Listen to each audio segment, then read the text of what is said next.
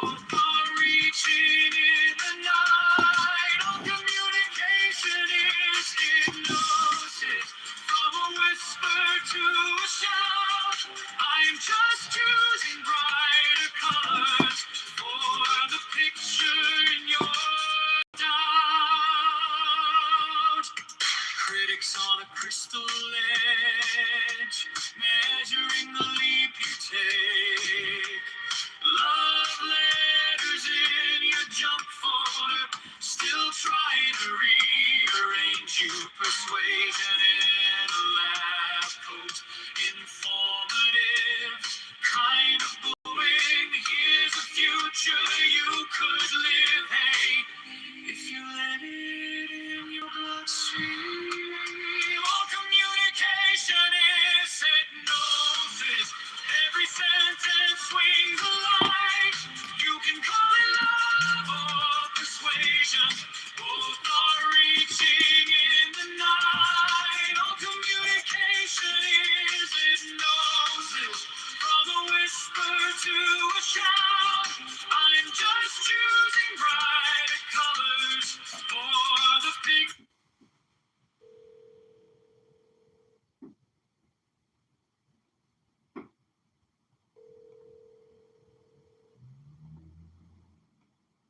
Your call has been forwarded to voicemail. In your doubt, what if this is the and your breath is the overture? Every thought in your orbit singing, you're something newer. All communication is hypnosis. Every sentence swings a light. You can call it love or persuasion. Both are reaching in the night. All communication is hypnosis. Welcome to the Frequency Lies. I'm John Kitover. I'll keep casting tiny futures where you rise, and you are well.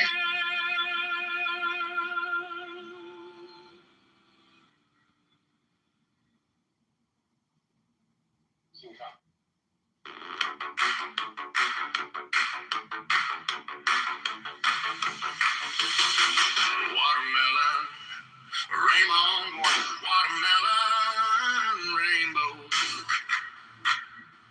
watermelon, rainbow, watermelon, rainbow, watermelon, rainbow, watermelon, rainbow, you little orange,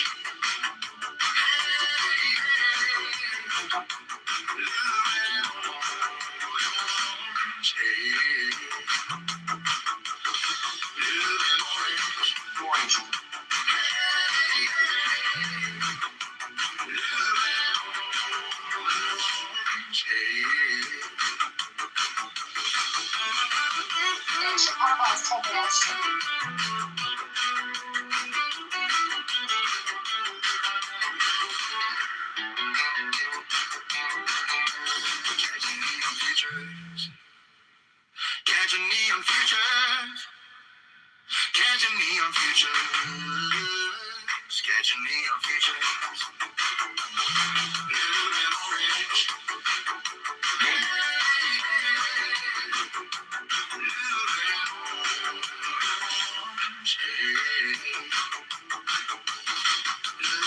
orange.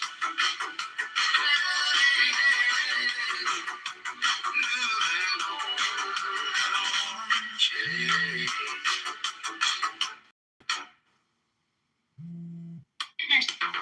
Chicago.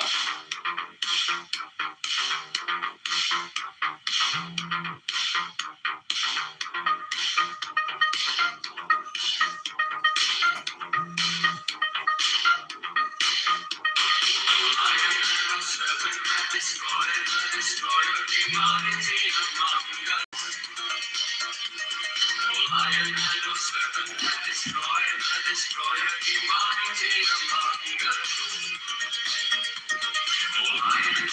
The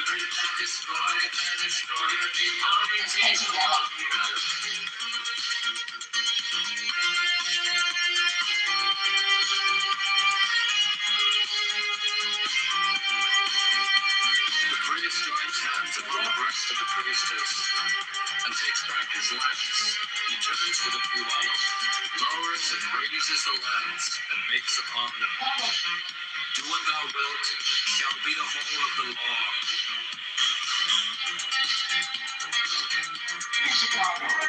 Love is the law. Love and the will.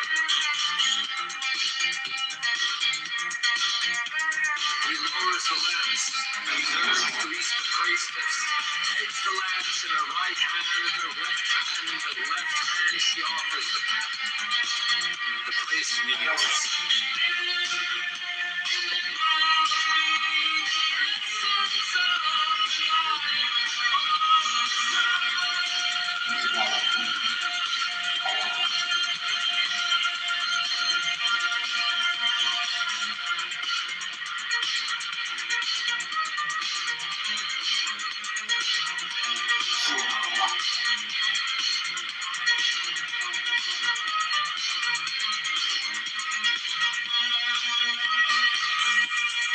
He takes the host with the right hand, makes with it on the cup, and consumes it. Silence the priestess takes, uncovers, and offers the cup as before.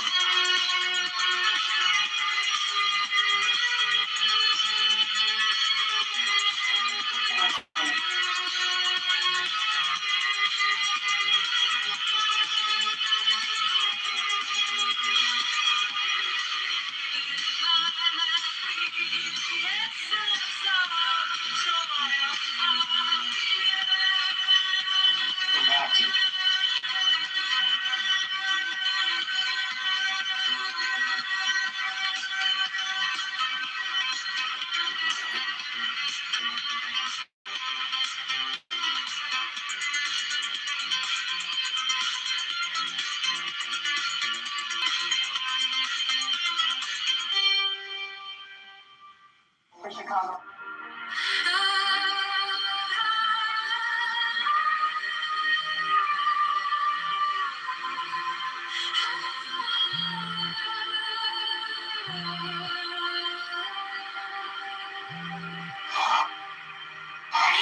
Now who art I, beyond all I am, who has no nature and no name? Who art when all but thou art gone? Thou center and secret of the sun. Thou hidden Man, Breezy, bro, you missed it.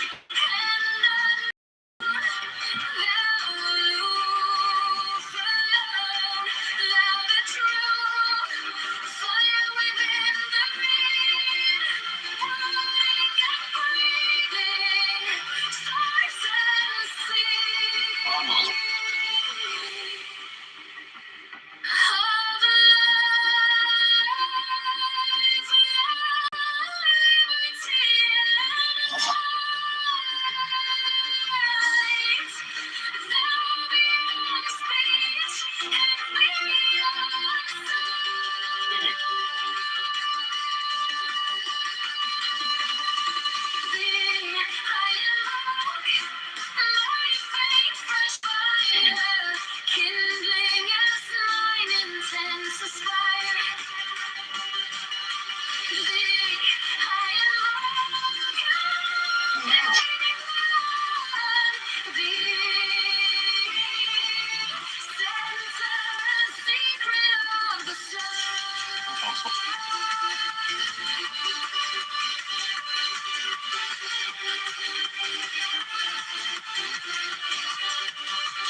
Folks, let's talk.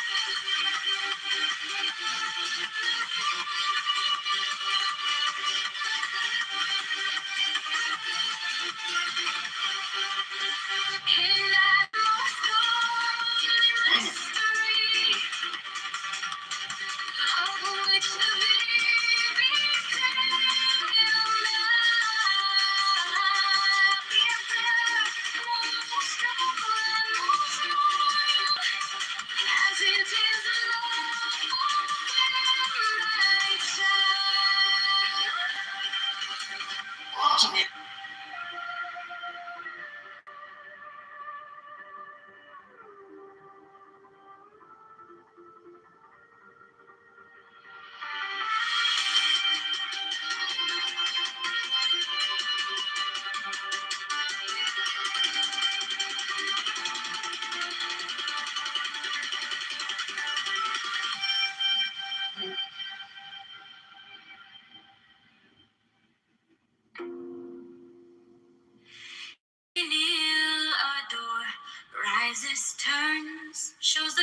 to the people, turns, replaces the cup, and adores music.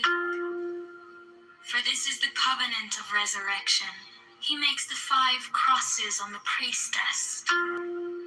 Accept, O Lord, this sacrifice of life and joy, true warrants of the covenant of resurrection.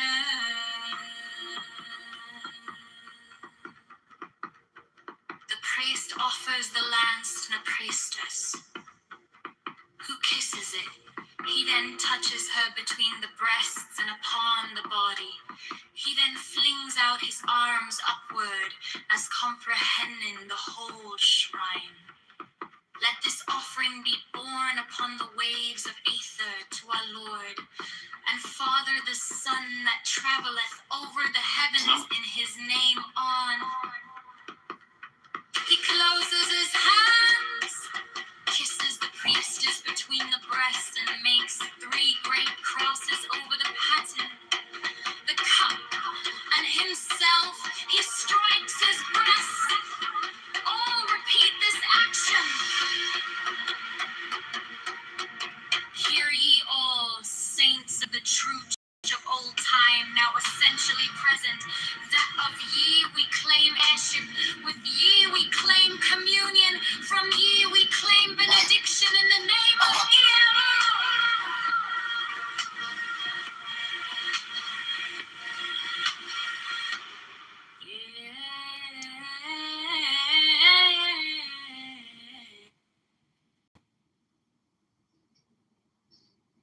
Hey, what up? How you doing? What was that? How you doing? Good. I'm tired. I've been working all day. What are you up to? I'm uploading videos to YouTube. Your what? Uploading videos to YouTube. Okay. So I've gotten involved in a couple different things. So I've gotten involved in several different companies, and one is specifically Nova Echo, and Pam Bondi's used it, Ron DeSantis has used it, a lot of, I would say mainly like South Florida people have used it in their campaigns. Was just wondering if that's something that you might be interested in. No, not for me. I mean, I'm out of the congressional campaign. But for the mayoral, I mean, I'm not going to do any kind of call center type stuff. But it is a very cool product. But it can also be for congressional campaigns too. It's basically, so it's out of the UAE. It's based in Dubai. Just got off another call with them. And so they're essentially like the most advanced like voice AI platform. And they will integrate with like any CRM system, and they will literally, I can give you the number and you can test it out, and they will make your voice and call people and say like, you can basically tell them to say whatever you want. Like they can say like, have you registered to vote? Are you registering to vote for this person? Like, are you voting, liberal or Democrat, Republican? Like what's your political situation? And it's actually really interesting. Yeah, it is really interesting. I've worked in direct response marketing for a lot of years, so I see the value, and I know a couple like pay-per-call advertising networks. I have to dig through my notes. I think it's called it's not a pay-per-call thing. You can customize it, and there's like a lot of different plans. Well, what I'm saying. Also, if you want to get in on this, that are in on this, and I mean, you can get some of the overhead. Want to pass along to other people, like you can charge whatever you want, and then just take the overhead. Yeah. It's cool. Let me talk to my friend in Los Angeles who works in this space and show it to him and see what he says. Okay. He might know some. And then I have, let's see. Sorry, I just got home. Like I said, I'm opening up my email. I believe they said that I can forward to you.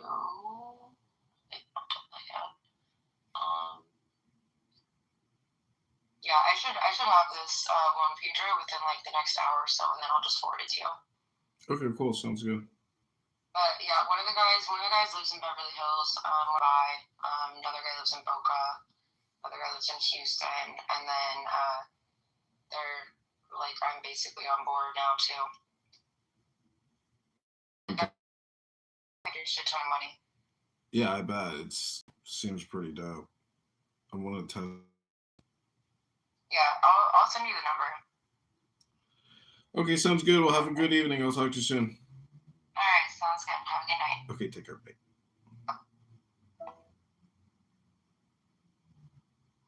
So we're discovering that data center machines are draining lakes and rivers, and maybe soon they'll. But one thing for sure, humans need water to drink. So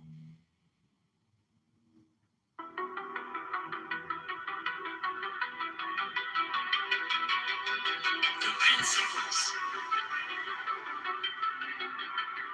The Diakin. Mysterious energy, treeform, mysterious matter, in fourfold and sevenfold division. The interplay of which things weave the spirit. Let there be harmony and beauty in your mystic loves. May be health and wealth and strength and divine pleasure according to the law of liberty. Let each pursue his will as a strong man that rejoiceth in his way, as the course of a star that blazeth forever among the joyous company of heaven. The people. So mote it be.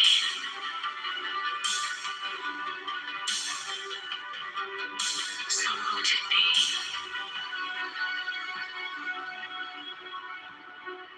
The people.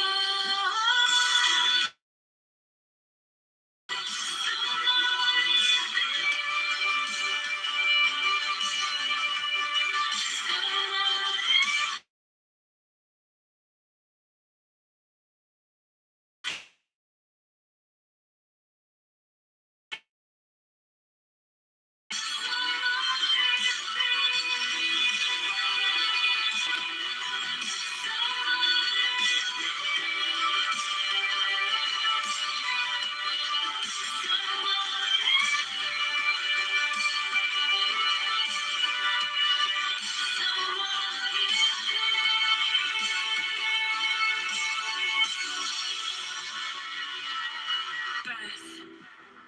The Diakin. Be the hour auspicious and the gate of life open in peace and in well-being, so that she that beareth children may rejoice, and the babe catch life with both hands.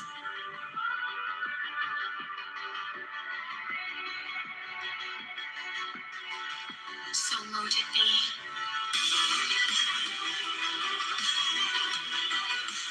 People.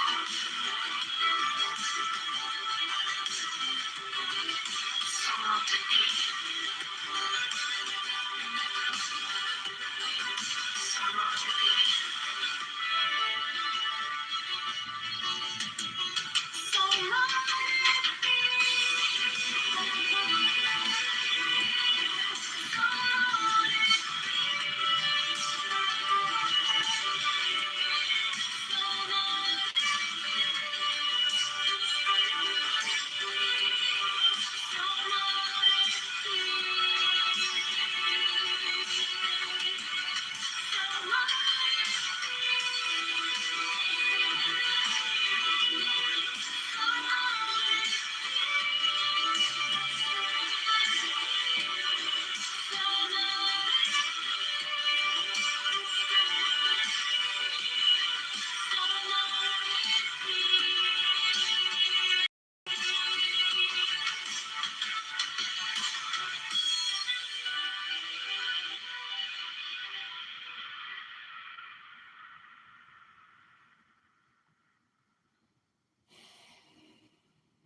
Lao-Tzu and Siddhartha and Krishna and Tahuti, Moshe, Dionysus, Mohammed and Megatheria.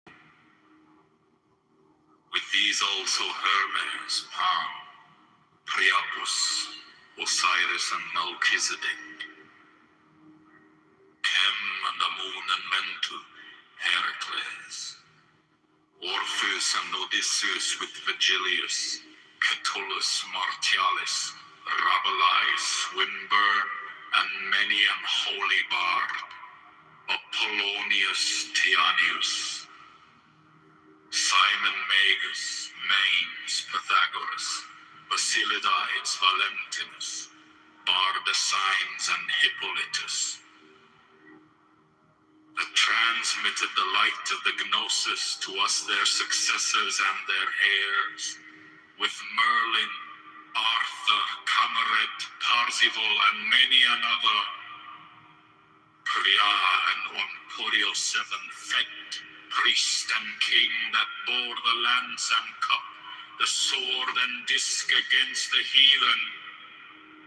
And these also, Carolus Magnus and his paladins, with William of Shiren, Frederick of Hohenstaufen, Roger Bacon, Jacobus Burgundus, Molensis the martyr, Christian Rosenkreutz, Ulrich von Hutten, Paracelsus, Michael Mayer, Roderick Borgia Poi, Alexander VI, Jacob Boheme, Francis Bacon, Lord Verulam, Andrea, Roberus de Fluctibus, Johannes D, Sir Edward Kelly, Thomas Vaughan, Elias Ashmole Molinos, Adam Weishaupt, Wolfgang van Gogh, Ludovicus, Rex Bavaria, Richard Wagner, Alphonse Louis Constant, Frederick Nietzsche, Hargrave Jennings, Carl Kellner,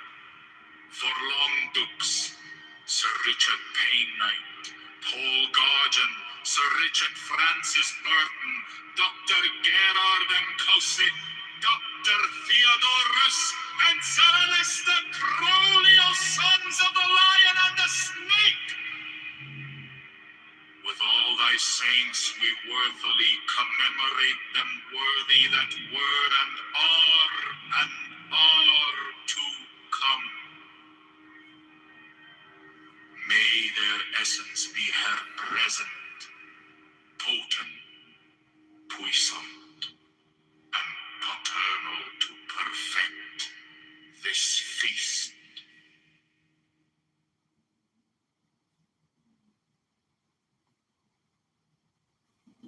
But to love me is better than all things. If under the night stars in the desert thou presently burnest mine incense before me, invoking me with a pure heart, and a serpent flame therein, thou shalt come a little to lie in my bosom.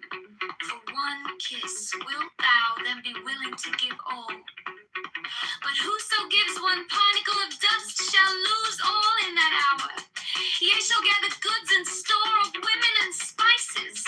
Ye shall wear rich jewels. Ye shall exceed the nations of the earth in splendor and pride, but always in the love of me, and so shall ye come to my joy. I charge you earnestly to come before me in a single robe and covered with a rich headdress. I love you. I yearn to you. Pale purple veils voluptuous, all who are purple in drunkenness of the innermost sense. Desire you. Put on the wings and arouse the coiled splendor within you. Come unto me. To me. To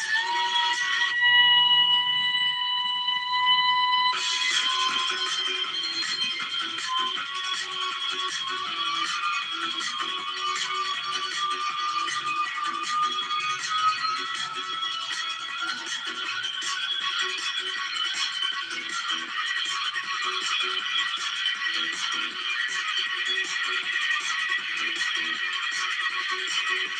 Sing the righteous love song unto me. Buy unto me perfumes. Wear to me jewels. Drink to me. For I love you. I love you.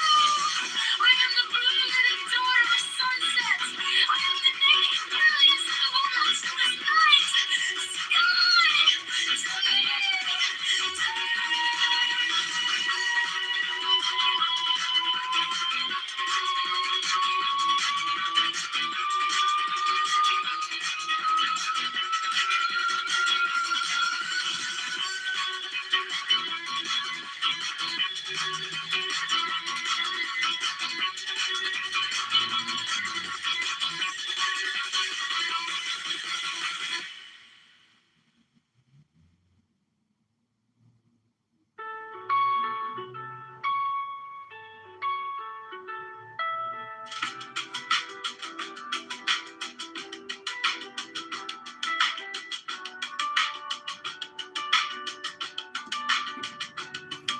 la parada del bus, la señora con su cruz me pregunta: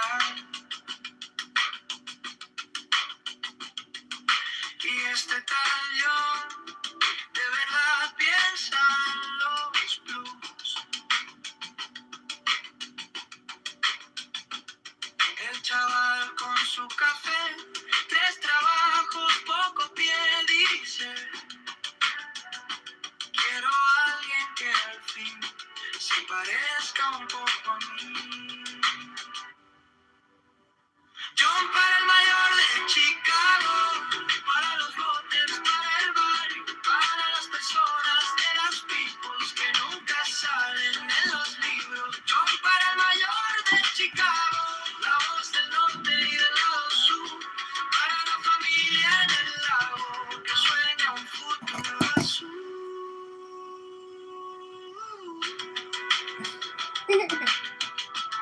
Working on it.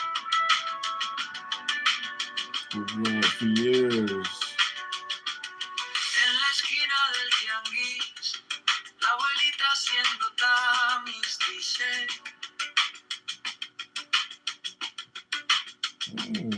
quiero Sí. ver la luz en la escuela de mi Luis.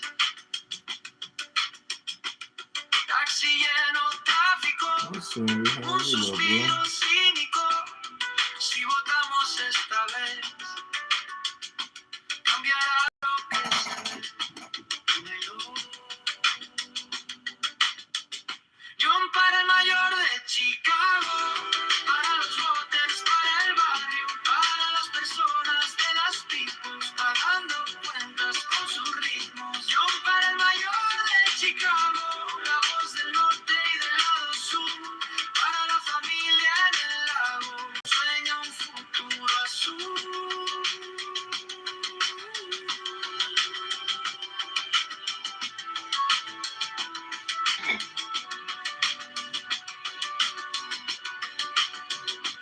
No queremos santo ni actor, solo alguien que escuche el dolor del techo que gotea en invierno, del miedo a perder el empleo. Yo para el mayor de Chicago, para los voters, para el barrio, para las personas de las peoples, bailando en la línea del mínimo. Yo para el mayor de Chicago, la voz del norte y del lado sur, para la familia en el lago que sueña un futuro azul.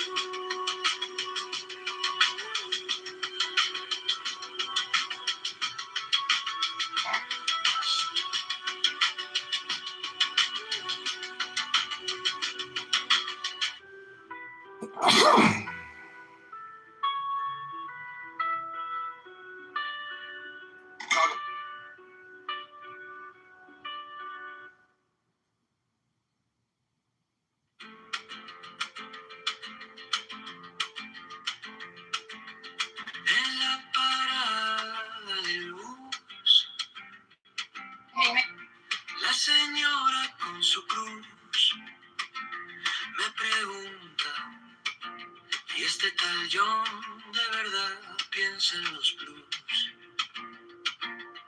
El chaval con su café,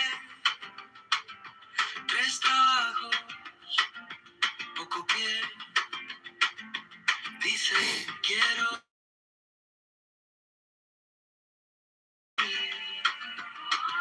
John para el mayor de Chicago, para los montes, para el barrio, para las personas de las peoples que nunca salen en los libros. John para el mayor de Chicago, para la familia en el lago que sueña un futuro azul.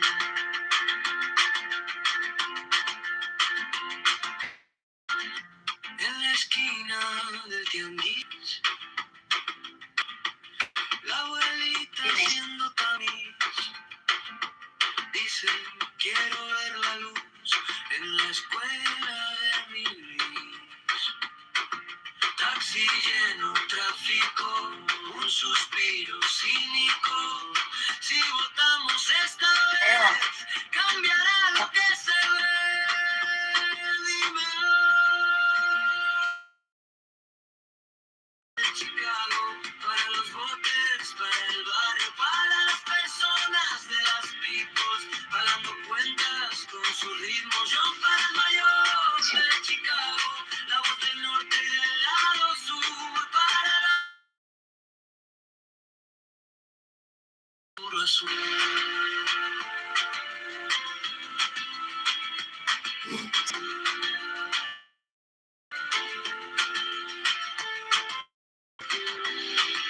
Tenemos Antonia, solo alguien que escuche el olor del techo que gotea limpiar. De miedo a perder.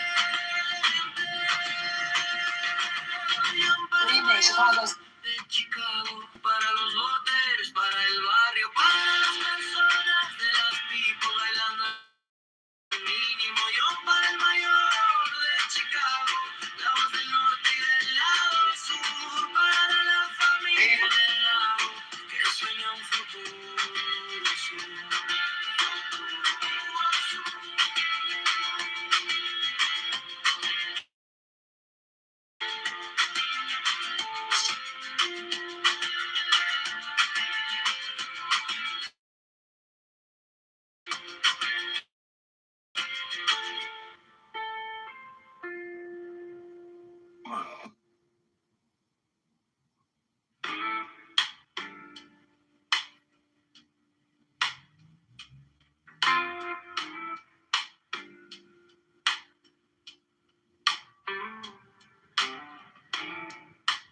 So thank you for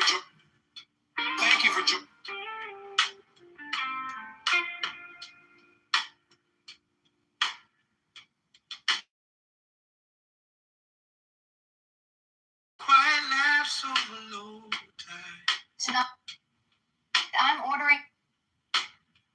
You trace a map on my wrist, like you've been here the whole.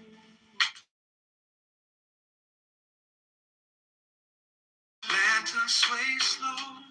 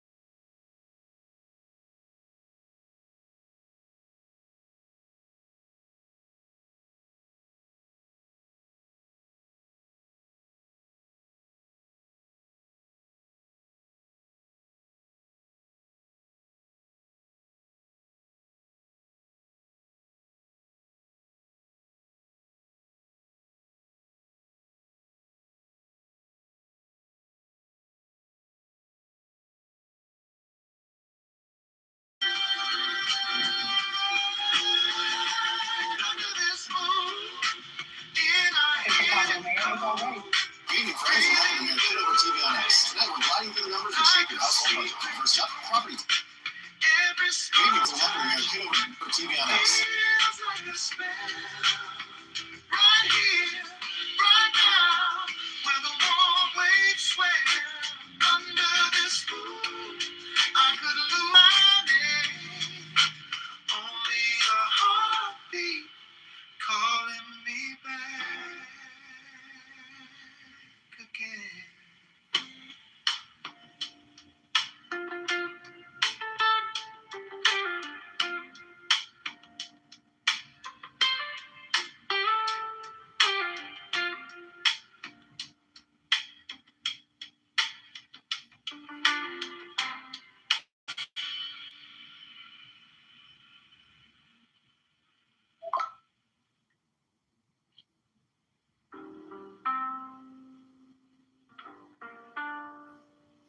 Baby, Good evening, Chicago. I'm John Kitover. I'm ready to be your next mayor, and I need your vote on February 23rd. Good evening, Chicago. feet on the floor, ground to the sky. Breathe like a tide, rolling, going by. Thoughts come and go, like birds on a wire.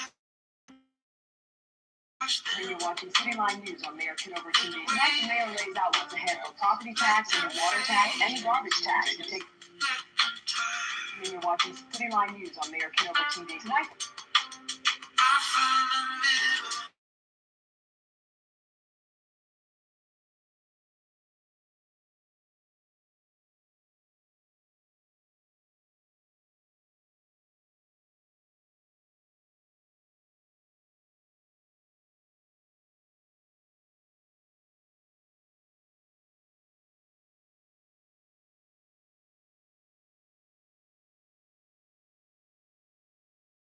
Chicago Mayor John Kitover has. Good evening. Day one in office, and Mayor John Kitover is already making. Good evening. Day one in office, and Mayor John Kitover.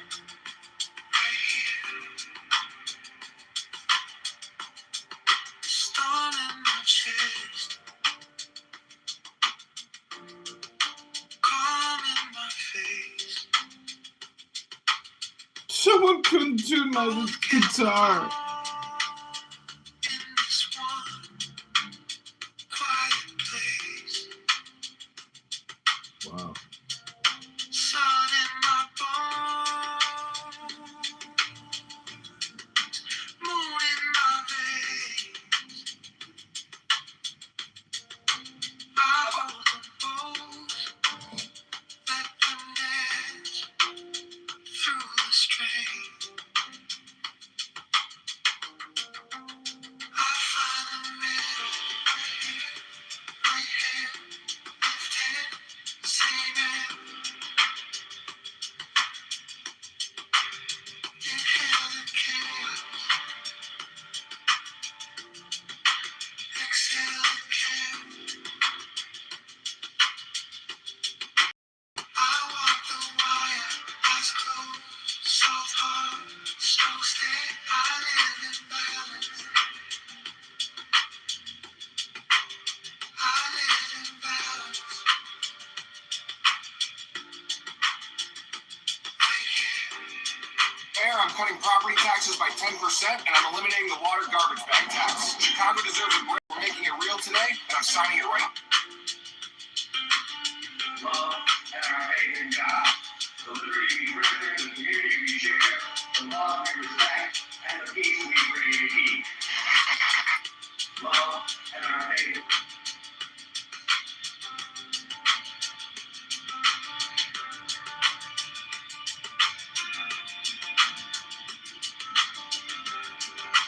Love.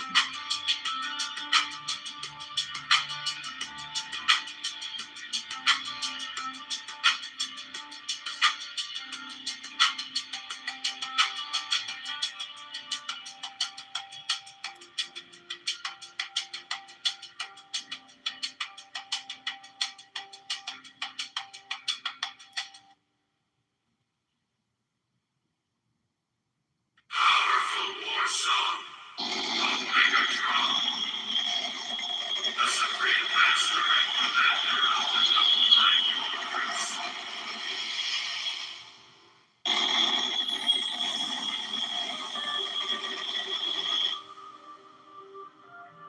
But you, who have defied the law, you who have conquered by subtlety, your force, I am the God who giveth all.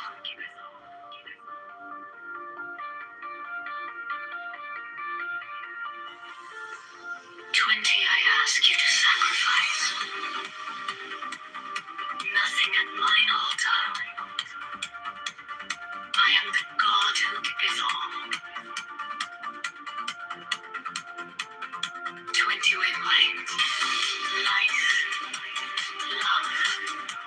force, It's time. fantasy, fire. It's time to clap. These do I bring you. Mine hands are full of these.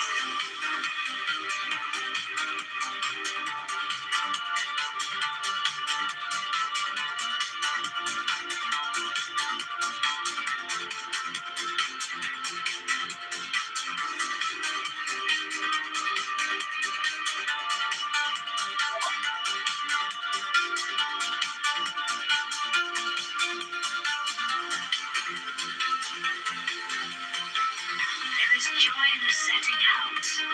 There is joy in the journey. There is joy in the goal. 20 feet. Only if ye are sorrowful, or weary, or angry, or discomfited.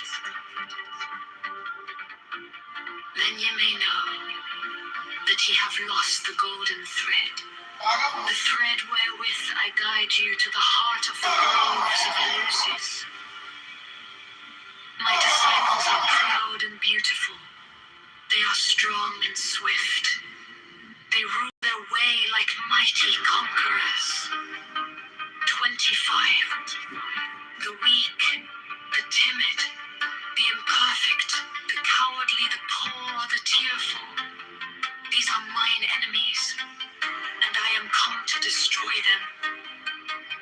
This also is compassion, an end to the sickness of earth, a rooting out of the weeds, a watering of the flowers.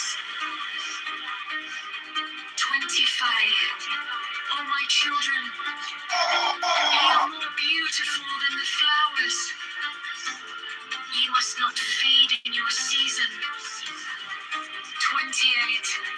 I love you. Kitover TV on Ice. I Today we're breaking sprinkle down you the with the myths. divine Hey, friends, dew welcome of to immortality. Watch Kitover TV on Ice. Today we're talking about 29. Kitover TV on Ice. This immortality is no vain hope beyond the grave. I offer you the certain consciousness of bliss. 30. I offer it at once on earth before an hour had struck upon the bell. You shall be with me in the groves that are beyond decay.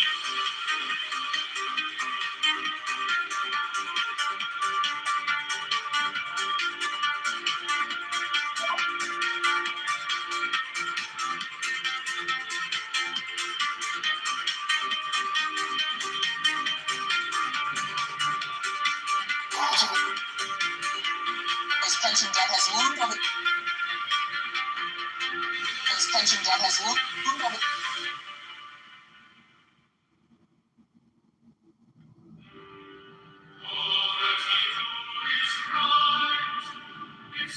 That if you And I am come against As sorrow, carnival against smash and grab robbery. weariness, against them I'm a that carnival seek smash to and grab robberies. enslave you. 11 I pour you lustral wine, that giveth you delight both at the sunset and the dawn. 12 come with me, and I Chicago, I'm John Kitover with Channel 7 News. We're live downtown tonight where crews are getting ready for the weekend's Lakefront Festival. The city says it's boosting security. That's the number stamped on my dog tag when I served overseas. Chicago families are being served by a...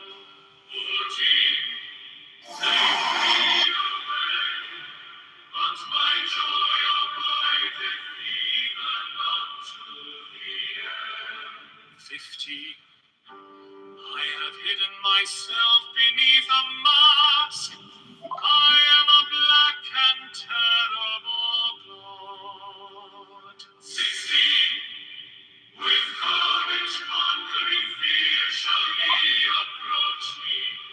Ye shall lay down your heads upon mine altar, expecting the sweep of the sword. But the first kiss of love shall be Hey folks, welcome back to Mayor Kitover TV, the show where I talk about City Line News on Mayor Kitover TV. Members of the code for tonight's topic, the taxes. Members of the code for tonight's topic, the taxes. Only those who fear shall fail. Those who have bent their backs to the yoke of slavery until they can no longer stand upright. Then will I despise. 19. Mayor Kitover TV on Ice. Tonight we're breaking down the city of Chicago. You who have conquered by subtlety or force, you will I take unto me. Even I will take you unto me. 20. I ask you to sacrifice nothing at mine altar. I am the God who giveth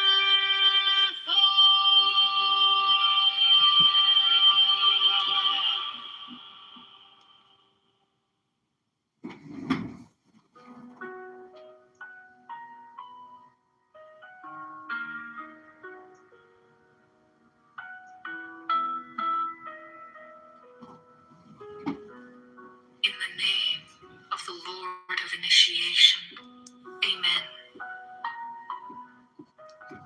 When I fly and I alight as an hawk, of mother of emerald are my mighty sweeping wings. 2. I swoop down upon the black earth, and it gladdens into green at my coming.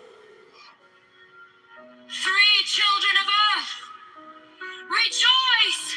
Rejoice exceedingly! For your salvation is at hand. The end of sorrow is come. I will ravish you away into mine unutterable joy.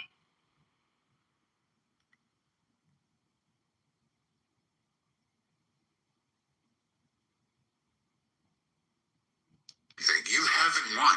You have not won anywhere in the world. How does it feel to be a perpetual loser and you couldn't beat the weakest nation, landed on the shore, starving, oppressed, didn't have clothes, You're didn't an have expert a on the nickel? topic, Brad. How does it feel? There goes a Canadian too. Fucking geese. I fucking hate Canadians as much as I do. You know what? Baby, I tell you what. Come to America. I'll sponsor you. I'll help you through. KK will get all the fucking paperwork together, and we will give you the ABs.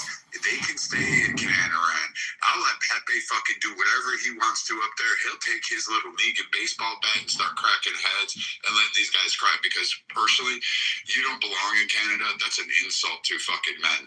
That twat waffle nation is nothing more. If it's got nothing but Charles, but you guys haven't won in your little like Islamic fucking faith of, hey, we're gonna conquer the world. You haven't done shit. The only thing you conquered were a couple goats and a camel. So who's next? You can bring up whoever you want to, but fucking respect Rafi when he's speaking, respect KK, respect anybody else who's off mic while they're talking, and stop with your fucking Allah Akbar fucking bullshit that you're gonna fucking like interrupt everybody else. And respect Mother too. Muhammad Benzona. Mother, you know, you're gonna be in serious trouble. Jack the motherfucker is gonna be here. At least I respect Jack. He respects people and he like holds his own. Like these guys just cry. No, Jack is very well respected, well spoken. Even though Jack is a cunt. Look, Jack is a cunt, but he's still a cunt you can actually disagree with. That's just the way it is. No, I like Jack. He's a nice guy. He's a cunt, but he's still a cunt you can disagree with. It's the way it happens sometimes in life. It's funny. you know what's the difference? If you explain something to Jack and it makes sense, he's gonna accept it. But this Abdul comes up, you just speak for 2 minutes. He stops listening after 10 seconds. Good point. You know what I'm curious about? I'm curious about the guys like Akima and Sig that run around this app trying to have great Americans while insulting their country, talking shit about their country. I understand like where that illness comes from. You're talking about Sig? Oh, yeah, Sig, the guy's a disaster. Sig and I there is on the right. So you guys have been, when it comes to the criticism of Israel, you guys have been like, especially Rafi's been talking about what you see from the left. When it comes to those of us on the right, we have a different, our critiques are not quite the same as the left's critiques of Israel. And it's not, we're not necessarily anti-Zionist. We don't have a problem with Israel existing. It has more to do, how else do I put this? It has to do with politics here at home. And it also has to do with, particularly within the Republican Party, since Charlie Kirk has died, basically a civil war within the influencer sphere, in the media sphere is brewed over. With the absence of Charlie Kirk, he was somebody who wanted a big tent. He was very adamant about Nick Fuentes is too far, but other than that, look, dude, we're not gonna cancel right wingers or keep them out of our big tent. But afterwards, there's a pretty concerted effort to get a lot of people, for example, Tucker Carlson's the most notable example. He's somebody that was friends with Charlie Kirk. Charlie Kirk would let him speak at his events. After he died, very quickly, it was all about getting Charlie. They wanted Tucker Carlson out of the fucking way. And you look at CPAC the last couple days. Today we gather not just as a city, but as a family. Basically demand Megyn Kelly, Tucker Carlson, I don't know. Take her seriously. That we were to be on the party, that anybody who's a Republican must disavow them. Folks, welcome back to I know you guys might disagree with Tucker Carlson on many things. I disagree with him on many things too. I personally do not think he is, I don't think he's somebody, a voice that needs to be canceled or be pushed out of the right. In my personal opinion. Listen, his voice doesn't need to be canceled, Pepe. Maybe whatever you want. Listen, again, freedom of speech is freedom of speech. But when there's proven, these little neighbors help me win the race. That a journalist, but he's no more a journalist. He's a prostitute. So he does what's in his interest. He's not providing factual journalism, which he was supposedly claimed as. So when people think of Tucker Carlson, people think he's a journalist, we should trust him. So then either we're going to lose all trust in journalism and all journalists, which is really bad too, because where are you going to get your source? Now everybody's going to come to their own fucking conclusions, and that's going to create anarchy. That is not correct either. We need journalism. We need honest journalism. Let's say it I this don't way. consider him a journalist. But he tied himself to a journalist. I don't. Because the way I don't think so. You might not. That's my home. But there's people that do. I'm running for mayor. I believe And in safe the fact neighborhoods. is, that's a dangerous thing. When you can be bought, like Tucker Carlson was bought, that becomes dangerous. Because right now, he's not even that he's spewing his own opinion. He's spewing an opinion, or he's trying to push a narrative on people.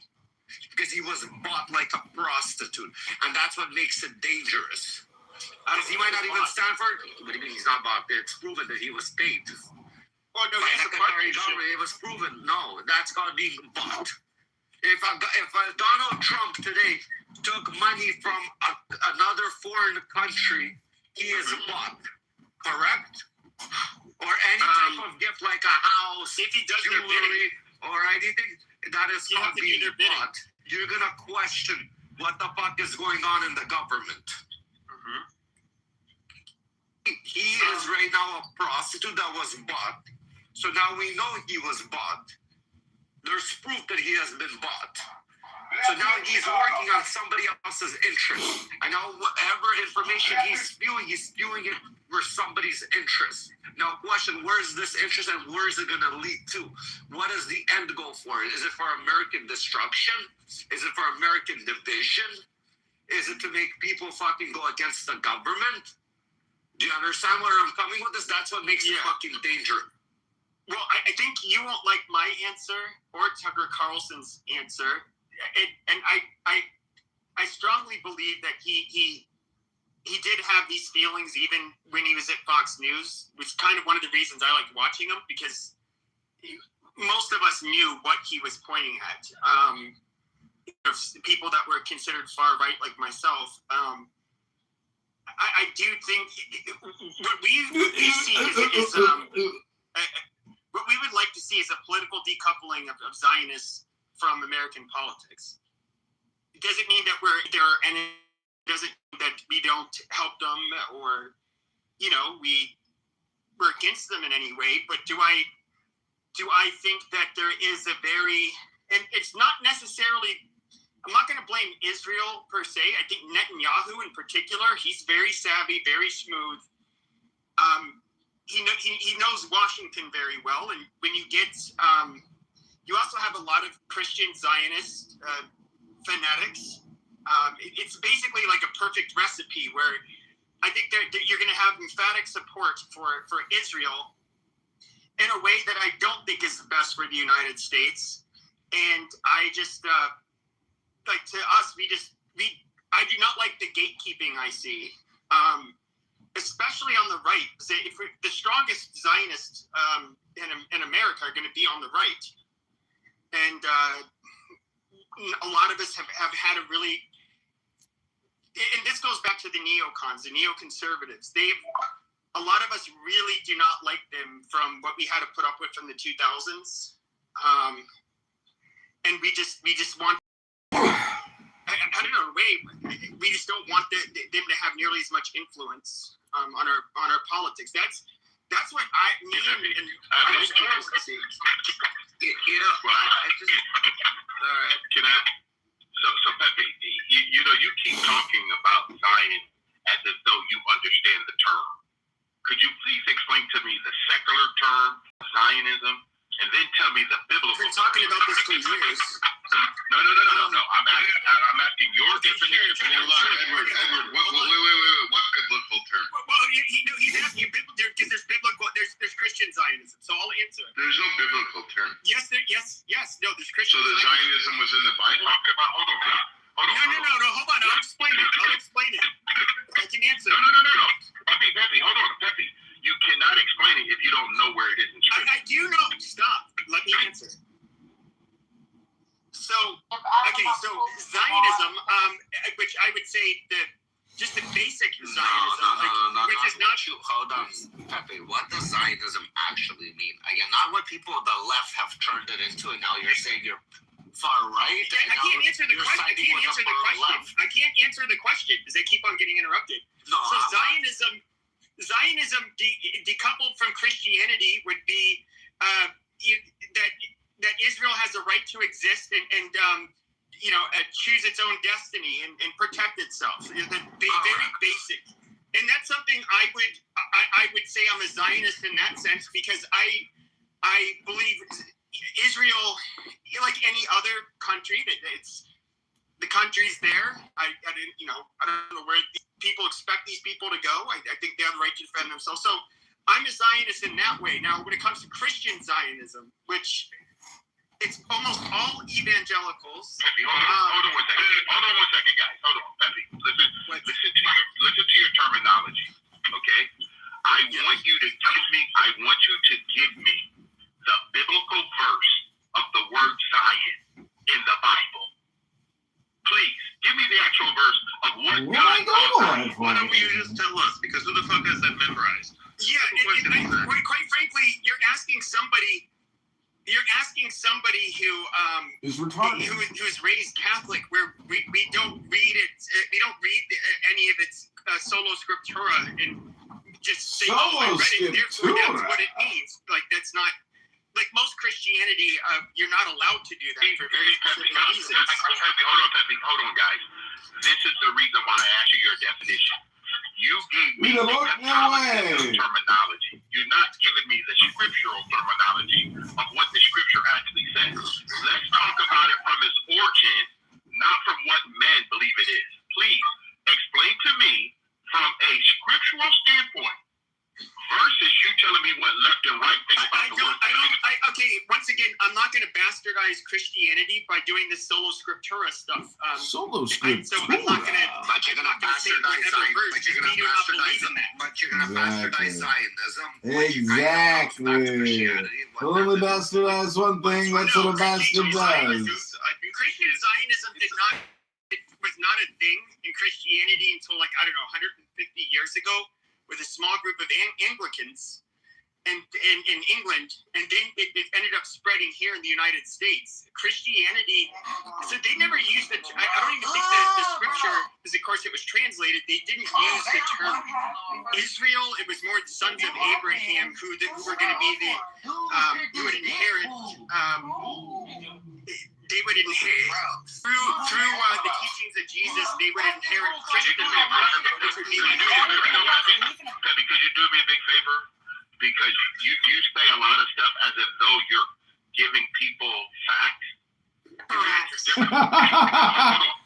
is different than truth. Okay. What you want that was incorrect when it comes to Catholicism. Okay, I didn't hear anything about Catholicism. Okay. What I hear you all Christians. Hold on, Pepe. First of all, Pepe, I need you to understand one thing. Just one thing, Pepe. You are going based on what you think you know, but you have going on what I do know. Dispensationalism did not come until the late 1800s. Dispensationalism did start in the 1800s. Mr. Edward, you have a tremendous feedback coming through on your microphone right now. Like nobody. Okay, I'm just going to ask AI. When did dispensationalism? Barnabas in 100 AD wrote on the concept of dispensationalism. Irenaeus wrote on it. Hippolytus wrote on it. These are all first century church fathers. So, no, you're incorrect. You're not stating fact. So the fact that Darby popularized it in the 1800s does not mean it did not exist. Serendipity, is that better, serendipity? Yes. Yeah, it's better now. So, out of all of the big sects of Christianity, which ones were dispensationalists until the 1800s? Hold on. Okay, Pepe, what you have to do, Pepe, is you have to sometimes listen versus talk. You know what you do a lot, Pepe? You say things as if though everybody's understanding your conversation. It's the Pepe Show. What do you expect? Because you talk about Zionism as if though you think it's only New Testament terminology. It is not. I never said it was New Testament. This would actually be Old Testament. It's John, are you all packed Hold up? on. So why do you keep calling Christian Zionists then? Because my understanding, Pepe, New Testament is what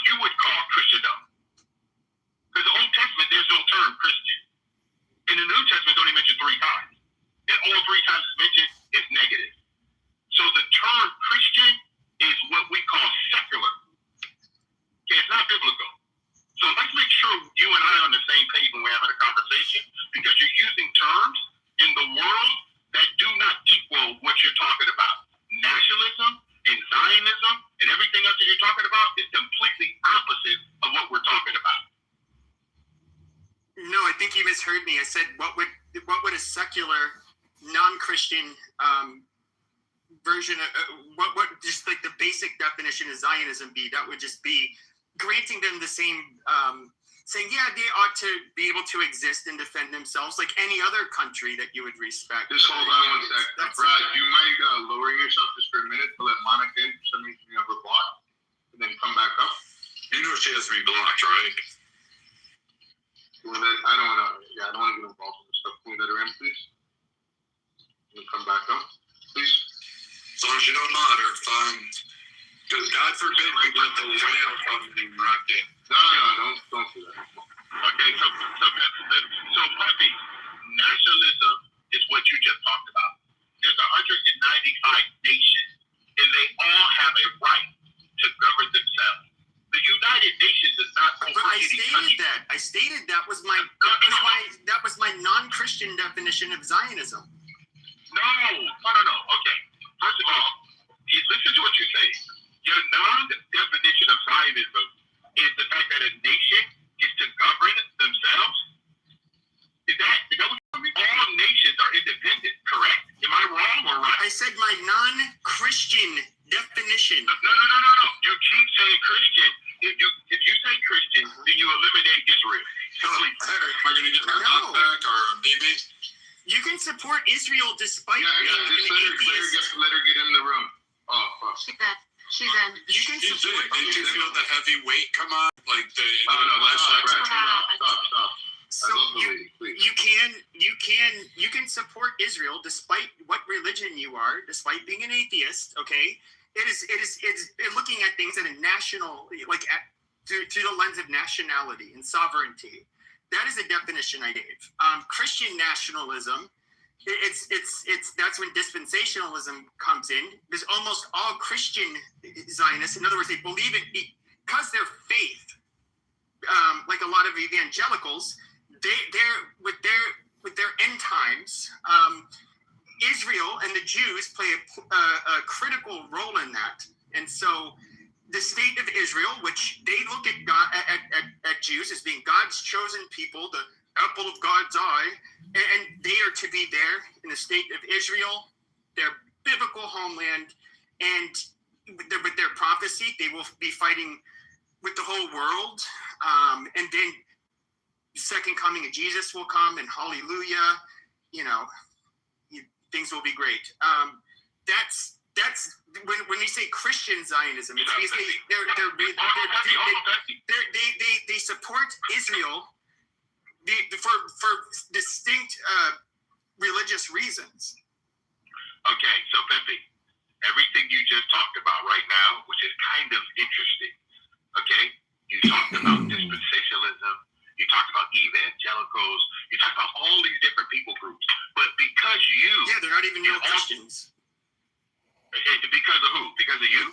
But no, such a deviation from normal Christianity. It's an American bastardization of Christianity. All right, and because of who? Who makes that claim? Every Christian denomination makes that claim. About evangelicals in particular. I'm going to ask you a question, Pepe, and I want you to be honest with me. Could you please name one denomination in the Catholic Bible or the Protestant Bible? Name one of them. I'm not familiar with them having it in the Bible. They don't exist. There's no denominations in the Scripture, including Catholicism.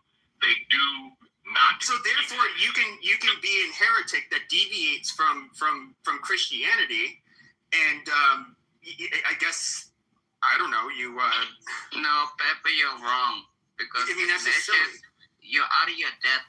Because Ignatius of Antioch was the one that came up with the term the Holy Roman Catholic Church.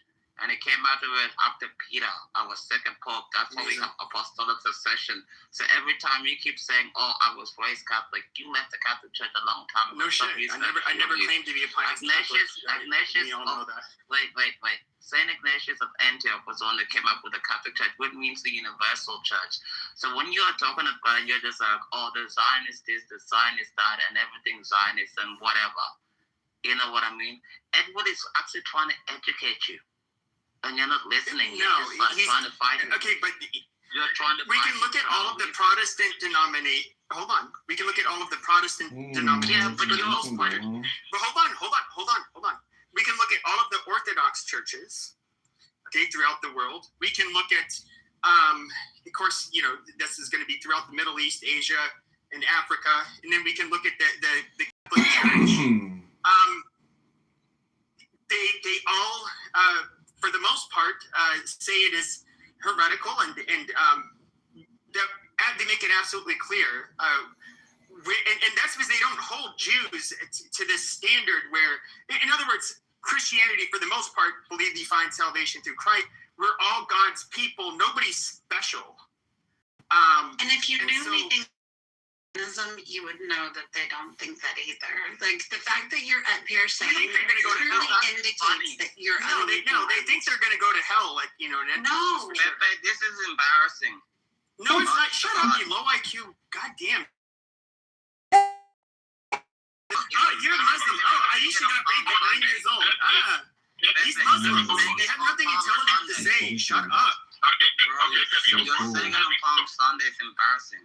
But like, and I don't know. Maybe Serenity or she's like a evangelical or serendipity. I don't know. But where did any of these religions? But she also cannot go against what I said. Like serendipity. Where do any of these denominations support Israel is based upon their religion, where it involves prophecy? There are multiple denominations that support Zionism biblically. It's not about the denomination. It's about their whether they believe in amillennialism or millennialism, and that divide is across all denominations. Like they're all the evangelicals and, you know, they're bad, or the Presbyterians. It has more to do with their eschatology and what they think about amillennialism or premillennialism. The people that tend to take scripture more literally tend to fall more within the quote-unquote dispensations of church history. So are these the people that take scripture more allegorical tend to lean more towards the amillennialism camp. Sure, and so I guess my question would be these different. Shut the fuck up, Adject, because you don't know. You're just gonna. No, because it's a follow-up. We're asking questions. Shut up. Shut up. Do you know Pope John Paul? Do you know Pope John Paul II? Wait. Do you know Pope John? Yeah. Wait. Do you really? You know that Pope John Paul? No, you don't know this because I want to educate you. Do you know Pope John Paul II in 1994 recognized? Okay. You've had it because of all of the. Shut your fucking mouth! You're so fucking stupid. You're not saying anything of relevance. Shut the fuck up. Now, when it comes to, first of all, there's a lot of people claiming to be Catholic that are being overtly anti-Semitic online. You've had a lot of bishops come out online and they said, hey, let's be clear here. If you're going to be anti-Semitic and hateful, that is clearly sinful. You cannot do that. You can absolutely be a supporter of the state of Israel. You can absolutely recognize the state of Israel and say that they have these rights and all of that stuff. The only difference is that we don't have. But in Catholicism, they don't have a religious obligation to somehow want to believe in their eschatology involved the fucking nation state of Israel and Jews. So why are they going? It's not a religious thing for them. Just like it's probably not a religious thing for fucking Jews or the Muslims that support Israel. It has nothing to do with being anti-Israel. And you get that dumb Prejean bitch who I guess converted to Catholicism like a couple of weeks ago, and she somehow wants to be a Catholic warrior when she's just a dumb fucking ex-porn star. She's a stupid bitch, and she doesn't speak for all of us. Okay, Pepe, can I? Whatever. Pepe, okay, first I need you to raise your voice. And I don't know why a person who claims to be Catholic. I'm not a Catholic. I haven't been in 2 fucking years. Okay, Pepe. I have no idea why you're yelling, Pepe. It's pretty. So, Pepe, let me ask you a question. To know why, really why. Could you please explain to me? You said that Jesus, what would you Jesus to be? I don't know if they even had a fucking nation. He had a tribe. Oh, okay. So you don't know what tribe he's from? The Pharisees. Oh, wow. Okay, so Pepe, this is what I would like for you to do for now. I know he was born in Nazareth. Okay, and where's Nazareth? No, okay. You know what you're doing right now, Pepe? You say a whole lot about Zionism and all this other thing, but you know what you don't know? You got to go back and go to the genesis of what you're talking about, because it's very sad when you don't even know that the man himself was born based on prophecy in Israel. Jesus, the person that you Where was he originally from? Nazareth. Nazareth. And Nazareth is in where? It wouldn't be considered Israel at the time. No, okay, I'm going to tell you again. I've been there 3 times, okay? I don't know whether other place you ever think of, but I can clearly tell you that all Old Testament that was prophesied that where Jesus would be born, and every prophecy he fulfilled them. Okay, no one else. I don't know where you come up with the fact that he was bar mitzvah, he went to synagogue, he had the same trade as his father Joseph. I don't know when you have these conversations what you're actually talking about. Or Zionists or all this other stuff. I want you to do yourself this big favor. As a quote-unquote Catholic or Roman Catholic, whatever, please go and find out who Jesus actually is first, and then come back and have a conversation about it. Literally, he's part God, part of the Holy Trinity. No, he wasn't born in Nazareth. No, he wasn't born in Nazareth. What is he technically wrong? No, he wasn't born in Nazareth, right? No, he was born in Bethlehem. He was born in Bethlehem. Mary's from Nazareth. But that was Roman territory, wasn't it? Like yes, it was not Israel at the time. Yeah, it was Rome. He was born as a Roman. He fell under Roman. Augusta, I believe, was he was born as a Jew. Yeah, he was a Jew under Rome. He was Roman. Like, I'm not. Nobody here is trying to claim that. Guys, hold on, guys. First of all, I want you to do yourself a major favor, just for all of us.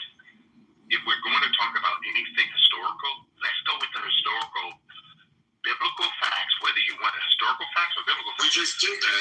Augustus was Caesar. Under that, Herod was the king of Nazareth at the time of his birth, and various local leaders and kings could hold their territory under Caesar's and under Roman rule.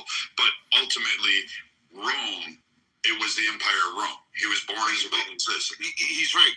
Brad's right. But it was also it was the Roman General Pompey. It was in the region of Judea.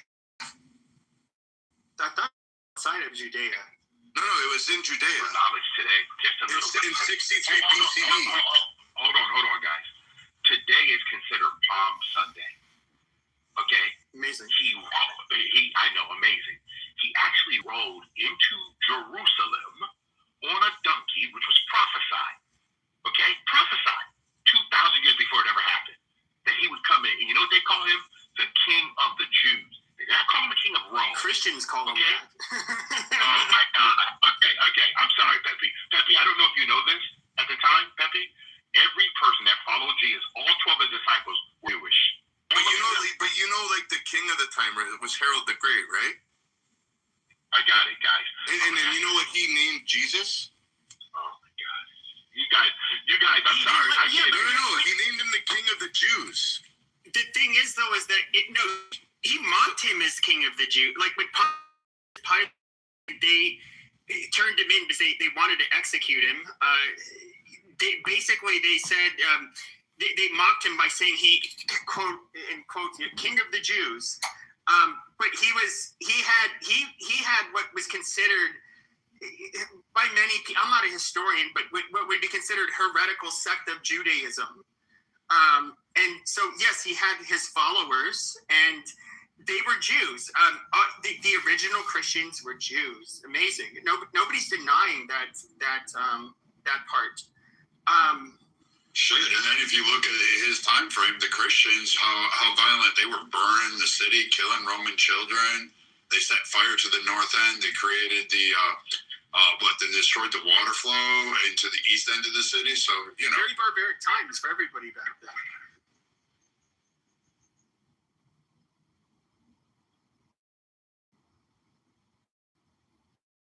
But if he's king of the Jews. So he has 12 disciples, but the Jews that actually had power ended up turning him in because he was a false god. He was an apostate, and they wanted to have him executed. And of course, they made a case to Pontius Pilate that he was somebody that was trying to quote unquote lead a revolt. They really did a good job selling it to Pontius Pilate. No, but that's actually not accurate. The reason why the Jews are blamed is because they could have prevented his assassination, but they chose not to. It's not that they turned him in or they did any of that. They had a choice to defend him, and they chose not to. That's why people blame the Jews. No. He was actually detained by the what the fuck do you call him at the time? The official. I forget what they were called. No, I'm not talking about the group. They had a state. They're related to the religion or their temple or whatever, and they detained him. Now they wanted to they wanted to execute him for some reason. They said well, no, we're under Roman jurisdiction at this time. We can't do this. And so while he was detained, they ended up telling and you can look this up. I mean, I'm not making this shit up. That's when they made the case to Pontius Pilate, who was not really that interested, but they did tell him oh look, he's a fake. That he calls himself the King of the Jews, and he wants to basically do a revolt or rebellion against the Romans, and he was ultimately.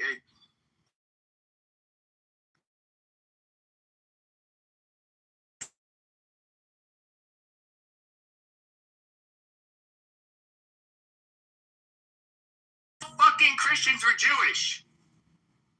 Nobody's trying to say the Jews were the bad guys. And then the Romans, the fucking pagans that ended up killing them, ultimately, okay? If anything, there's only one group of people that were good, and that was the Jews that became Christian. So nobody's trying to blame it on the Jews. And the Catholic Church makes it clear that we should not collectively blame Jews for Jesus' death. He died for our sins, all our sins. We can't blame Jews whatsoever. It's not accurate. So, that's not the case I'm going with. Then why is it they just keep talking about Zionists, the Jews, like Tucker Carlson? Doesn't Zionism exist in all religions? They check. Muslims believe in eradication. Hold on. No. This thing. You keep saying this thing. I don't care. I'm just saying, if you're gonna go down and bitch about Christian Zionism, didn't the Muslims come up here and talk about Christian Zionism? Don't they claim Zionism? The Jews, the fucking twat waffles that believe in a fat guy. I'm sorry, I'm just stepping over Monica's fupa here, but I mean the idea that somehow. All these religions have Zionism written into them where they want to expand, they want to convert people, they want to bring more to their fold.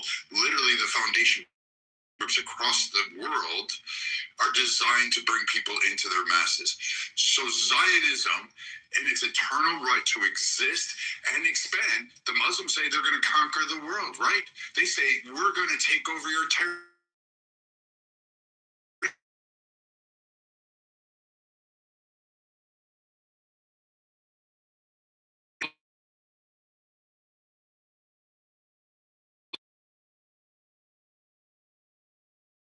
La la illallah and all that. Okay, you're not answering his question. And wait. All you have to do is say that, and then you're a Muslim. You don't even have to know the book. You don't even have to know the Quran. They have to sell you on the fucking idea. All I'm This trying to is say, wait.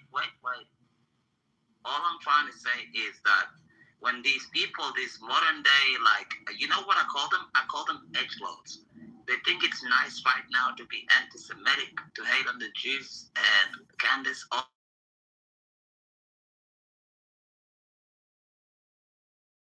talking about Zionism being a part of other religions like Islam. You don't even believe. You're not.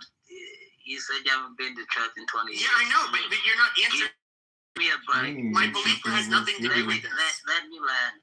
God damn, you're so retarded. Let me land. You haven't been to church in 20 years. So when these people. I'm gonna step in here. I don't care about you landing. You guys are such a No. You're, for fuck's sake, you can't answer a simple question. I said, is there not Zionism that exists across every religious demographic group? Is there not? Is it not? Because I can go through all the wars. I know for sure as shit there's one in India. There's a caste system that still prevails today. I know for fuck's sake that Japan had one, a whole fucking religious war, and they were like fucking meeting in the fields of battle wearing shark skin armor and fucking wielding swords. So expand it out to the world. So does not Zionism exist in all of it?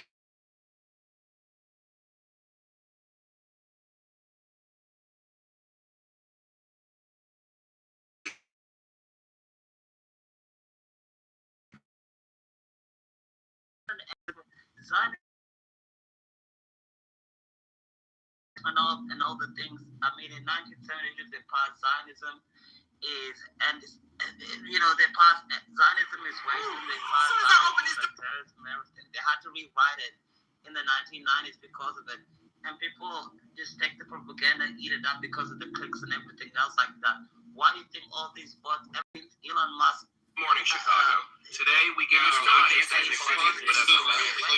has nothing to do with the question. Day in office, Mayor John Kitover has already. So wait, there's all sorts of religious supremacies. The Catholics believe in it. The Mormons do.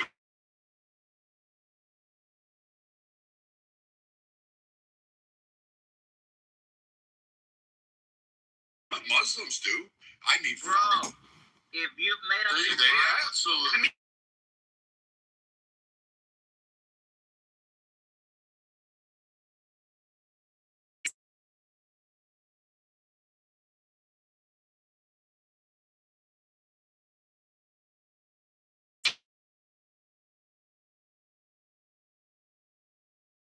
Chicago's new mayor. Bro, you think it takes 2 seconds to answer a fucking question?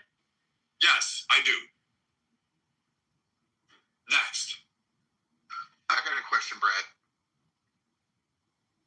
Can I answer this question? Sorry, hello, Taylor. Go ahead.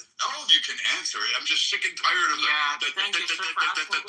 Yeah, this is very good question, sir. Actually, I'm from Afghanistan, and I just grew in Islamic society. And it's very clear that Islamic Zionism exists since at the beginning of the Islams.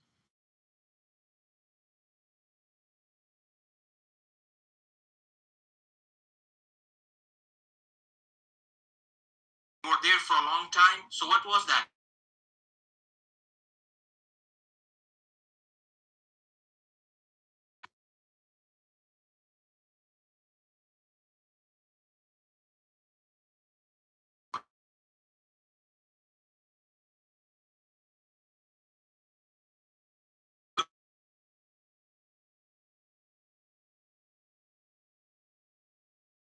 On reality, mainly the people who are related to Asia or they are kind of relevant to Islamic ideology, they are super hypocritic and they don't pay attention what's the Zionism. Mostly of them, they don't know the definition of the Zionism.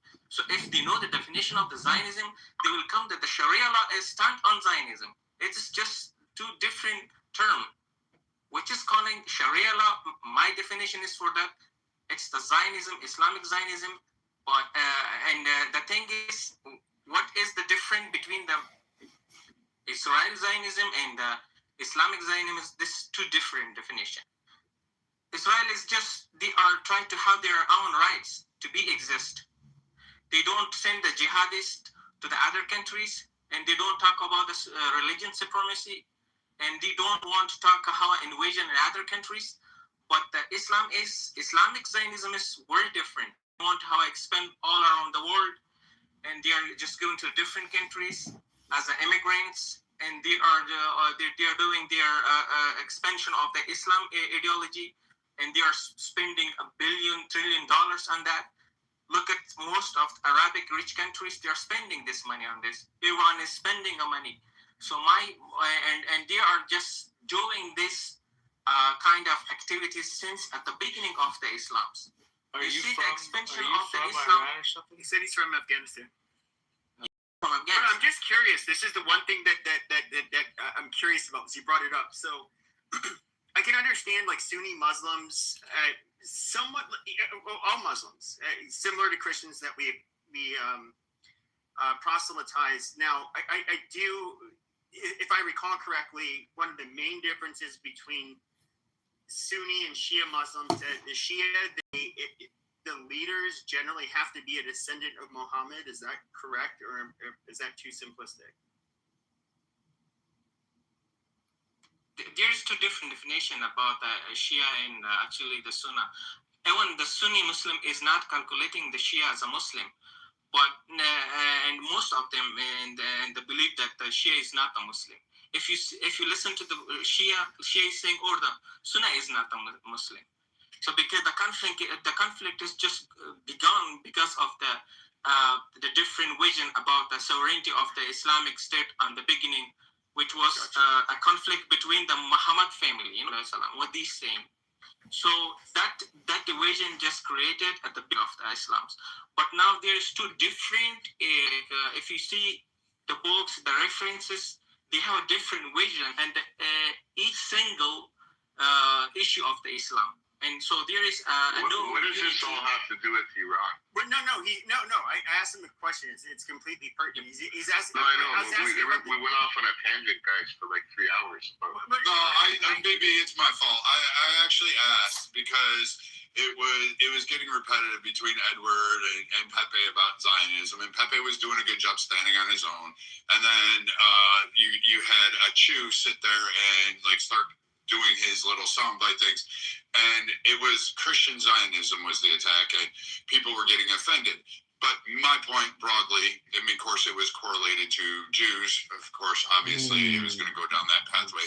But Zionism exists in every cult of religion. All right, I'll retract my words because I know a lot of you are believers, and I respect a lot of you. Some of you I have zero. But the idea that Zionism does not exist in its principality on every religion has it. It has some form of it. It has some expansionist. It has some right to manifest destiny, you want to call it.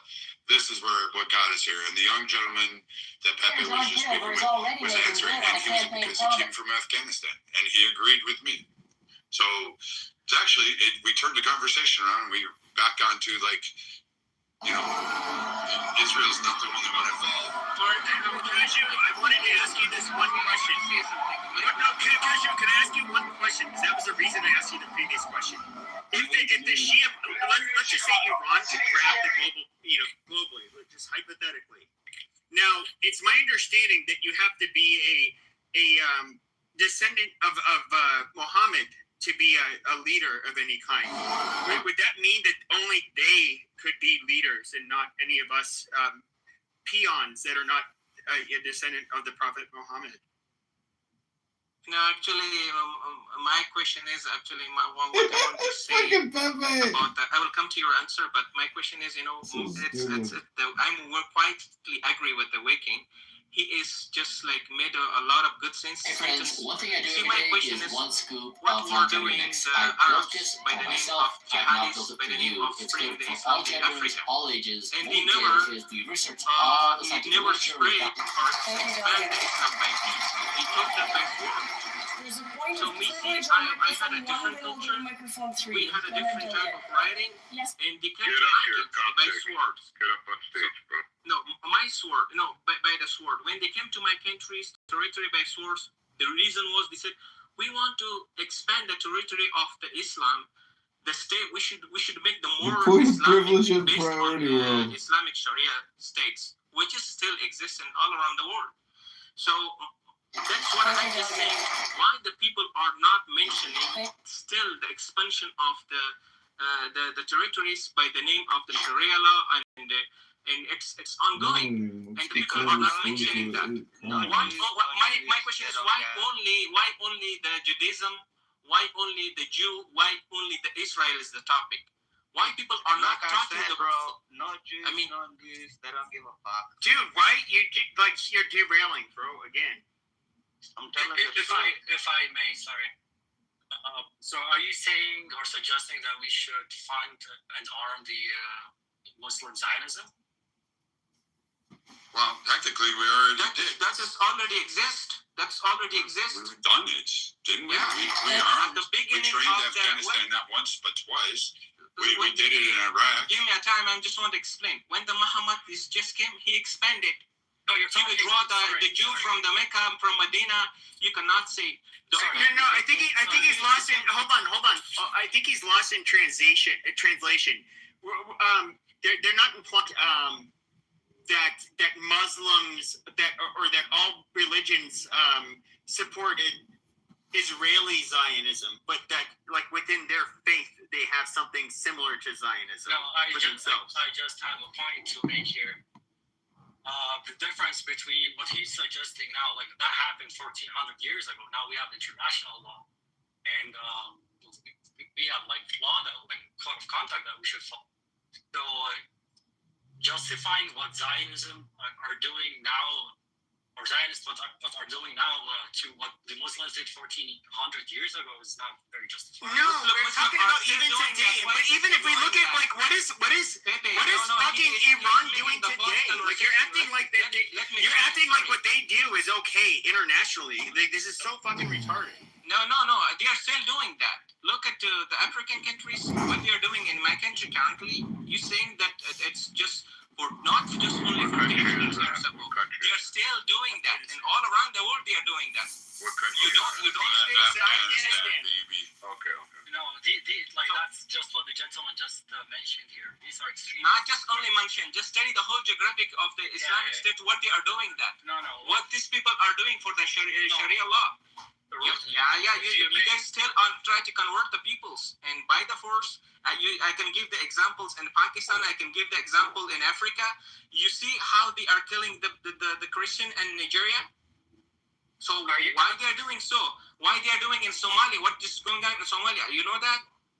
Know that. Like if you made. So why the people are there is we have different groups by the name which is based on Islamic names and who are trying to bring the practices of the Islamic Sharia and all around the world, and they are trying to do that by swords, by words. That's their. And what I'm just saying, it's wrong. It's false information. Israel never started the war. Hezbollah is starting the war when they lose. They're using the victim cards. Hamas is starting the war and they're using the victim cards. Why? Why are you guys just using the victim cards? Well, maybe at the this beginning war, when you come to the point when you're a loser and then using the victim cards. No, you're correct. They did like with October 7th, and a lot of people. And this is kind of how social media works. Okay, we have very short attention spans, and so everybody's horrified, especially in the West. And this is where human biases really take place. You see a country that looks similar to America. You have some whites and browns and whatever, kind of looks like the U.S. and they're in a modern country. They're at a concert doing shit that people do in Western countries, or a rave, I should say. And people are getting gunned down. And it shows people walking around what look like Western neighborhoods getting gunned down, grandmas getting shot, people getting, poor innocent laborers who have nothing to do with the conflict, like those poor Thai workers getting kidnapped and killed. Just really horrible shit. And, you know, you did see, now, do I think Israel's perfect? By no fucking means. Do I think they have a lot of issues? Yes, absolutely. I mean, I'm not going to simp for Israel. But after October 7th, they absolutely, they had to stomp a knot, or tie a knot in Hamas's ass. Like, that was too much. And, you know, there's still one thing that, like, stands out to me to this day. And a few weeks leading up to it, I remember there was a guy who, like, went into a synagogue and he shot a few people, but then he got shot by an armed Israeli. And the first thing that happens is that, like, in Gaza, people are lighting off fireworks and handing out candies. I'm like, what the fuck is this shit? Like, that's so weird. But population celebrates that. After 9/11, on the same streets of Gaza, on the same streets handed out candies for October 7th, were handed out for the guys, for 9/11. If you guys, those videos are old, they're still on YouTube. Watch how Gazans celebrated 9/11. Yeah, of course. And and I get it. And that's the other thing. You guys are all America first. America and Israel, I told you, same fucking shit, but you guys are trying to divide it. And I'm not trying to divide anything. And they want you dead as much as they want us. That's the only reason. But you guys should say thank you to the Jews, is that we're in the way for them, because until they don't finish us up, they're not gonna try to come for you. Sure, but I don't. That's the thing, and that's why you should say thank you for the Jews for being there and fucking taking the first punch. We're basically the human shield for you guys. Okay, but I'm not something for the Muslims and their terror and the terrorists that you know that they have. But I'll just wrap it up and make it really quick. The one thing that really stood out is that you had I think her name and her first name ended with an I, but young girl, very young girl. I think I saw a picture before she was dead and mangled. Pretty young girl, probably had a nice life in front of her, but here she is, like, mangled in the back of a pickup truck, being fucking molested, basically. I remember that was. Yeah. And then what I remember is they're driving right into fucking Gaza, and the people cheering. The first instinct of these people is to run up and just, like, hit her body, spit on her body. And I'm thinking to myself, like, I can drive into Mexico with a dead white girl. Candy Lou? Are you talking about Yeah, Pepe.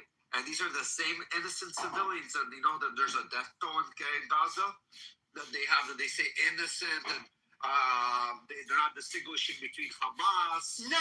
The irony was not lost on me. In Gaza, they elected Hamas. They elected those people to govern them, to act like barbarians, and this is what the government returned back to the population. For sure, and so the irony.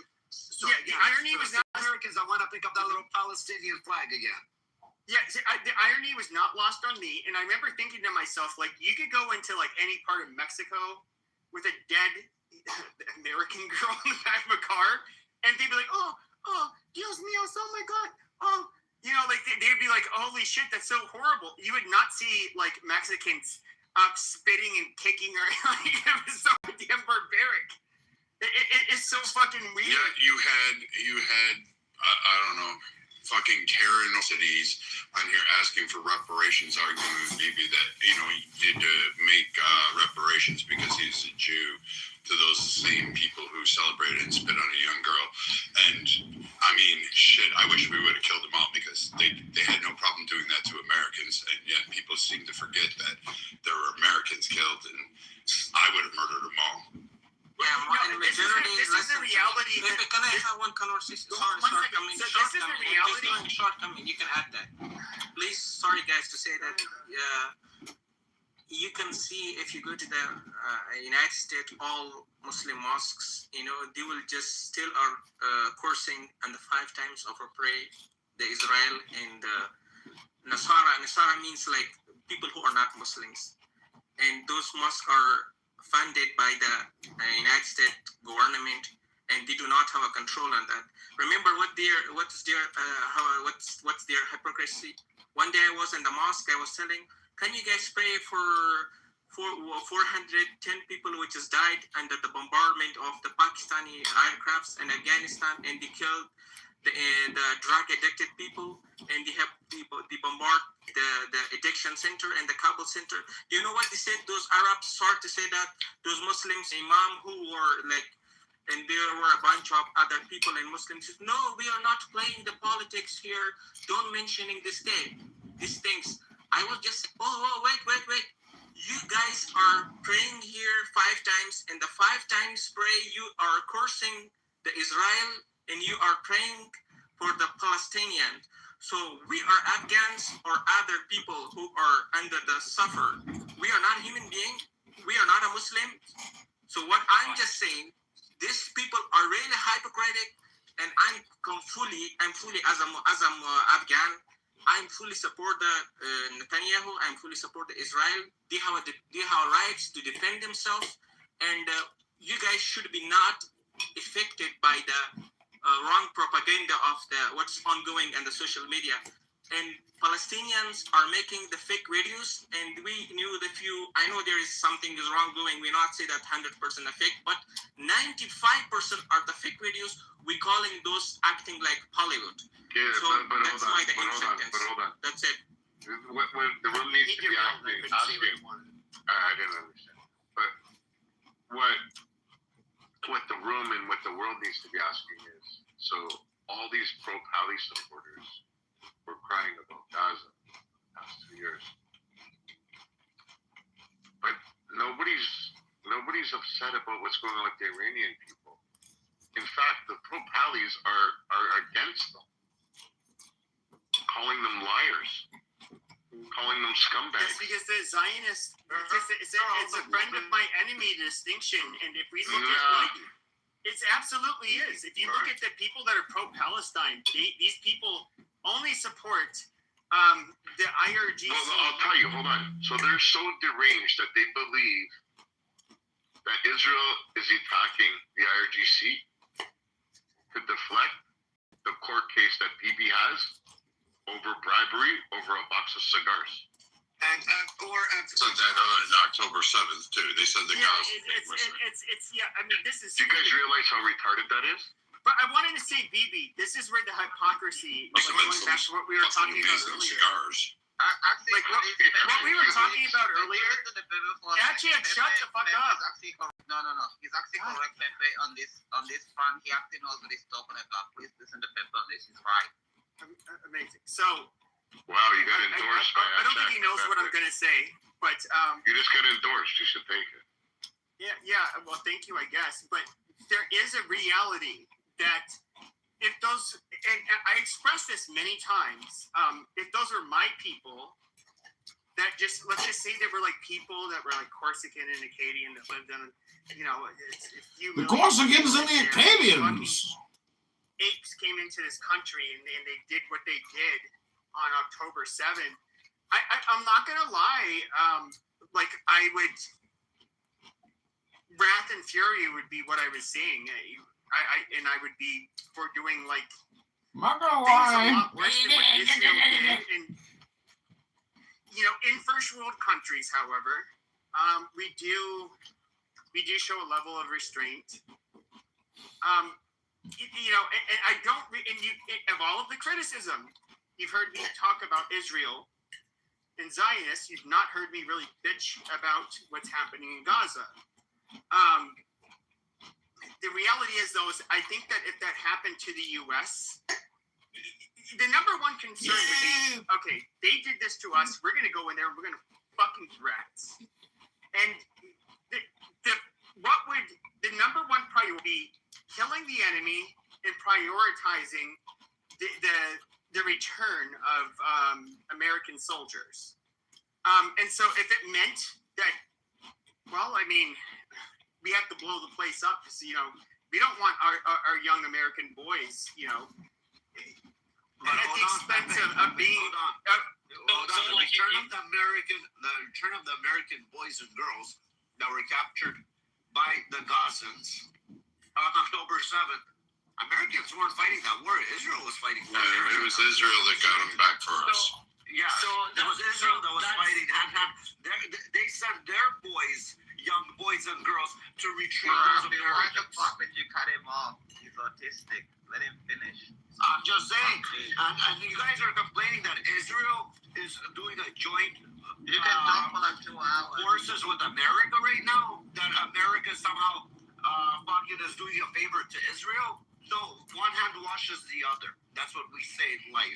I think apply. Sorry, like can we? But we look at it apply that- differently as No, no, Americans. just I a look at a second here. Jewish American as You've been being. talking for 2 hours, man. I look at it like an Israeli American, and this is where you guys are going to probably hate me and say I'm racist or whatever. But I look, they're a problem, but they're kind of not. They are, at the end of the day, they are. It's like if a Mexican American who has citizenship in both Mexico and America is being mistreated in Mexico. Do I look at, would I consider it differently than if this is some gringo who got locked up in Mexico who only has an American citizenship? Yes, absolutely, because he's a pure foreigner. Whereas somebody with dual citizenship is But Pepe, multiple people in America have it. Some of us have Irish and American citizenship. Doesn't mean we're not American. Irish should be banned from America. There you go then. But really, they're Americans, period, at the end of the day. And I don't give a shit. We should go after anybody who harms an American. Like, that's the answer of saying, oh, they're dual citizenship. They could have it for a variety of reasons. They could be, I don't know, they could be Polish and American. You're allowed to have it. So we have new people on the stage. I want to welcome Gazelle, Kevin, Rebby, Mountain, and Alan. I want to hear from some new voices. I know. I just want to say. I just want to add something to Viking, please. Doesn't matter if they're a foreigner. If America collectively gave them a citizenship and now is representing them as an American whole, they become an American. They contribute to society as much as any other American. America has the same obligations to that American who holds the citizenship to the same person that was born in America. Doesn't matter if your parents were both immigrants and they just birthed you. In America, you have the same rights once you get that citizenship because America collectively gave you that citizenship as a whole. And they have the same obligations to support our country and support it in a time of war. And if they don't, they can get the fuck out. 100%. Is this Clubhouse? Is this professional advice? Yes, go ahead. You reached the headquarters. How can we help you? Para español, oprime dos. Okay, bro. We're having honestly a fucking amazing discussion. This is not a troll room. Yeah, I'm sorry about you. No, I'm not a troll, but think about it, bro. Don't get too serious either, right? Go touch some grass. What? Like, I'm just, I don't know, dude. All I hear about Vete a la boca, man. Vete a la mierda. Qué desgraciado de puta de madre. es la verga, güey. A la verga. Puta. Pinche cabrón. ¿Por qué no te chepo mi verga, puto? So, Gazelle, Kevin, Mountain, Have a beer. Cállate, Mike. Siente. Okay. There. Or Euro. I want to pass the mic. I want to hear from somebody new. No, I just have a question to Pepe. He brought in like a logic. If someone captures his boys, then he would go in and blow the other place up and get his boys out. Does that apply to everyone or just their group of people? It applies to everybody. Because I'm talking about I would say like a natural. It's part of human nature that would constitute a natural reaction for any group of people. I agree. So, do you know that there's Palestinians captured in Israeli prison for years now without even oh my God, like any charges against them? That's fucking back. You stop talking about Palestine. Just a second. Like, if you guys want to talk, Shut the fuck up and let him finish. Actually, shut up and let him finish. What I'm saying is, if you guys want to talk in like echo chamber between each other, no, we don't. But let's have proper discussion then. Hold on. I want to have this discussion with you because so you think that all of those Gazans they're all innocent? I'm not saying that, but I'm saying if you Hold on, if you want to have a proper discussion, why the fuck are you yelling? I'm sorry. Do you believe they're innocent? Who? Gazans that are being detained and awaiting their court case. Oh, 100%, or 90% at least. So 90% of them are innocent? Yes. So the IDF just drove around and picked up random people. That's what you believe? So what do you how do you explain there's no charges against them? How do you think they got there? Wait, hold on. How do you explain there's no charges against them for years? How do you think they got there? Because the IDF have a big gun and they can go and capture whoever they want. What do you mean capture? You don't capture people. What do you think they did? They just did eeny, meeny, miny, moe, let's get you guys by the toe? They do worse than that. I'm gonna steal that from you.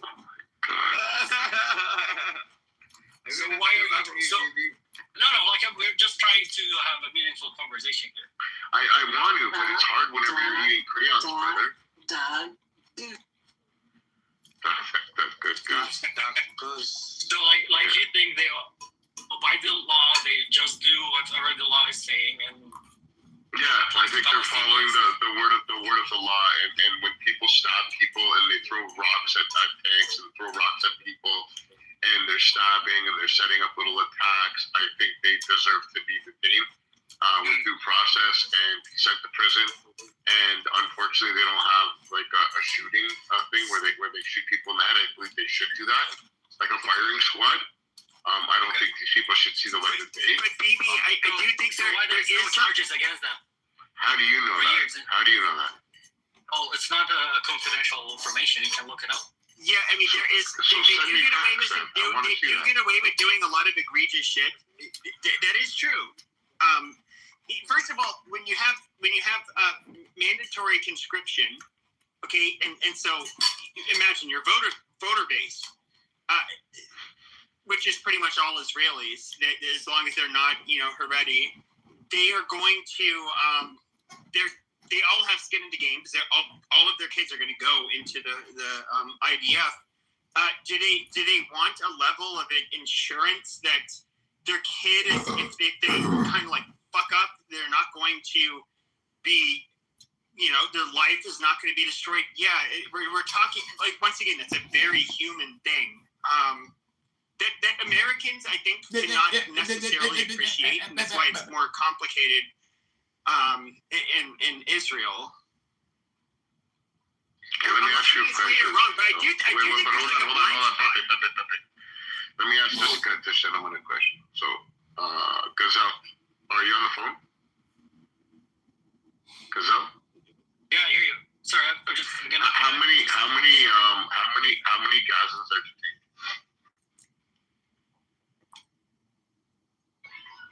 Hello?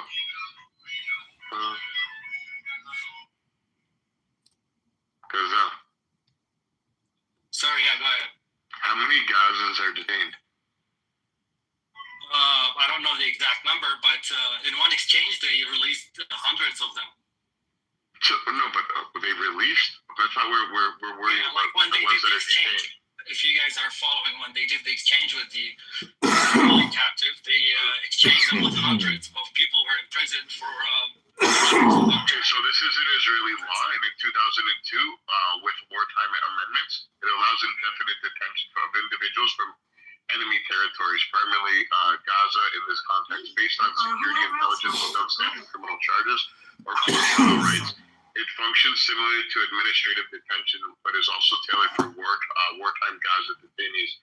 So these people had something done to them. I mean, they did something right, and that's why they're being detained. How do you know if they weren't in front of? How do you know that they were? And how do you know that anybody in jail in the United States committed a crime they committed? Exactly. This is a silly game to commit. But how many innocent people in the United States of America are in prison? There's going to be some of them, obviously. No, I know, but Gazelle, how many do you believe that are in the United States? There's almost 11,000 Palestinians in under Israeli detention or prison. 2,900 of them are being detained without being charged. That's a lie. It's 1,287.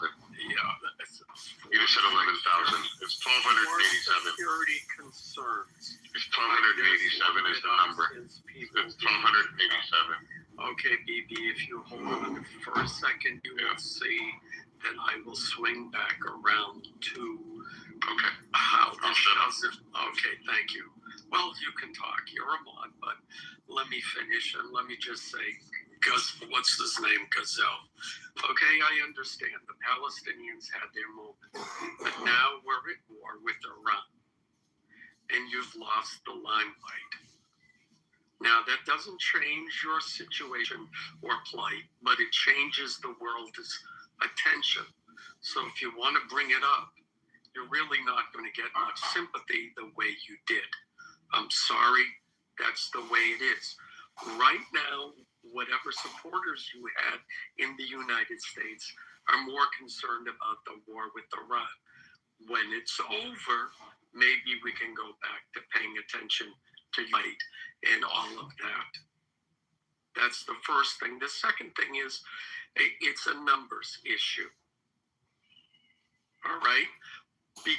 There's 9 million, about 9 million Israelis and 2 million Palestinians. So in that particular case, Israel is the larger population. Now, in this particular war, there's about 90 million Iranians and 9 million Israelis. So now they are the minority. So that's why the dynamics of this discussion change. Now, maybe you don't like it. That's the way it is. Third of all, Israel is being useful to the United States. And that's what Israel and Jewish people tend to be, whether you like it or not. So if they are useful to us, we will support them more. Have Palestinians been to the United States a significant way? When you have an answer to that question, then maybe you will find that the narrative around Palestinians will change. But right now, the current perception is, as Mike said in the chat, all we see coming from Islam is stabby, stabby, we hate America. I'll land there. Just a quick question. Was that the case before the Soviet invasion to Afghanistan? Let only Alan answer this, please, people. And what does that have to? First of all, I don't know the answer. Just an innocent question. I don't, as an American, I don't care. Okay, I think you should care for these following reasons. We are engaged in a military conflict right now, and as an American, with American lives that be at risk and having been lost, I am going to support our country. I am not interested in what the Soviet Union did in Afghanistan. I am not going to lay blame. I am not going to engage in rhetoric nor support rhetoric that says, oh my gosh, we brought this upon ourselves. It's our policies. Bullshit. You don't like us, don't sell us oil. That's my message to anyone in the Middle East. Don't like us, don't take our money, don't sell us oil, and stop using it to fund terrorists against us, because it's hypocritical. Okay. Don't, period. Okay. Next is Euro. Hold on, Gazelle. Euro, go ahead. Well, as a regular citizen, there's no regular... Hold on, Gazelle. Euro, go ahead. So yeah, I was just going to say, the U.S. itself also has a different practice for unlawful combatants, and so they're treated separately in the system. So there's nothing that unusual about that. And the figure given earlier about 1237 is exactly correct. That was the figure as of January of this year. It's down from 2,500 from last year. This idea that people are being held for years and years without charges is only true in a very small number of rare cases, and it's being treated like, oh, this is typical. So 59% of all cases are resolved in 6 to 12 months time, 92% in under 2 years. So you're talking about a very small number that go beyond that range. So it's definitely not typical. And I think the suggestion that people being picked up are arbitrarily is just completely unfounded.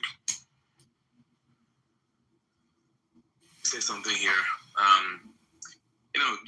This guy Gazelle, he acts very innocent, and the victims, and the Palestinians are victims.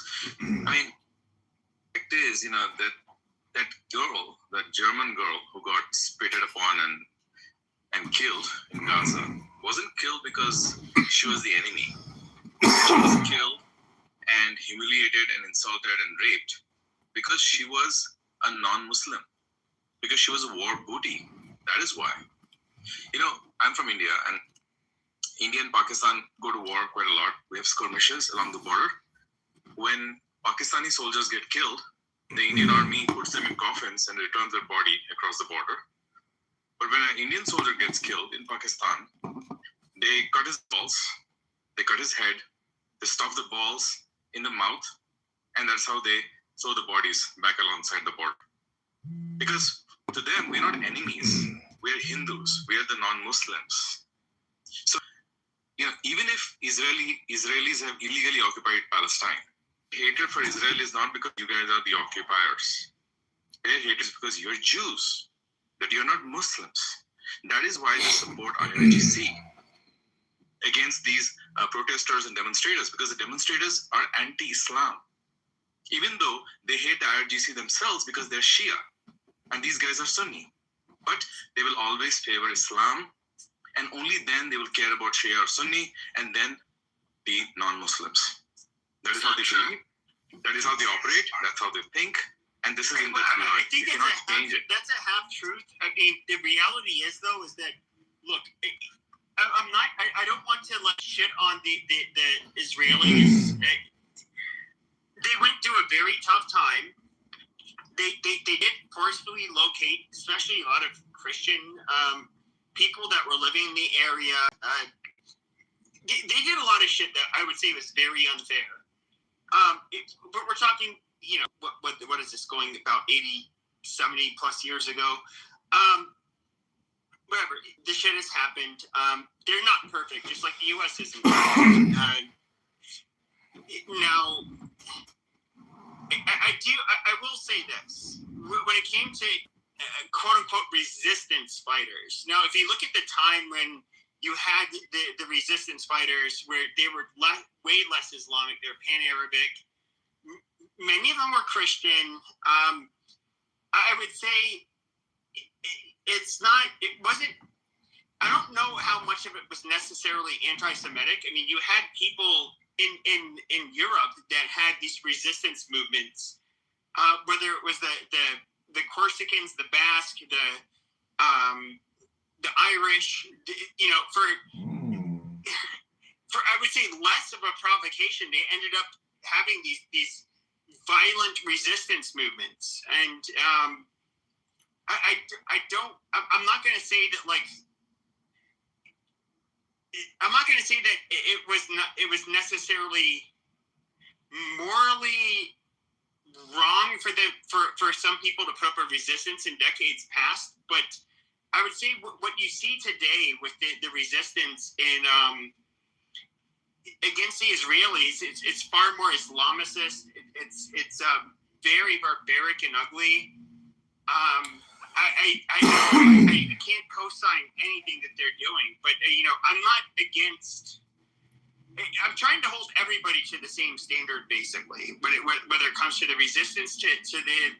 You said the key thing, and you said it a couple times tonight. You said they're not perfect. And exactly. I think the number one problem is that I've been hearing on this app, and it's guys like Sig Sauer that are raping my back channels right now, and then sending me pictures of emojis of shit, Israel flag, and an F you. He thinks that's going to get up on my feelings. So the problem is that everybody's trying to hold Israel to a perfect standard. And they're like, but Israel does this. Yeah, but every country does that. Like killing 70,000 Shut the fuck up, Gazelle. 1 second, bro. I didn't interrupt you. Oh, I didn't talk. Well, I just seen you unmuted, and I can see the gray thing that's going around your fucking emote, like your PTR and Shiva. So, but then I ask you, and I ask anybody on the stage, is there starvation going on in the United States of America? The answer is yes. Is there starvation going on in every country in the world? Yes. Is there people being oppressed in every country of the world? Yes. That's part of the world. Yes, I would say correct. But Israel's not allowed to make any mistakes. So I need to correct there. It's not that. It's just that, like, okay, since October 7th, there's been holy shit, so much propaganda being flung online. And of course, Israel, I get it. They have to, hold on. Pepe, it's justification of October 7th. Well, that is propaganda. No. I need to correct the history. I'm not talking about the justification for why they did it. But okay, so in other words, what I was trying to imply is that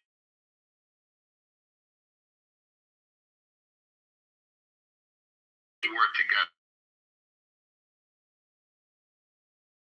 The United States had nothing to do with Israel.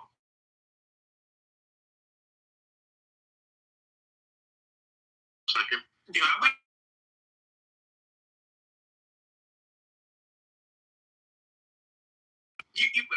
you have big critics, okay, and then you're the ones who have to defend yourselves. So you're always on your back foot.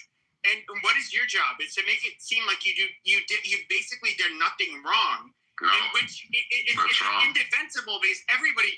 I'm not talking about you, but I'm talking about that's the strategy. No, it's not the strategy. There's one thing that is wrong, and it's the existence of the Jews. Maybe the strategy, like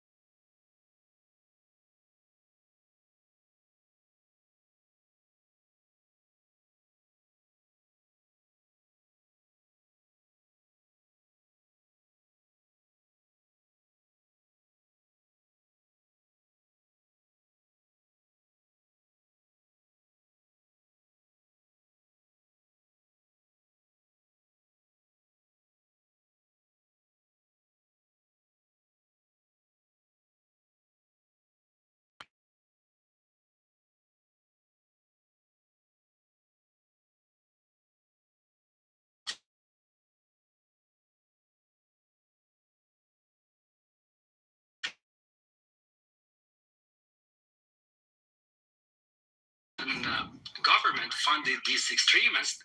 I know you're saying, "Oh, you're God." No, I'm just wondering, like, how the fuck, what happened? Just let him. Also, he's correct. He's correct. We did fund these people. And you can let him go. Just let him go. Finish up your point. No, Rafi, please. I want Gabriel to grab this next. And I'll answer him after he's done. Let Gabriel go, please, after Gazelle. Please, guys. Okay, I think Alan should care about that because it's his government that's funding these extremists to fight the Soviet Union. Then when that was done, they cut them loose and they turned their heads to fight Americans now. By the way, you can look up videos for when they invited these extremists to the White House and called them freedom fighters. They're the same extremists that did 9/11 after the years after that. Thank you. Gabriel. Say something. Hold on. I'll give it Howard one right away. It's okay.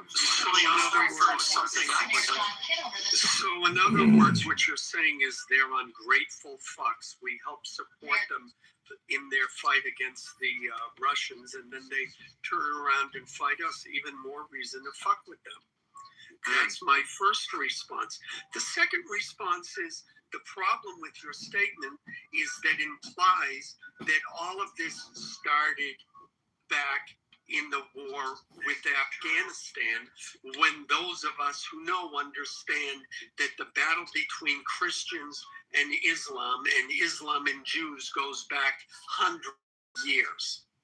This didn't start in the 70s. It didn't start in the 60s. It didn't start it started long before that. Muslims don't need a reason to hate Christians. The reason to hate. They just do. It's baked into your religion. So don't fucking lie to this audience and try and portray it like it has something to do with who America funded when and who's the blame for supporting these terrorists. Thank you. No. Gabriel goes no. Thank you, Alan. Gabriel, the floor is yours.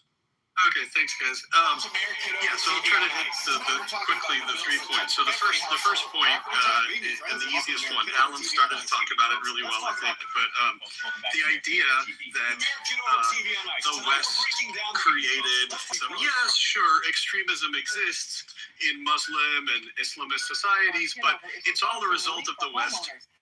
The biggest load of shit, and it was invented by Edward Said, who were, in my opinion, given a stupid amount of respect, scholarship.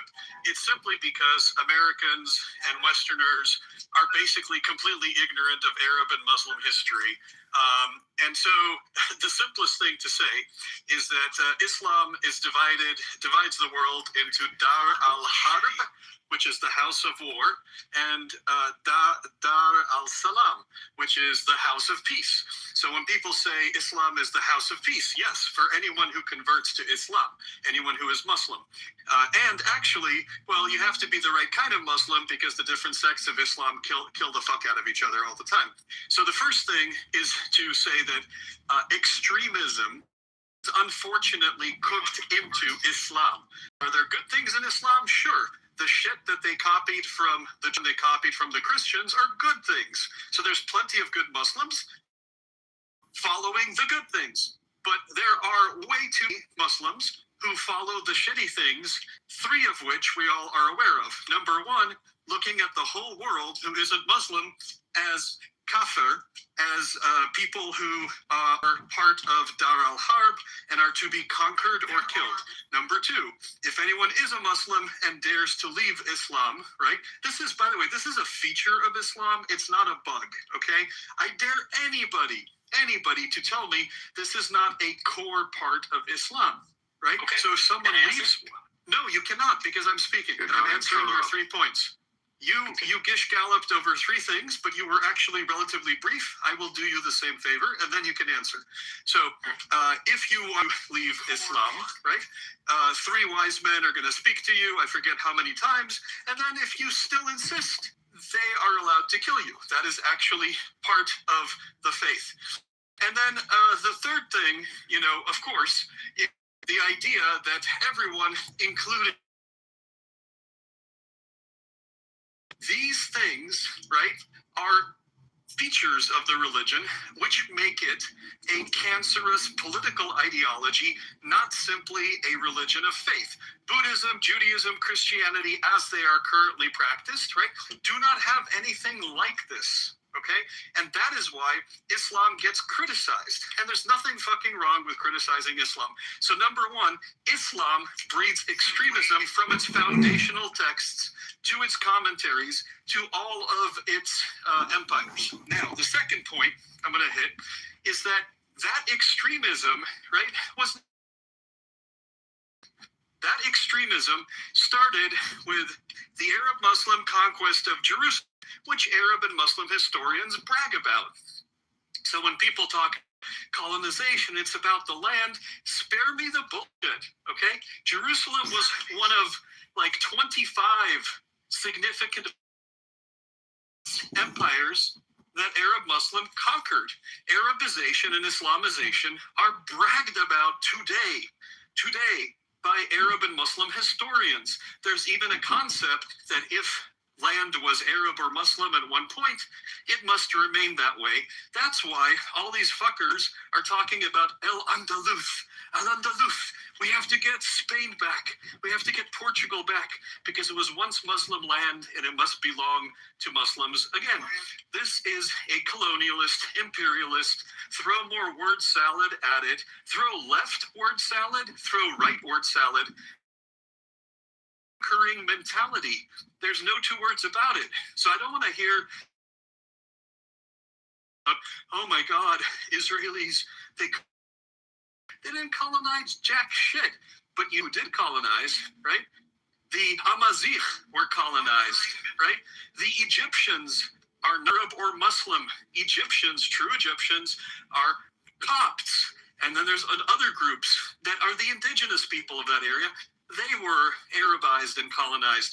Then you get to Armenians, Chaldeans, Assyrians. Today, a lot of these guys are Iraqi, and they call themselves Arab. But actually, most Chaldeans are almost extinct. Assyrians, Arameans, right? These people were Christian. There's hardly any of them left. Then you get to the Armenians and the Turkish Muslim genocide against the Armenian Christians. Then you get to the Kurds, because many of them were the wrong type of Muslim, and because they were the wrong, they weren't Arab. You can keep going. You get to 10 African tribes. Arab Muslim supremacy, colonization, and mass murder has gone on for 1,400 years. I didn't even cover the 1,400 years of the Arab and Muslim slave trade, which fucking goes on till today. So if you're trying to say that the U.S. and the world traveled back in time 1,400 years and made the Prophet Muhammad go and his followers go conquer and mass murder in Jerusalem, and then go conquer Black African peoples and castrate them and kill 10 to 20 million of them, and that's just enslave those guys because of a time machine. I don't believe you, okay? Extremism is unfortunately, expansionism and extremism is cooked into the political and war ideology that is called Islam, okay? Now, that is not an attack on every Muslim. It's not an attack on all Muslims. It is simply a fact of history, because by the time you get to the 50th country that is now Muslim, right? 22nd country that is Arab, when originally you started with one country, Arabia, that was Arab and Muslim, something must be up. And then the last thing I'll say, and that's one sentence, appreciate you guys hearing me out, is that there was no state in the history of the world called Palestine. There was no state with a king called Palestine. There was no coin called Palestine with Palestinian coins. What we had was a place, like, let's call it Texas. One eternity later. Yes, exactly. Let's call it Texas, okay? Texans, right, are not an ethnicity. Texans were never an ethnicity. Now, today, you can make an argument the Palestinians have decided through 7 or 8, 6 generations of mental Jesus abuse. gave her land. Yeah.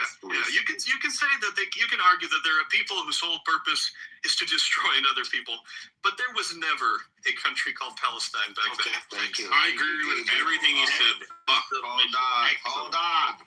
Hold on. Gazelle, you wanna rebuttal this one? Yeah, just quickly here. Make it quick. You have 1 minute. A lot quicker than Gabriel. And okay, Gabriel. With the But naked like eye, the list that you just listed, you cannot it's all lies. detect any. I'm not sure where all to of them? start. None of those. Yeah. So Wow. yeah. So let's start. I'm not gonna listen to this shit.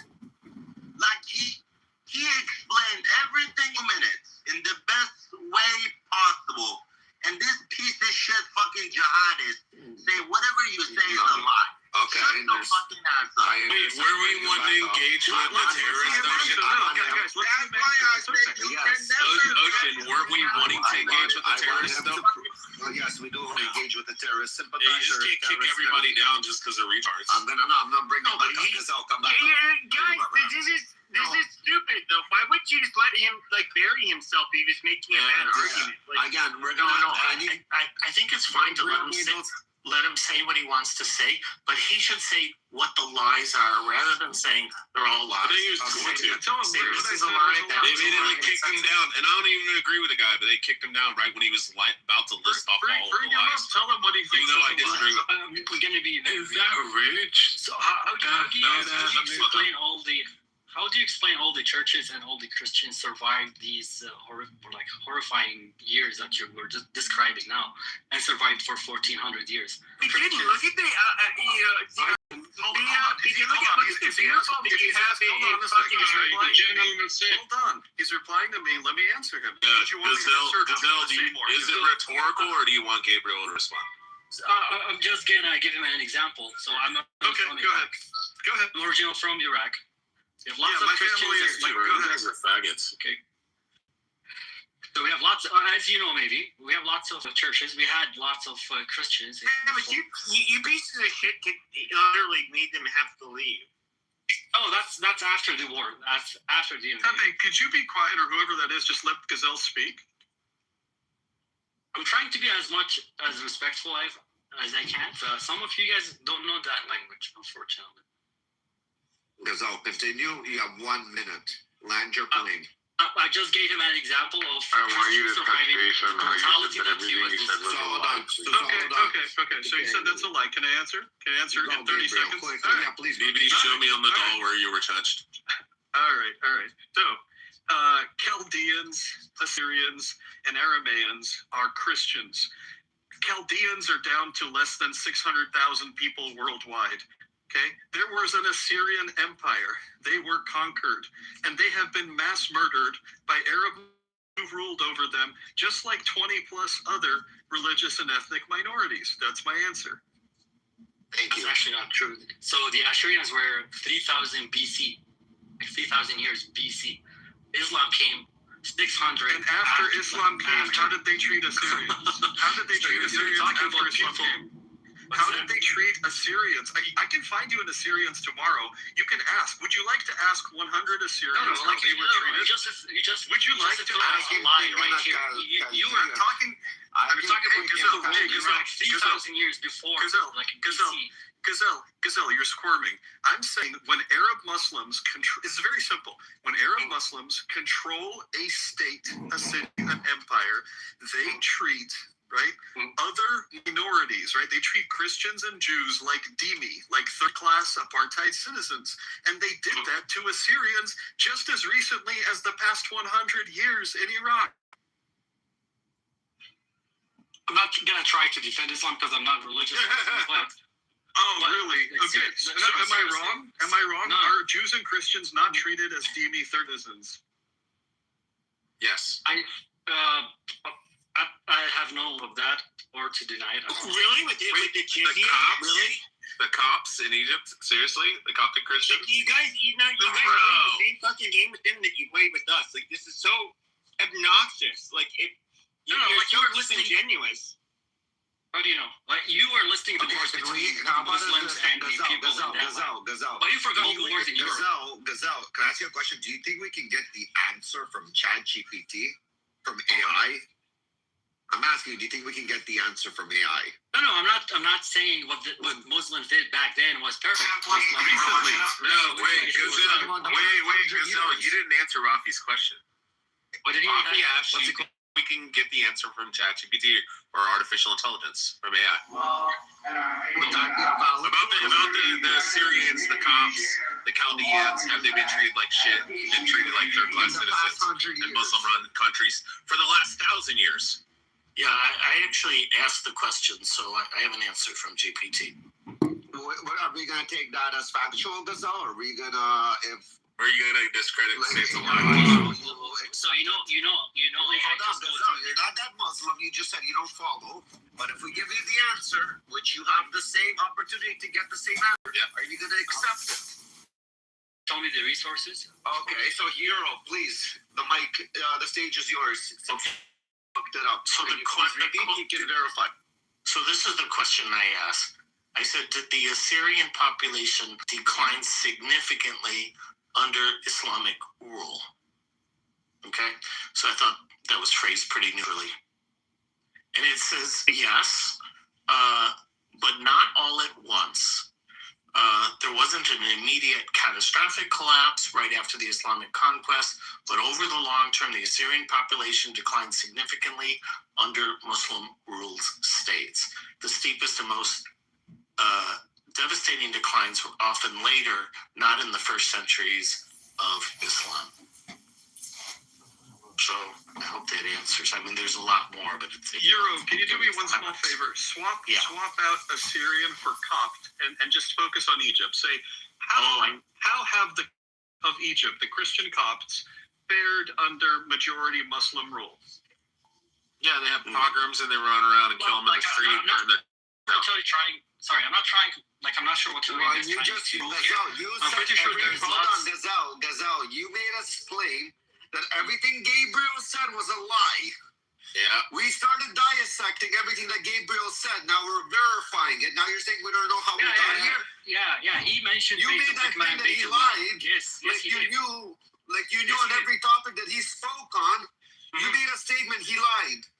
Yes. Now we ask you if you're gonna take what we're gonna give you, and you have the same information by your fingertips to find out right now, and to verify this information, what Gabriel said, are you going to accept it? You said yes. No. And now you're playing stupid. You don't know how we got here. No. Wait. Like he says, the Assyrians, the numbers declined after Islam. It didn't say how. Did they? What happened? Did they kill them? It said after the Muslim conquest. Did you notice that part? That there was a conquest. Yeah. You rotten piece of shit. You low down rotten piece of shit. You have some of the oldest. Hold on. You have some of the oldest Christian populations in the fucking world that speak Aramaic, the closest language, at least currently, that what Jesus would have spoke. Yes, they absolutely had to, because of Muslim pukes like you, that would terrorize them and fucking kill them.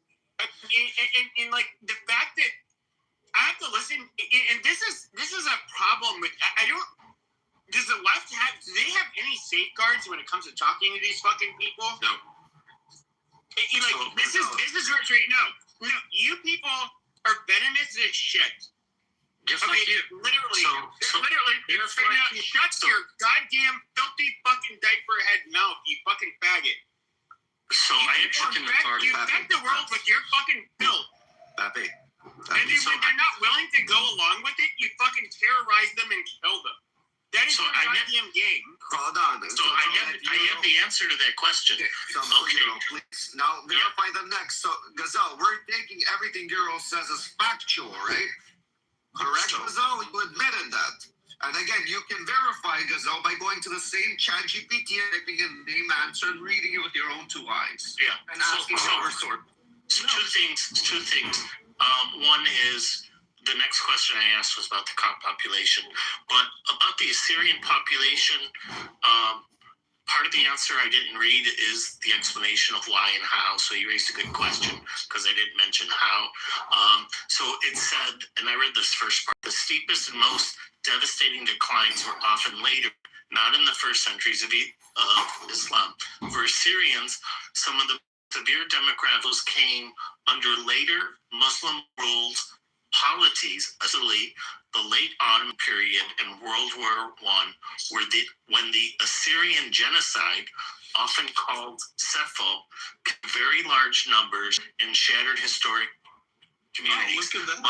Modern displacement in Iraq, Syria, Iran, and Turkey then reduced the population further. So the answer did explain how.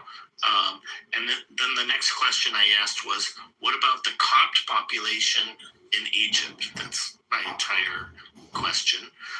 It says the Coptic population declined very substantially under Islamic rule over the long term. The strongest concise statement I found is from historical economic paper by Mohammed Saleh. Copts fell from almost all of Egypt's population in 641 to about 7% in 1897. Okay. I just asked ChatGPT the same question, and I got a different answer. Oh, okay. I said the Copt population did fall. Answer with your facts on it, so we can check. Okay, so early medieval periods after the Muslim. First of all, hold on. Gazal, how did you state your question? How did Muslims treated Christians in like what's called Iraq right now? Yeah, so a totally different question, of course. Yeah, you asked them what the question. So don't you think this is a good question, like good wording for the question? No, to ask for what period of year, like what specific timeline are we asking? Yeah, the answer was this. Okay, So early Islamic period, which is the 7th century. The Christians became part of an Islamic state. Christians were considered people of the book. I don't know if you guys know, but or whoever is following Torah or Bible is. We all know this area. Okay, and we're allowed to practice their special acts. Only different thing was but practicing your religion, like butchering people and stripping away the rights of the native people that like. So, the answer: many Christians held important roles, especially in medicine, translation, and administration during the Abbasid Caliphate. Because Arabs were dumb. Because Arabs were dumb. It has absolutely nothing to do with what Gabriel said. Gabriel said the Assyrian population was significantly reduced under Islamic rule, and so was the Copt population. And you said, your response to that was, that's a lie. So then I asked GPT, and it says yes. And it says significantly, it didn't happen in the early Islamic rule, which I already said. It happened more recently under the where there was a genocide, an Assyrian genocide. A large people were killed. As far as the Copt, 100% down to 7%.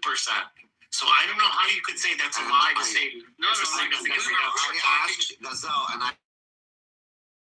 and frame did you choose in that question that you asked? Why 7th century? Because the Islam came in the 650. So it's like but we weren't talking about the 7th century. So you're talking about like till now?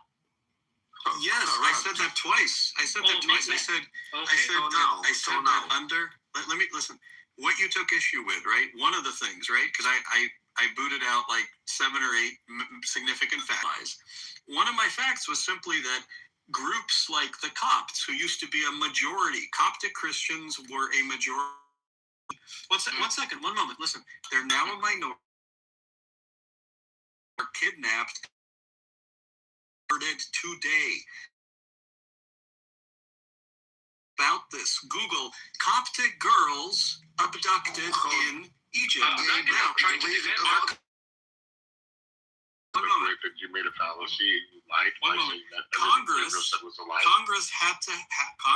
The U.S. Congress. It got so bad, and Egypt's our ally, that the U.S. Congress had to have hearings about why Christian girls were in their youth mass raped or force converted, and it's still happening today. So I'm just trying to tell you that under Muslim rule, right, it doesn't matter if it was a conquest, in the 7th century, or it wasn't. In many cases it was. The point is that under Muslim majority rule, indigenous peoples who used to be are now used to be a majority, are now minorities, and they are terribly. Jews are just all kinds of Christians, Kurds, Assyrians.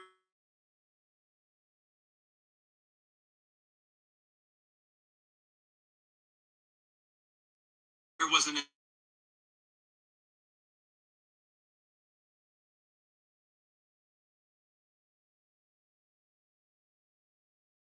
you have a Muslim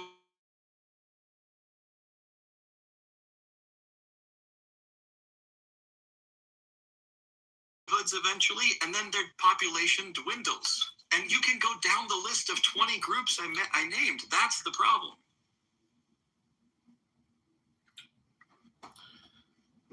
So what you're trying to say is Hindu girls are also kidnapped in Sindh in Pakistan. 100% correct. But religion. Wait a second.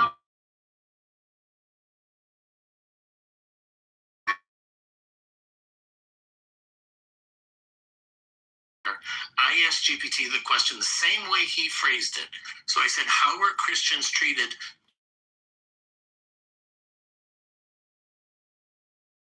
I'll read from it. For Armenians, conditions deteriorated badly in the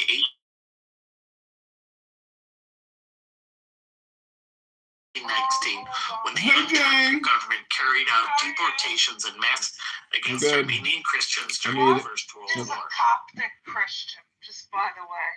You don't know what Google is? Coptic. I'll look it up, but really, is this a big group? Yeah. Is it?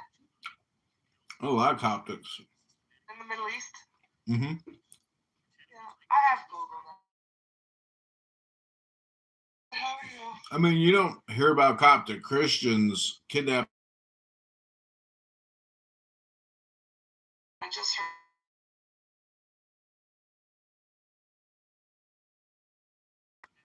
Yeah, I'll brush up, but it's really a mess, isn't it?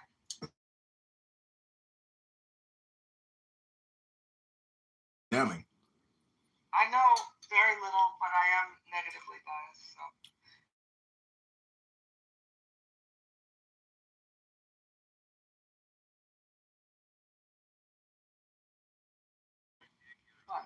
You think there were detonators inside the building? Buildings? I had a phase where I believe that. What do you think? Without a doubt. Yeah, I've seen those side-by-side videos, right? Is that what you're referring to? Stuff like that? The 7 building, right? No, I'm just saying that controlled demolitions, are a thing. And no way that a building at the top on fire can just fall like that unless it's impossible. Yeah. Haven't thought about it. I mean, it'll burn like a candle, but it won't fucking drop. Yeah. Jesus, what a day. Well, you were a child when that happened, right? I was a freshman in college. Okay. Not quite a child. I watched it live on TV. I saw the second one go in, and I was like, what the fuck? A second plane hit? I was like, oh my God. I was like, this isn't a coincidence. I was like, this is like a coordinated attack. I was on the bus, John, look up City Hall, and the bus driver, we all felt it. He goes, this is the end of the line, folks. I don't know what's going on. I walked down there. It's like, pandemonium. But what a crazy, crazy thing. You know what I said, John, about the people who were on Broadway? I said, these people are overreacting. What could happen? Yeah. John? Mm-hmm. Remember? And, an hour later, I was stuck in my building because collapsing. What a crazy thing. What are you going to do? Aren't you going to get married and have kids? I don't know. I'm working on that. You should. Okay, good. All right. Yeah, listening to Pepe all day isn't going to be fulfilling enough for me, unfortunately. Me either. I had like a moment of panic today where I was like meditating and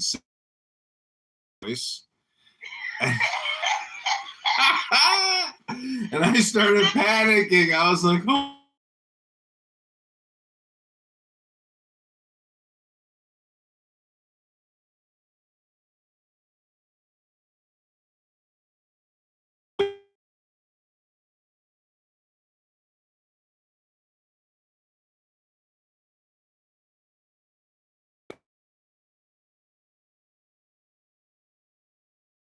His liability and responsibility, and so it's crazy to listen to this guy because it becomes a show, and it's basically a retarded show. And if you're higher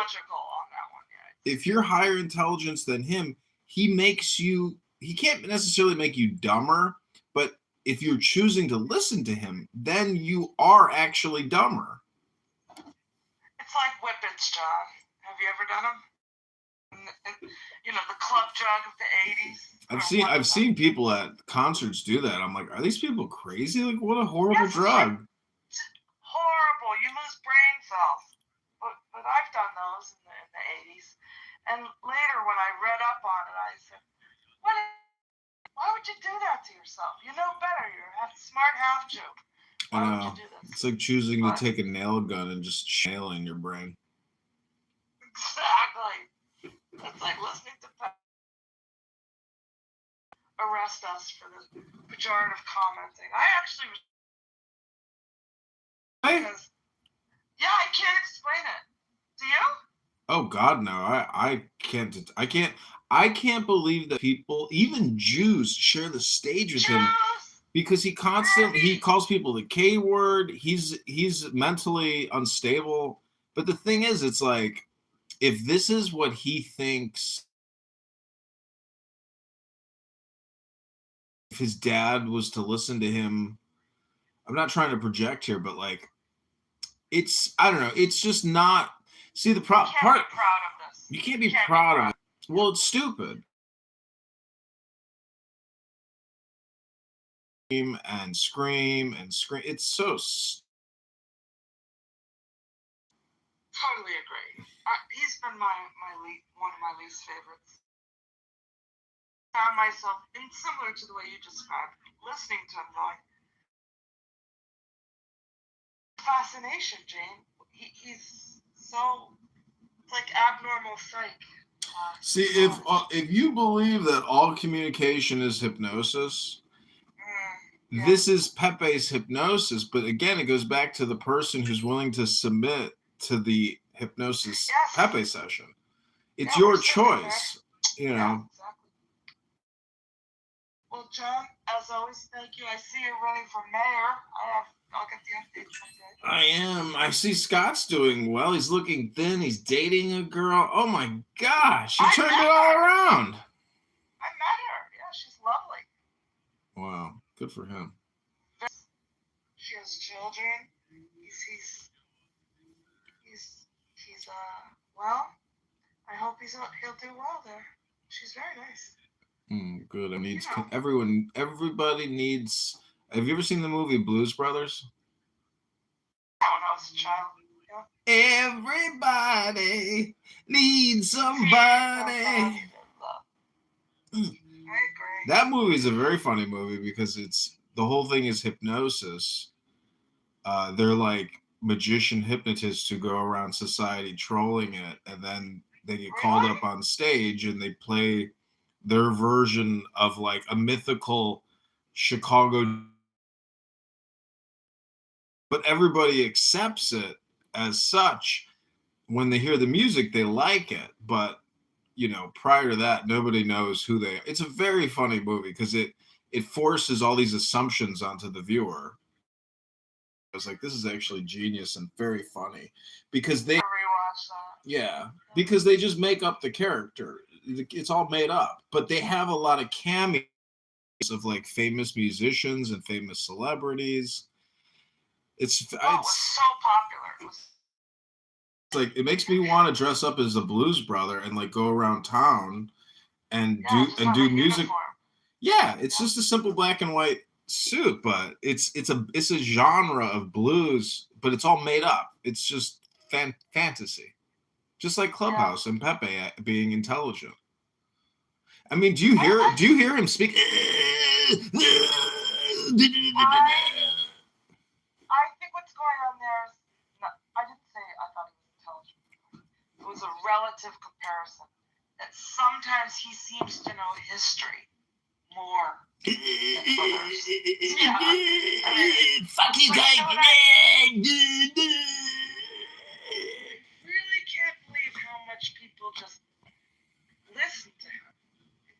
See, he's got energy, and I think a lot of people would. I think that's what it is. Something intangible. See, from a recorder's perspective, I never want dead airtime. So he is a good filler because he doesn't stop, and so there's always I think a lot of the people here are just playing it, and then they're organizing and cleaning in the background. But when you actually listen to him, and if you were to take all of his worst, most racist, horrible things that he says, he is garbage. He is literally like a mountain of garbage. Why there is a sense that he has multiple channels when people say, well, he's doing a role. No, he isn't. He's always the same. I don't know why Jews even they mod him. They listen to him say horrific things. I just can't believe it. About a year ago, I wrote to Abby and I tried to make a, we're not exactly friendly, but I respect her enough. And I went, why are you friends with him? Mm-hmm. He hates us. But she gave me some, polite answer about like, well, he's a Zionist. And I'm like, we're making deals with idiots. It's crazy. He's not a Zionist. He is not. I don't think he is either. But it doesn't matter. It does. See, the thing is, he's just a. If you. Jews in America making deals with the dumbest among us, Americans. It's not a deal. They're just tolerating it because I think eventually you have to realize he's never going away. He loves being here, and so. All the Huckabee people, I'm saying, like the broader group of evangelicals that are obsessed with Israel, so AIPAC likes them. Seth and all that. I mean, these are dumb people. Yeah, but so what? I mean, To preserve Israel, we have to fuck up all of America. Are you kidding me? America's fucked up with or without Israel. Like we're stupid. I agree. We tax ourselves to death. We're the cruelest people. We're insane. We're stupid. We've ruined the country in 20 fucking years. 20 fucking years we ruined the country. 25 years we've ruined this fucker. We have depleted it all. It's gone. There's nothing left. There's no pension money. It's just one giant fucking mortgage, and the revenue is going down. The businesses are shutting down. Like the whole system is caving in slowly, but it's caving. It's not growing. It's caving. It's just because of all the debt. Kind of a funny thing. Are your parents in their 60s yet? Yeah. Yeah. Like the notion of Social Security.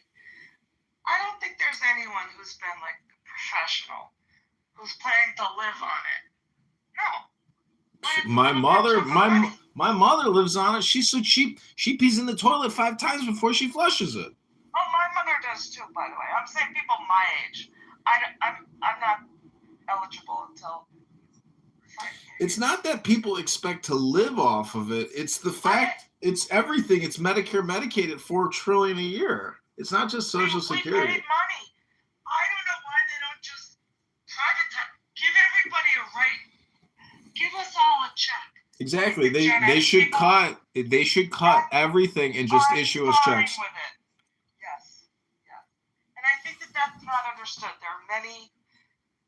I'm a Democrat, as you know, but on that issue, I don't think that sounds very much. That sounds like a conservative, and I don't care because I'm like, it is stupid. It doesn't work. But even me, I'm like, but I had to pay money for my fucking whole life. Write me a check. Give me something. Don't you think that should simplify everything? They won't do that. I don't know. Well, it's possible that it's possible that we go into like a World War III type of thing, and everybody is just like shuffled along and pushed down the stairs, and massive death. It's possible. A weeding out. Yeah, it's gross. It's possible. I keep saying the baby boomers want to boom, and like they're gonna actually like take us to the next level of stupidity. Seems so. My dad and mom, they're already 80, so they're like that generation prior to baby boomers. Yeah, my dad's turning 80. Oh. He's not clueless though. I mean, he knows there's corruption out there like everywhere. It's wild. But anyways, all right. Well, Jane, I don't want to keep you anymore. Have a great evening. See you later. Okay, bye-bye. You can tell me that like Kim Jong-un is somebody who's a good person? That we should respect his quote unquote authority?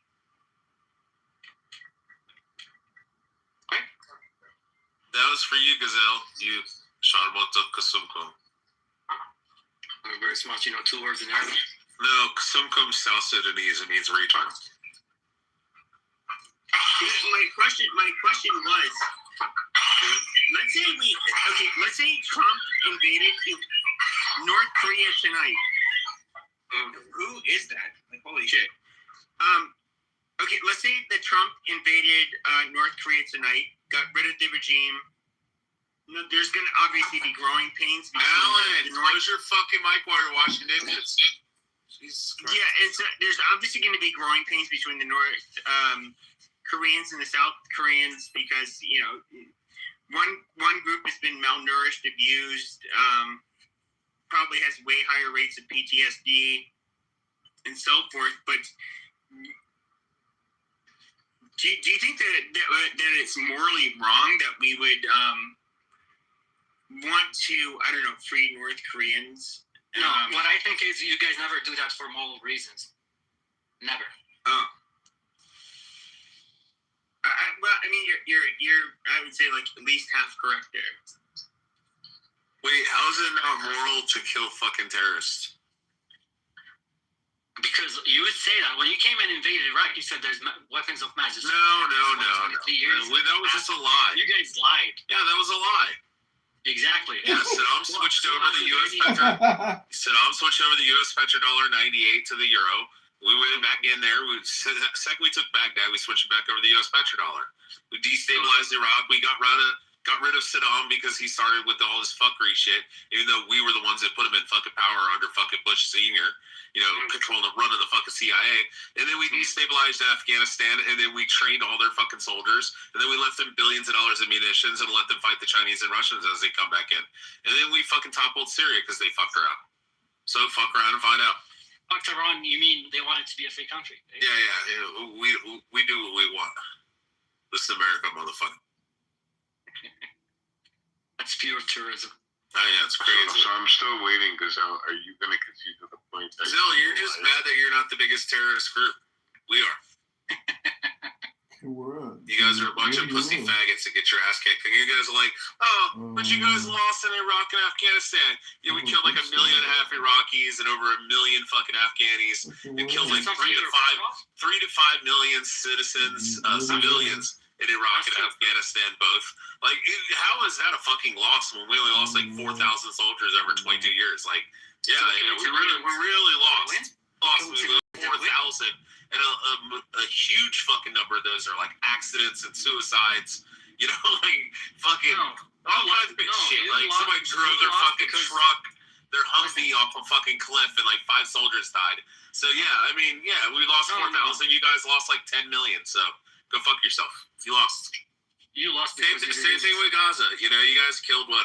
Fucking 1,200 people, and we've murked fucking 80,000 of you motherfuckers. It's amazing. I'm not proud of any civilian killed. I'm like, too bad. You should cry about the Nazis in Stalingrad and fucking Dresden. You should cry about all that shit too. You should cry about Hiroshima and Nagasaki. You should fucking cry about fucking D-Day. Let's actually do You guys agree with what this guy said? Wait, you should cry about fucking Normandy and D-Day. You should cry about fucking Iwo Jima. You should cry about the 40,000 people dying a day. I know, it's fucking crazy, yeah. How is Islam a race, you fucking retard? Explain that. You guys love throwing that away. You could say Islamophobia, but a phobia is an irrational fear. This is a rational fear. This is a rational hatred. This is justified why I have hatred for Islam. You should. I mean, I know your Quran, your Hadith, and your tafsirs. It's fucking disgusting. Do you guys agree with what this guy is saying? 100%. Partially. Most of them. Some of them a whole heart. Wasn't it your prophet wasn't a pedophile? Yeah, he fucked Aisha. So you guys, he married Aisha when he was 51. He was 51. Aisha was 6. He consummated the marriage at his old when he was 54, and he penetrated her, used to thigh her. No, because I have a question. Because you talk a lot of stuff. What would you do if you had a time machine? Oh yeah, I love this one. Yeah, if I had a time machine, I'd go back, kidnap Prophet Muhammad. I'd let pigs anally rape him and ejaculate into his asshole, and then I'd let all the donkeys and all the other livestock fuck him in the ass, and then I would cut his head off and I would chop him up in 1,000 pieces. Then I'd feed him to pigs, and I'd burn the pigs, and I'd fucking bury the pigs and pour sulfuric acid so all the burnt parts are all gone. So that way he goes. What? Excellent. Thank you. Again. Oh, actually, you know what? I take it back. I would probably let the Al-Zut men rape him some more, too. Is there anyone that... Brazil, are you supposed to leave when somebody insults your prophet? You're not supposed to associate and engage with that person? And you keep engaging on this stage and talking. No, Rich, I know you're not a super religious person, but Rich, I guess you're just. Rich, I guess you're supposed to kill you, but he can't. I know. I just want to know. No, I'm just trying. But he's supposed to run away like a cowardice little bitch. I'm trying like his other fucking guys here. Do you guys agree with what this guy is saying? He's 100 million. All right, hold on. We'll get a vote on this. Everybody who agrees with me, put a 1 in the chat. Everybody who disagrees, put a 0. But what he said, just for those who didn't listen to what he said, let's see how many 1s we get.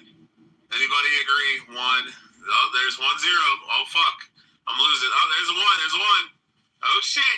1's coming in. 1's coming in, baby. Yeah, we got this. Yeah. Get some, motherfucker.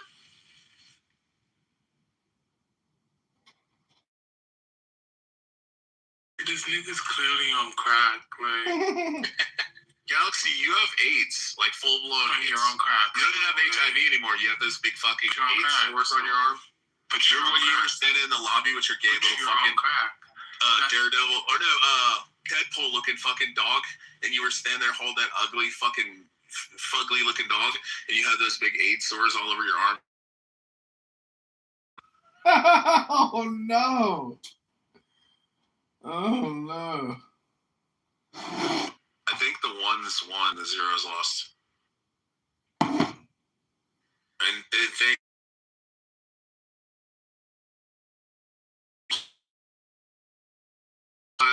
Muhammad is a piece of shit.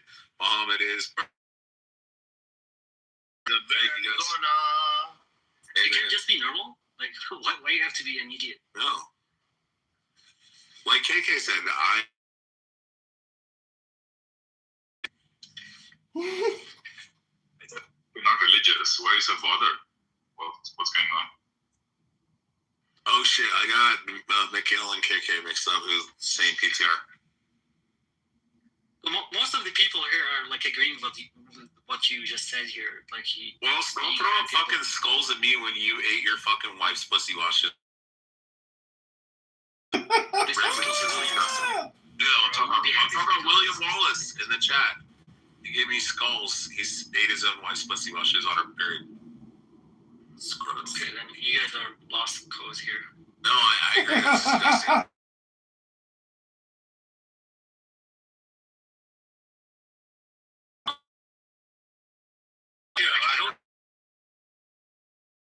But celebrating killing over 1 million civilian is no, 3 to 5 million. It was 1 million combatives. 1.5 million in Iraq, 5 million civilians in each country. So it's basically 6 and 10 million civilians. But that wasn't a genocide. You Muslims weren't crying genocide then. You were just crying war crimes. You weren't saying it was fucking genocide. But then when Israel fucking engages with the Gaza, so the most densely populated area on Earth, compact 18 fucking kids per each fucking woman. And you're like, oh, these 16-year-olds are running around with Kalashnikov, shitty F, and throwing rocks and trying to stab IDF soldiers and trying to shoot rockets at them. And this 16-year-old gets shot, and you go, oh, this baby boy is dead. This baby boy is dead. It's like, well, stop teaching your fucking kids Sesame Street.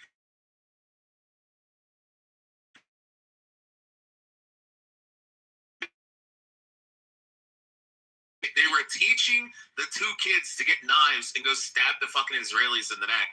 And then they had another one where there was a fucking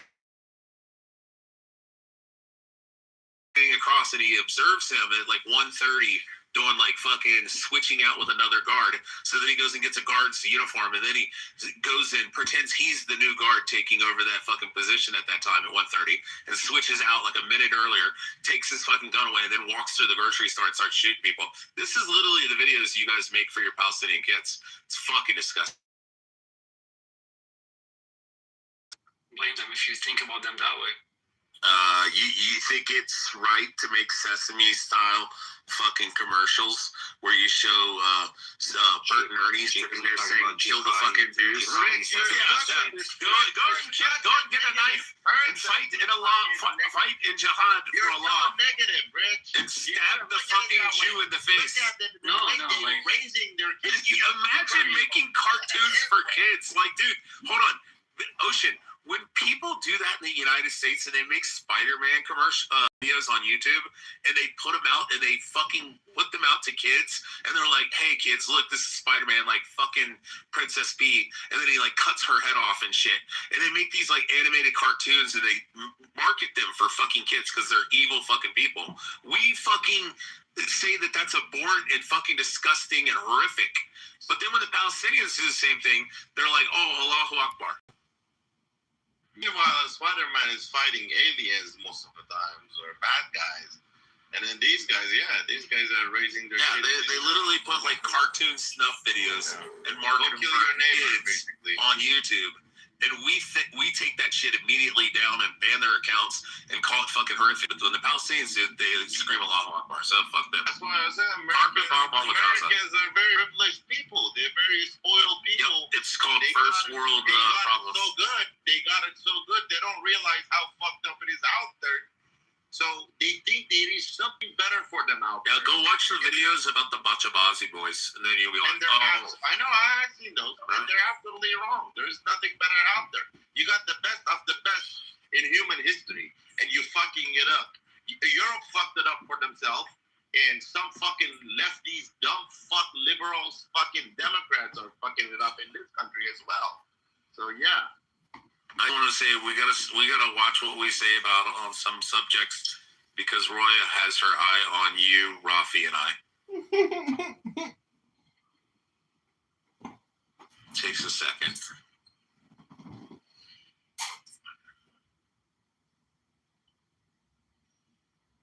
But Tom.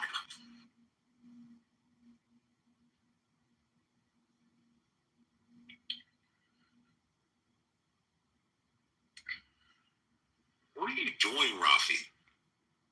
Me? Oh, nothing. Are you hot micing? I am hot micing. 1 second, let me mute up. Wait, is that Shuki? Like the real Shuki or fake Shuki? I think it is the real Shuki. I don't know. He follows Amir's house. This is not the real Shuki. Yeah. Not fair. For nobody. Oh, it is Shuki. It is Shuki. Shuki comes, yeah. Hey, listen here, motherfucker. I send you on the Shuki Express. Look up. Go sit on the cactus, you fucking piece of shit of the car. Shuki in Texas. Did somebody kick him? Did somebody kick him? Did BB kick him? Shuki, I'm sorry, BB kicked you. He's a piece of shit. Somebody kick Shuki? Anybody? Why would you kick Shuki? I didn't touch him. Somebody bring Shuki back up. I got it. I want to hear Shuki scream. I seen you on the Shuki Express. Look up, Rafi.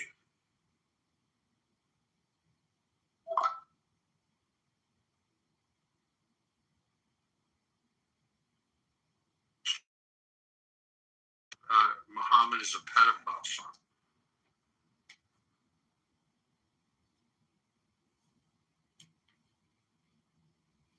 Yeah, where do you think I got it? Yeah.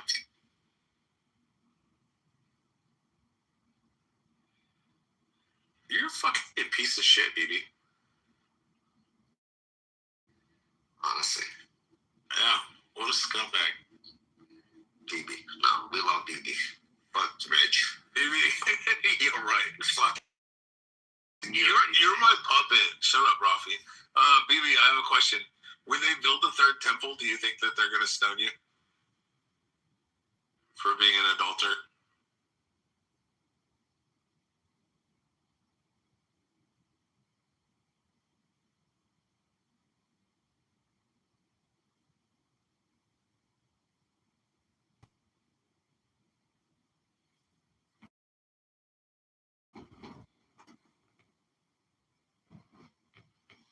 You could have multiple wives in the Old Testament.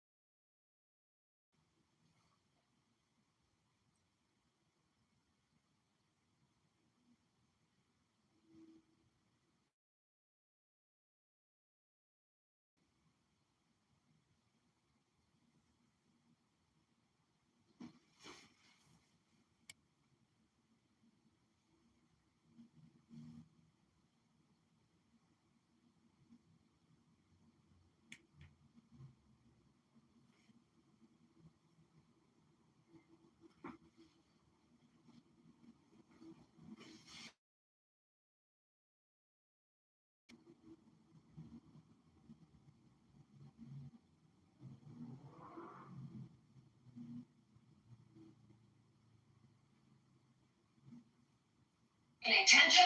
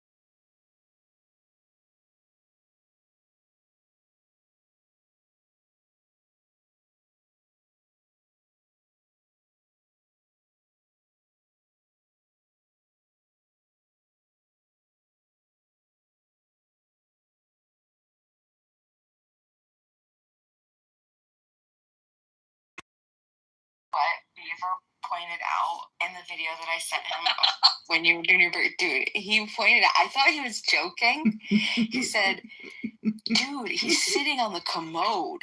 And I said, what? And like, you see him sit down on the fucking toilet.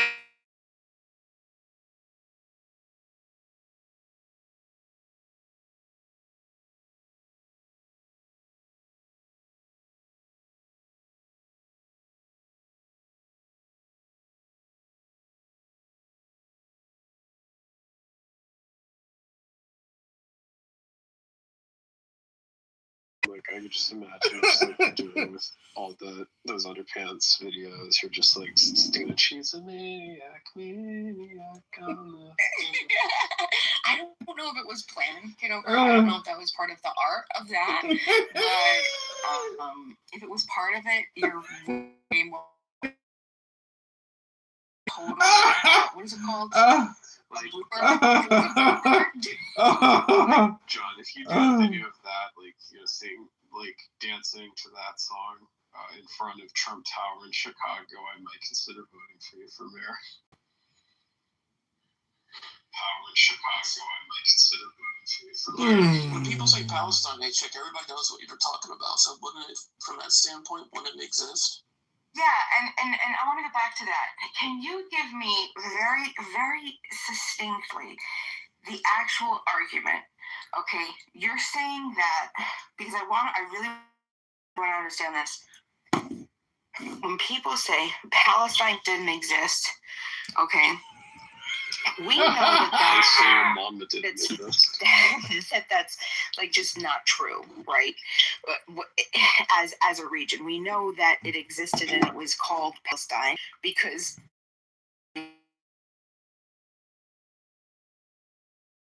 he referred to the area of Palestine. He said that was what they were looking to adopt as their Jewish homeland. It was between Argentina and Palestine. So what exactly is your claim? So Palestine existed. The people that were inside of it were the people of Palestine. So what are you trying to say? I need succinctly. Well, let me. Because I'm not understanding this. Okay, let me perfectly and very, very succinctly. So, when you look at the passports from back in the 1900s, 1800s, and everything else like that, when they refer to Palestinians, they refer to Jewish people. Look at the schools. Look at next.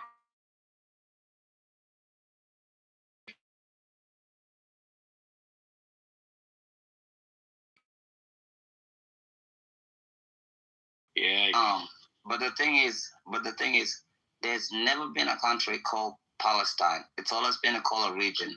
It was called Palestine, then it was called Syria Palestine. People just happen to live in that. Hey, chick, why are you such an insufferable cunt?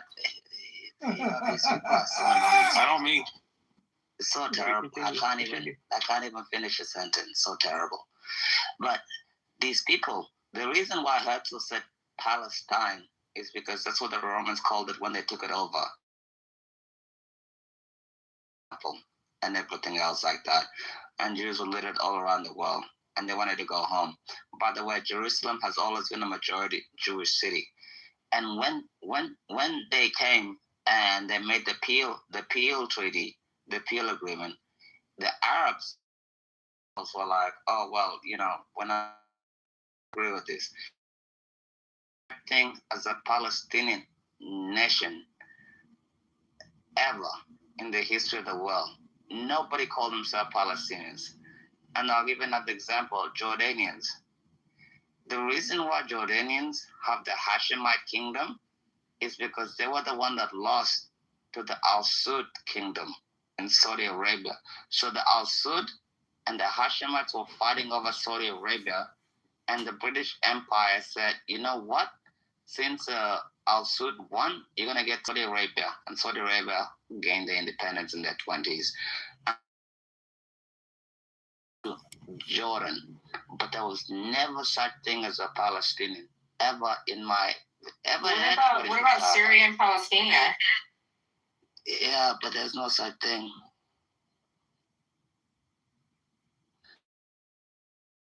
Yeah, that's just thing is So, because this is, I'm confused on that because that's just what they call the land, but that wasn't its official. Like, walk me through it because I'm misinformed. Then I don't understand. When the Romans conquered it, they called it Syria Palestina, and then for the next millennium, people owned that land. There was never a group, no king, no president, no empire, nobody ever made it ever our capital. It's never been a capital of anybody else apart from the Jewish people. It's never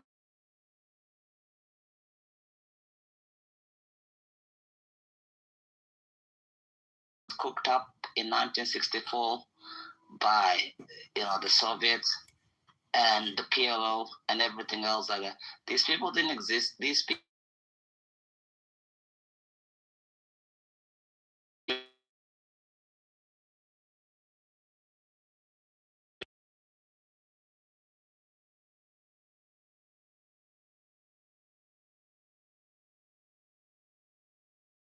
Palestinians and all the anti-Semites, all the Jew haters will go on their side because they think, the Jews are committing treason or whatever the fuck they're going to commit them of genocide, whatever the hell they're going to do. But there's no such thing as a Palestinian. It never existed, Hillary, ever, in anybody's entire life. It's just a horrible myth. It's like today that that pizza baller cardinal. He did it on Palm Sunday. Pizza baller, the cardinal. He did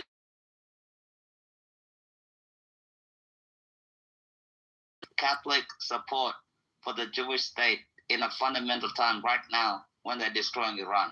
Pizza baller is a radical. It's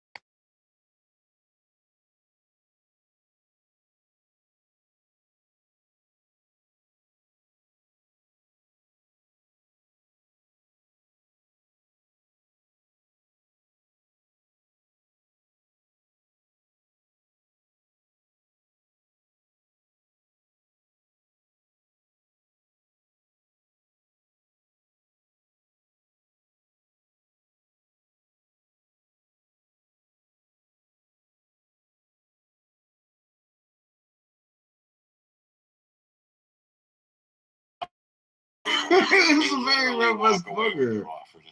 They've been offered their own state 8 times. They said no. Yeah. Ehud Barak, I wanna tell you something in the history of deals. He offered them 95 Jerusalem, and they said no. You know what President Bill Clinton said? He said, "I killed myself to get the Palestinians a state," and they still said no. President Bill Clinton. What is the reasoning behind us continuously trying to offer it and them continuously saying no? Like, are they holding out for something? Or are they Because we have a Western mentality.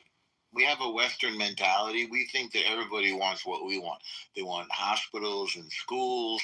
They want a future for their children. They want technology and jobs and an economy.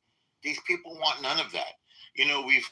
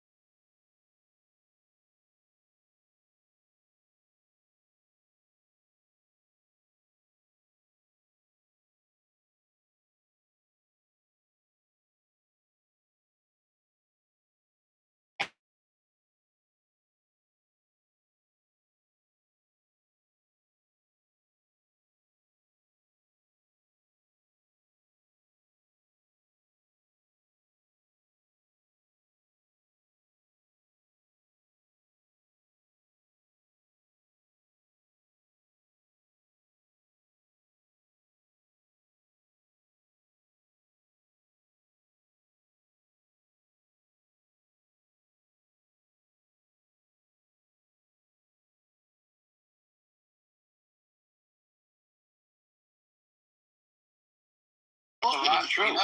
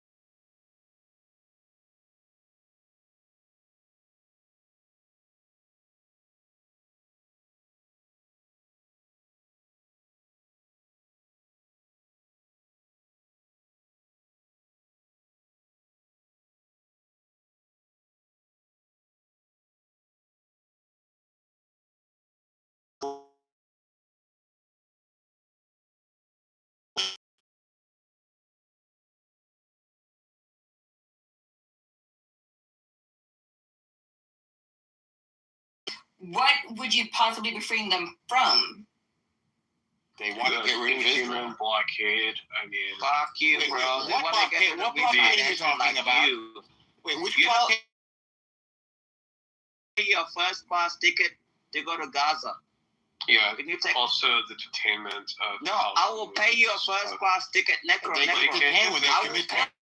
Around killing everyone. Why wouldn't you detain I will them? pay you a That's first class ticket to go to Gaza, No. to go to Iran, to go to Lebanon. I'll pay you a first class ticket. Facts like you always talk about freeing Palestine, and you have no idea how it is to run into radical Islam because you think you're better than the people that have dealt with this bullshit. This is literally nothing to do with Islam. Yeah, shut up. Literally It's what? not. Facts like you. No, it's not. Terrible. Yeah, What- you're so like you're just What is he talking about? This is what they do. They stick their fingers in their ears and they go, la, la, la, I don't It's want to hear not you. I don't want to hear Well, you. that's why I'm trying to figure it out. No, We're because playing they music. just destroy. We're trying to have a fucking conversation. Then you retard can't even answer a simple fucking question. If you want to free you're the Palestine, one.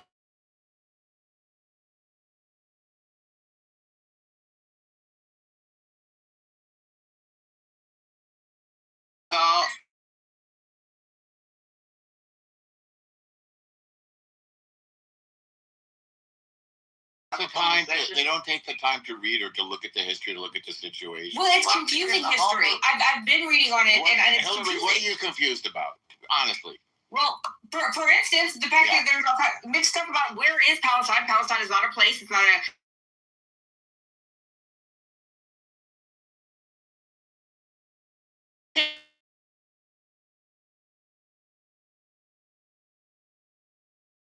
To exist.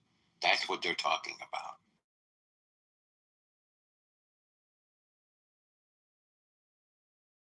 Question. Okay. It is confusing. What's your next question? Why? Is it a religious thing? Is it because of something from the past? Yeah, it's 100% a religious thing, yes. Because there's plenty of Muslims living in Israel that have equal rights, that have no problem. They're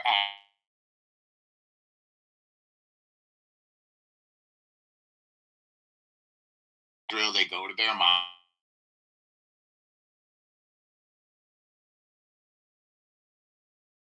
Say again? There is no. What do you mean Palestine belongs to Israel? What are you calling Palestine? What's the area? Where is this area that you're? So then, when you use Palestine in a sentence, what are you referring to? I'm referring to this imaginary idea that.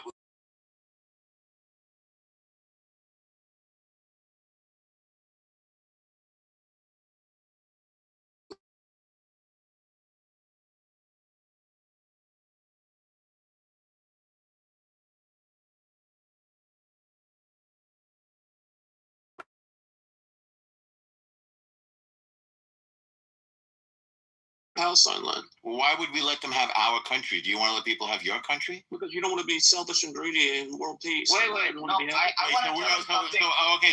do you think we should just give ourselves to Russia or China in the interest of world peace? Like, even if that was to happen, what would happen to the people that they were wanting to leave? Even if that wasn't the case, that did happen, would they? I just want to answer something. When was the last? What do you guys remember the last time something happened when the Jews didn't have a state? I don't think that was a serious question, though, Beaver. Why don't you just? That's your answer, Beaver. Why don't you just leave? No, we have a country. The last time. No, wait. Check. Wait 1 second, Beaver. That wasn't a serious question. You're not just asking. You literally just said, "Why don't we?" Wait, let me explain, Lauren. Let me explain. Yeah. I know, obviously, that you're going to push back and say, "No, I'm trying to understand the actual crux of the No, you're not. You just said, "Why don't we leave?" I don't think you would. I'm not saying you should. I'm asking you to illustrate, like, why do they believe these people believe that they have a right to that land versus because they want the Jews not to have a country. I just said that. That's why. It's really simple. That's why. But why does it belong to the Jews? Beaver. Let me tell you why it belongs to the Jews. Number one, we've been there uninterruptedly for thousands of years. Number two, when all of the nation states of the world were formed, go look at a map of Europe, of Africa, of Asia. In the 20th century, there was the fall of empires like the French and the Belgian and the Spanish and the British, and nation states were born. Are you with me so far, Beaver? I think so. Excellent. That includes the Ottoman Empire, which stretched from Turkey all the way to the gates of Vienna. Okay, they kind of like former Yugoslavia, if you remember. So when the empires fell, the indigenous people formed nation states or countries. Are you still with me? I think I'm barely. Okay, then let's stop right there. Which part did you not understand of the second part? Empires fall and nation states are born. Like all the countries in Africa, all the countries in the Arabian Peninsula, Nigeria and Kenya and Senegal, Saudi Arabia and Kuwait and Oman. All of these countries were born when the empires fell. You get it? Yeah, but I mean, they only exist as far as the people there that can protect the land and hold claim to it. Yes, if you wish. So when people contest borders and lands, and they have wars, like Rhodesia becomes Zimbabwe, as an example, or South Africa becomes led by black folks instead of by white folks. So that's another example. So it's the struggle over British East Africa becomes Kenya. There you go. So now are you okay with number 2? The empires fall and the nation states are born. And those nation states belong to the people who were there, who declare themselves, and then they're able to defend it, as you just said. Now are we good with step 2? Yeah, so I don't think these people, I mean, they obviously can't defend it. So which people? Palestinians, like they lost. Well, yes, they lost. That's correct. But they weren't they weren't really Palestinians. They were Arab nations that were formed when the empires fell and tried to conquer Israel when it declared itself on May 14th, 1948. Now, if you look at a chart of all the nations in the United Nations, most of them, believe it or not, were formed in the 20th century. Because the 20th century was the big time of the fall of empires and the rise of nation states. That's why we had World War I and World War II. The empires were falling and nations were falling. There was no Germany, in the 18th century. There was Russia, and there was this new thing called Germany with people who spoke German. The borders of France changed. The British Empire obviously fell. All of these powerful empires were battling it out. All the nations in South America were formed, after. So that's where we are now, is basically Israel won, and it's now Israel. It's not Palestine. There is no Palestine. This is never Israel. was a Palestine. That's an idea that never was a Palestine. So why don't they just ship these people off somewhere? Wait, why can't they just ship these people off to some other place? Like move them to okay. That's the next question. That's called population transfer. So when the Ottoman Empire fell, the Greeks formed Greece. Before that, they were under the thumb of the Ottoman Turks and for to be Muslim. But the Greeks are Greek Orthodox. It's a different religion. So there was such a thing as Greek independence, and they fought for that. And there was a massive population transfer of millions of people. Cyprus, by the way, is a remnant of that conflict. Because half of it, they're still being claimed by the Ottoman Turks. It's occupied, if you will. And the other half is like Greek. Yeah, there's like Greek Cypriots, they're Greek Christian people. So what you're saying is usually is what was done when Germany lost World War II. Millions of Germans were transferred out of what is now Poland. So right now it's like oil and water. So why don't we got to get the oil out of it? I want to show you that what you're suggesting. Can I pause you because I'm not? Well, I want to finish my thought and then come after me. So when India and Pakistan, when the Muslims and the Hindus of what was formerly India were battling it out, Britain said, you guys aren't going to get along. So they separated them into two separate nations, India and Pakistan. I forget when Pakistan was, 1949 or something, right around the time that Israel was born. Before that, there was no such thing as a Pakistan. So what you're saying, and then there were people that were murdered and transferred. That's what usually happens when nation states form. And people who are not part of that nation state identity, yes, they move to where they are part of the end. So what you're saying, Beaver, is correct. In most other cases, they transfer. Brother, what's that? All right, now Bima, what was it? So Beaver, we're on the same page so far. What were you going to ask, Bima? Yeah, go ahead, Bima. Because I'm listening to you, and this is where I'm still having trouble with this, because you just gave examples, but I feel that they support the idea that there were people. There was a peoplehood before there was a statehood, right? People that lived in the area. What example says that? Well, Pakistan? you had given me. There was never such a thing as Pakistan. Well, let me give you an example. You had just said it about the Greeks. The Greeks existed before Greece existed. Yes. So there was a peoplehood, right? Yes. So so before there was a Greece, there was never such a thing as a Palestinian people. Ever. But you wouldn't say that there was no Greece. Sure, there was no Greece. You wouldn't say that there were no thousands Greeks. Of years. Well, but you wouldn't say that there was no Greeks. There was Greeks that lived in Greece, and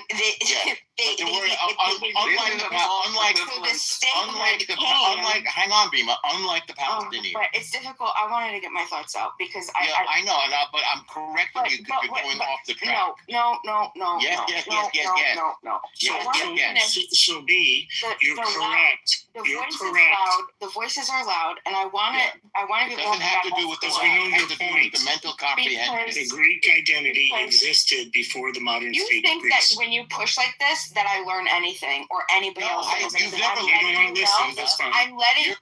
Wait, so I think you're saying you're correct. The Greek identity of the people existed, Bima. So we all can agree on this, right? No, because I believe that there's a confusion between statehood and peoplehood. The people existed before the state. The history of peoples existed before their modern states. People that were in the region of Palestine existed before Palestine existed as a state. No, so this is where you don't know. This is where you don't know history. You don't. No. You can say it. You can say it many times, and you're still wrong historically. It's true for Greece.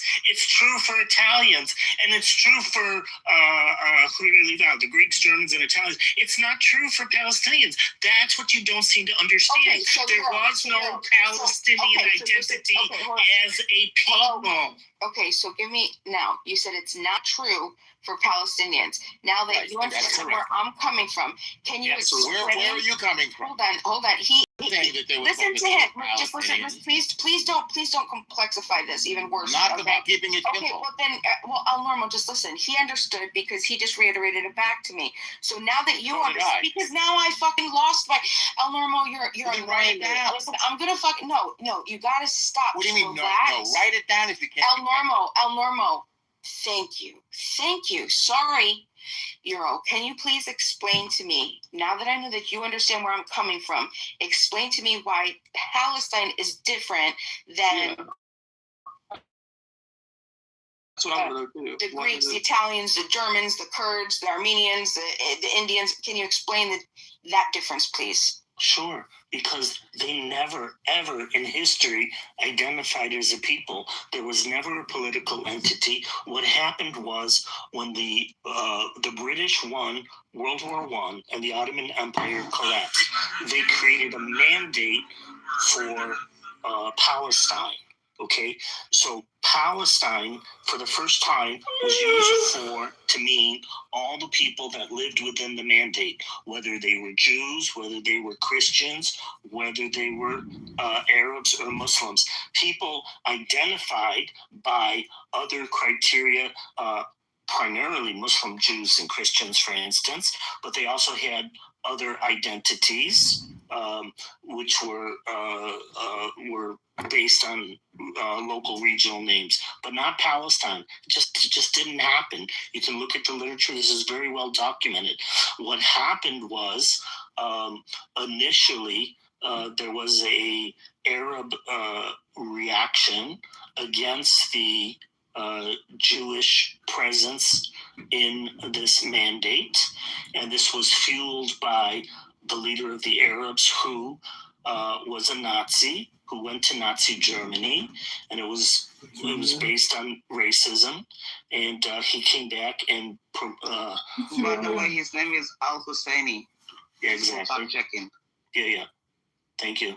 And he really pushed this very strong anti-Jewish sentiment, and it was Arabs or Arab/Muslims versus Jews. It was not Palestinians. And this Palestinian identity as a people formed later after the creation of the state of Israel, and principally in the 60s. When it became an identity as a people. You know, Bima, you've been asking all the questions. I want to ask you a question, Bima. From 1948 until 1967, the state of Israel did not control what you call the West Bank. And now, 80 years, 75 years later, they say they want to have a Palestinian state on the lines of the 1967 border. Why from 1948 until 1967 didn't the so-called Palestinians create a state, Bima? You gotta ask me again, clearer. Just ask the question. Can you hear me? Can you look? Yeah, and I'm paying attention now. Go ahead, ask the question. Okay. Attractive, from 1948 until 1967. The state of Israel did not control what you could now call the West Bank, but it was controlled by forces. Why didn't the Palestinians create that state there from 1948 till 1967, Bima? I understood that they tried, but there wasn't a reasonable negotiation that led to anything of substance. That's what I understood. It wasn't that they didn't want it. So you're telling Palestinian people from 1948 to 1967 didn't want a state, but that doesn't make sense. That's right. Because they were, but the Palestinian Congress in 1919, there were multiple congresses where they were vying. The Balfour Declaration literally was written to explain to the Arab people. No, we're not talking about the Balfour Declaration. This is you want to understand I think you're out of your depth. Listen, I if you think you're could out just of your depth, and I don't think you know what you're instead talking. depth, then correct me and explain, because I'm saying I'm trying out to. of my depth, saying I'm From out of my depth, A-Check, please listen. Instead of saying out of my depth, information that makes me you everything that you need to do. Hold on, listen.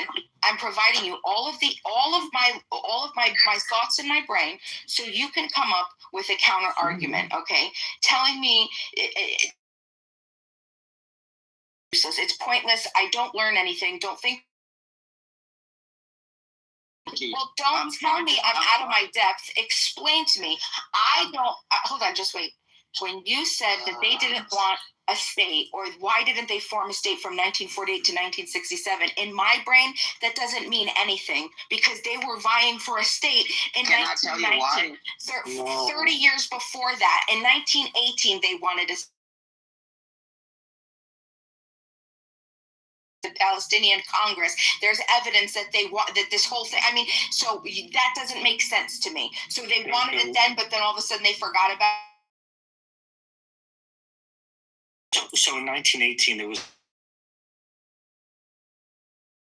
In 1948 to 1967, the West Bank was occupied by Jordan and Gaza was occupied by Egypt. So there was no Palestinian state during that period. They were occupied by people that weren't Jews. And so their problem was that they were anti-Semitic and against Jews, and not because they were seeking a nation for themselves. But I don't understand why that just wouldn't be something as simple as them identifying in broader ways before stuff came together. The region was already called Palestine. Everybody admits that the region was called Palestine. So if there were Arabs that they referred to themselves as Arabs, or they referred to themselves as Ottomans, even themselves as Muslims, but they were in the region of Palestine, which we already know that everybody referred to this as the region of Palestine in the 1800s. This was the region of Palestine. No. It was a geographical name. Entity. I'm not saying that it was I'm not saying that. There were a lot of names for the area, but people did not call themselves Palestinians or think of themselves as somehow united as Palestinians. So Arabs, as you know, is a very broad term, and it includes people inside that area, outside that area. It's just like the term Muslims does. So when the British Mandate was formed, it was set up with the British intention to create a Jewish state out of there and an Arab state. And this was supported not only by the British, but all of the allies that won World War I, also endorsed by the League of Nations, and then subsequently by the United Nations with the UN Partition Plan in 1947. The Arabs were given several opportunities to form a state, and each time they rejected it. They rejected it in 1937 with the Peel Commission, they rejected it in 1947 with the UN Partition Plan, and they rejected it time and time again. I think about at least 7 or 8 times. So they always rejected a separate Yeah. So it's just wrong to think like, oh, they were under some negotiations and they were denied it. It's just the opposite. They were given after opportunity to accept a separate state. They were the ones that said no.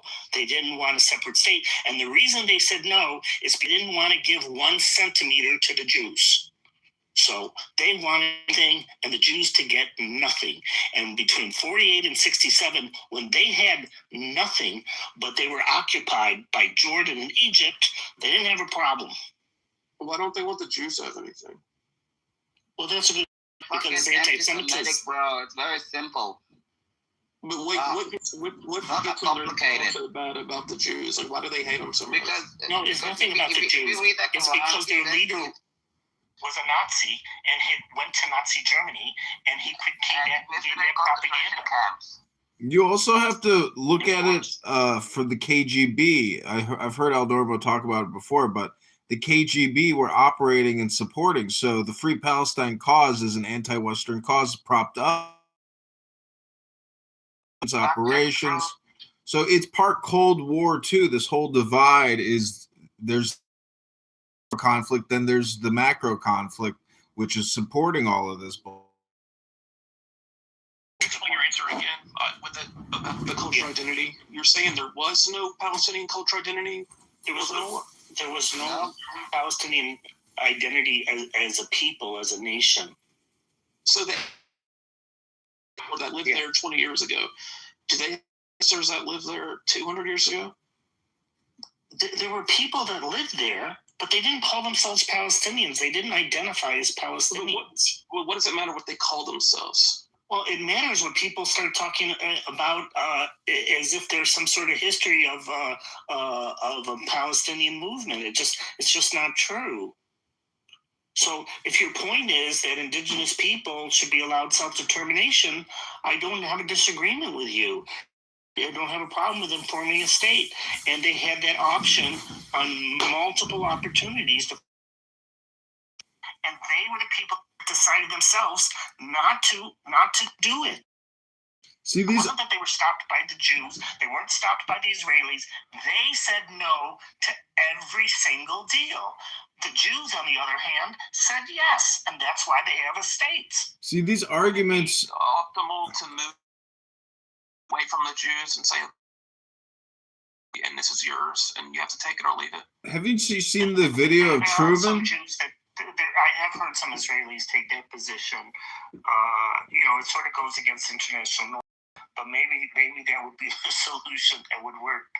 And some people have suggested it should be Jordan because Jordan is primarily Palestinians. It's like over 2/3 of the population is Palestinian. I mean, the Queen of Jordan is Palestinian, for Christ's sake. Do you know why?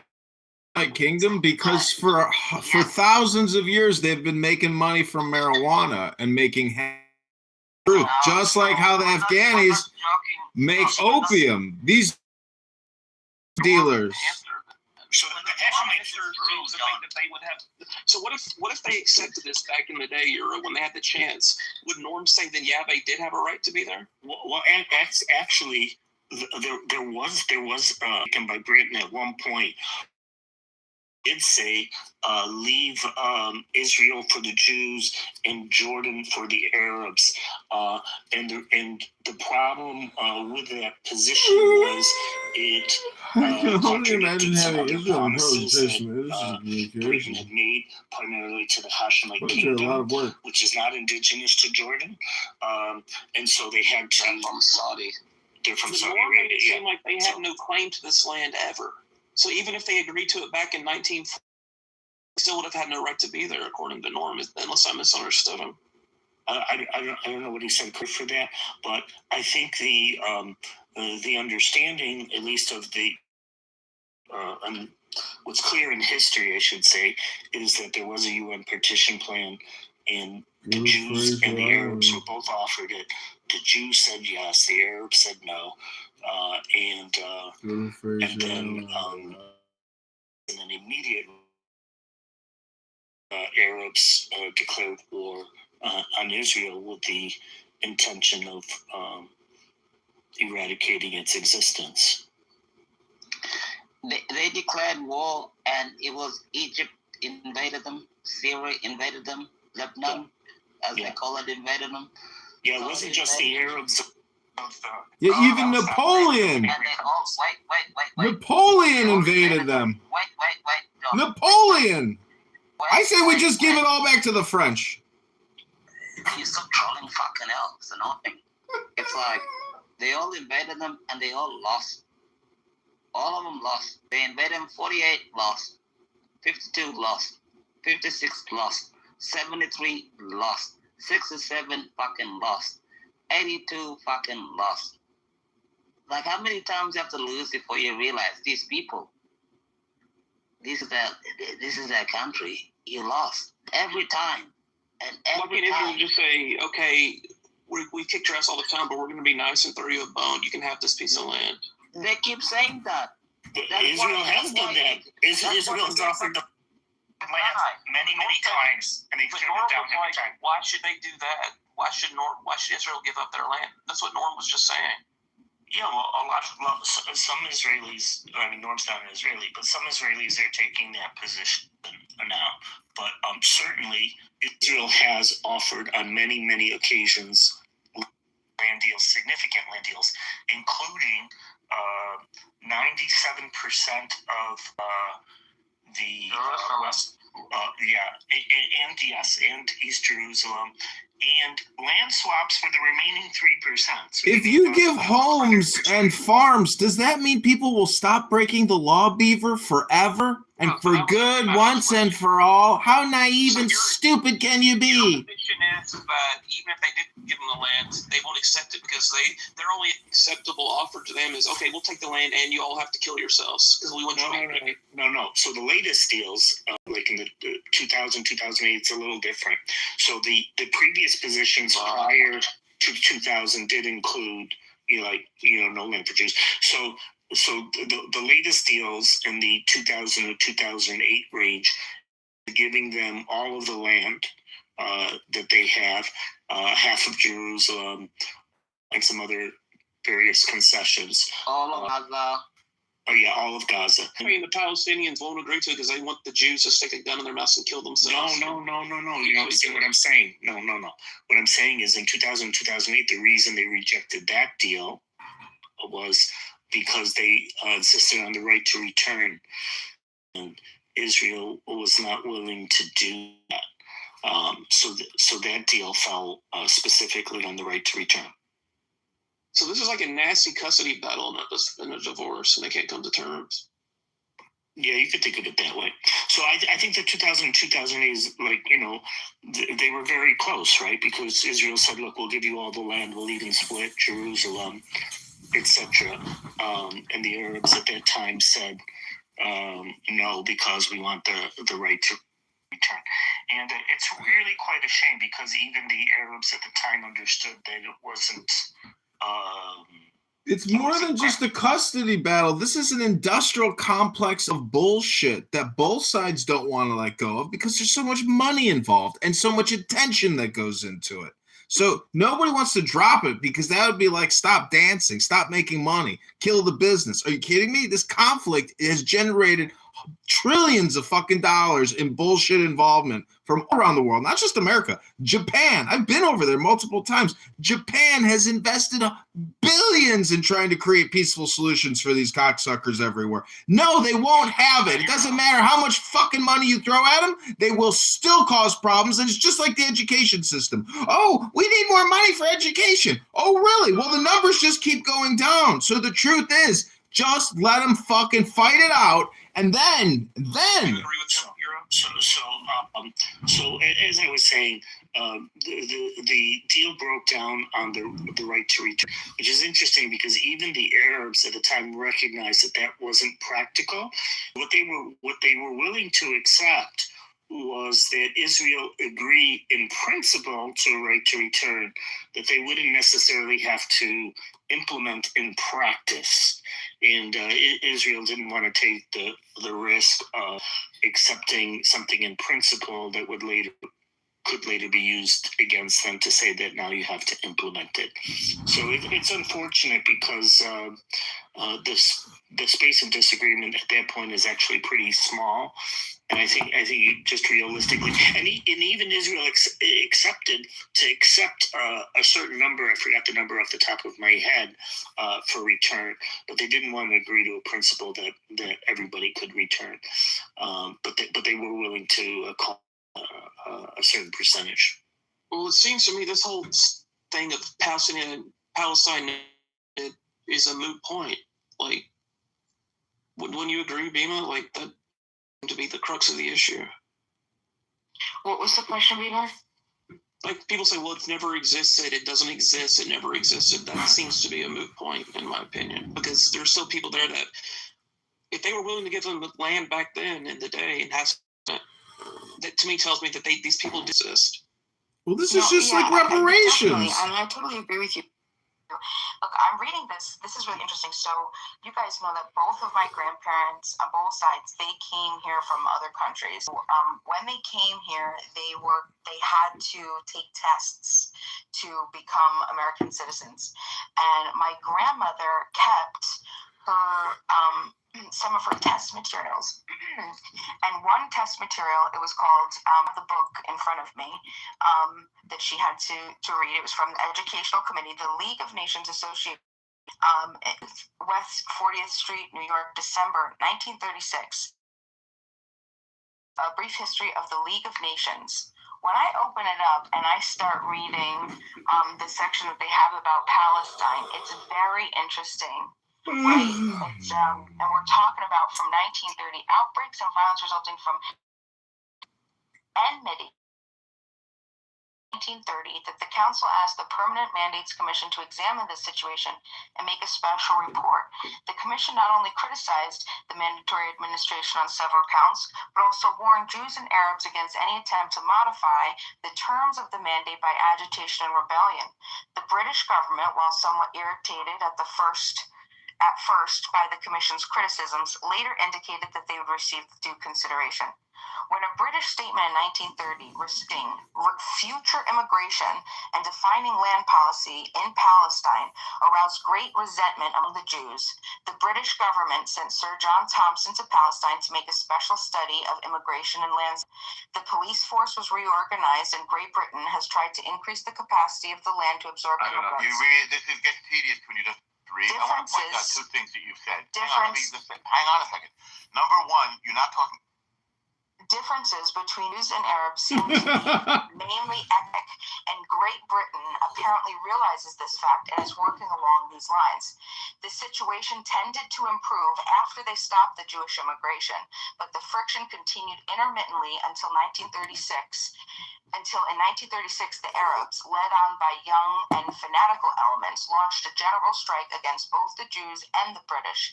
This was accompanied by a campaign of terrorism for nearly 6 months. Neither life nor property was safe in parts of Palestine. The government tried every possible means of settling the trouble without resorting to martial law, but a division of troops was sent to the country. A settlement, at least for the time, was effected through the intercession of neighboring Arab kings, and the British is almost done.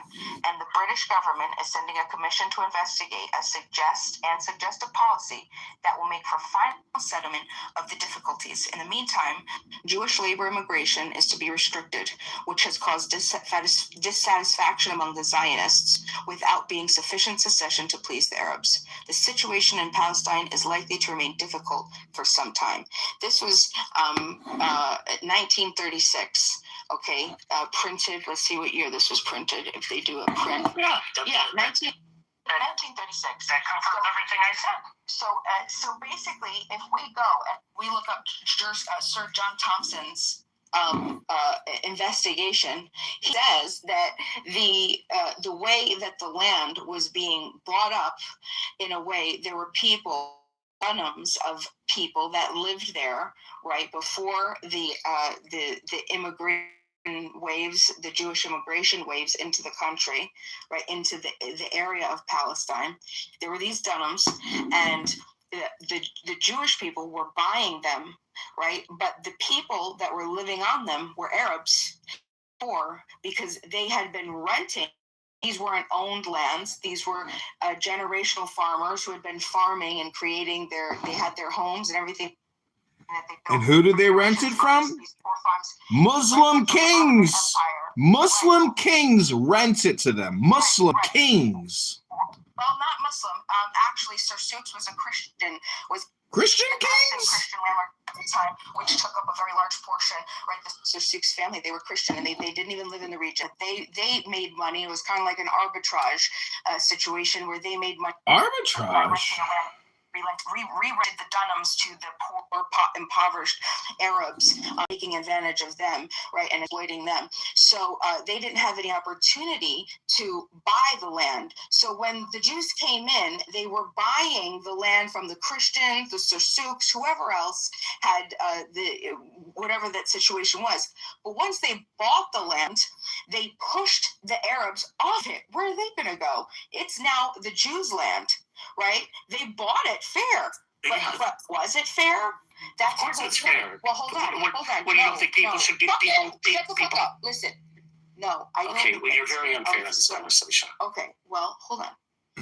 The whole point is no, I don't think that it's fair. If people have been living on land and mixing their labor with it, and then someone else is going to come in, first of all, they've been exploited. They've paid their fair share. They've paid their fair share of constant rent. What about rent to own? What about all the opportunities that you would have? They did rent to own in 1940? I listen,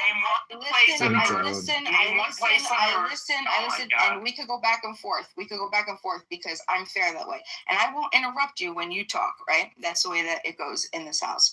So the thing is that they got pushed off the land. And then once the Jews took the land, Arabs were not allowed to work on the land. They weren't allowed to live on the land. They made it strictly for the Jews. And that's what caused the economic turmoil between. Are you sure about that? You sure about that, Bima? Oh, okay. Yes. Okay, if you say so. It's not true. It's not true. Anything you're saying. The report you just read didn't even say that. The report you read said that it was an Arab extremist that started violence against the Jews. You pointed out correctly that to the extent that Jews got land, it was because they bought it. And that is a fair thing. For you to say, well, it's wrong to land and then tell people that live there that they can't live there anymore, the renters, because now it's owned by somebody else. Where on earth do we have this system where renters get to stay when the owner doesn't want to rent to them anymore? I mean, this is just crazy what you're proposing. This was land that was bought legitimately, and if the new owner wants to live on his land, he can. She doesn't believe in private property. She's a communist. She's a socialist appropriator.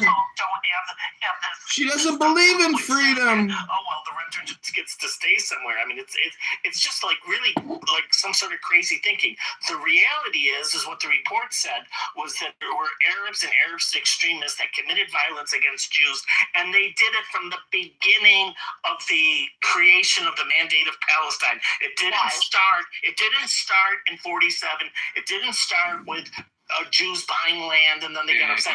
It started in the beginning because there's an anti-Semitic strain that exists there, and they had committed massacres very early on. That's just history. Okay, the report that was referenced in this brief history of the League of Nations suggests otherwise. Should we read that report together? You just read it. I was listening very carefully to what you said. And it specifically said there was Arabs and extremists. There was no report. There was no report. This wasn't, hold on, just to clarify so there's no misinformation. I wasn't reading a report. The report was never even referenced. What I was reading was a summation in a book called The Brief History of the League of Nations that went through each area to teach where. Listen, Reed. Yes, and 2 pages. The Palestine takes up 2.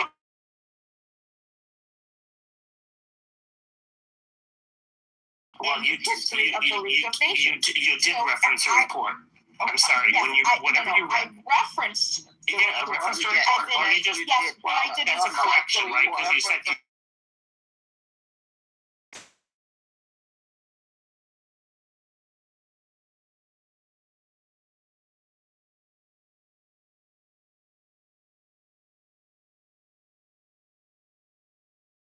weren't reading from a report. You were reading from a book. So, Beamer, you're saying the land was purchased, it was ill-gotten gains? Somehow they did something devious? Yes. Yeah, they did something devious, which was purchased. They purchased.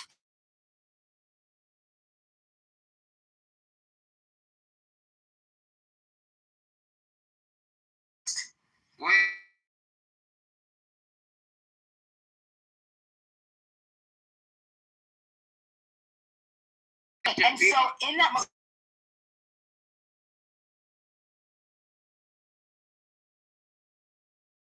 You're confusing private land with public land. That's part of the problem. Euro, you just mentioned it. The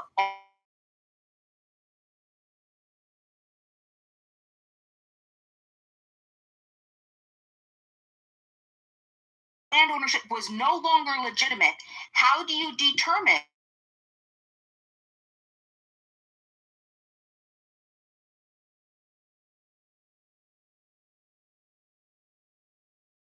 Very simple. No, it's not how it works. You don't understand law.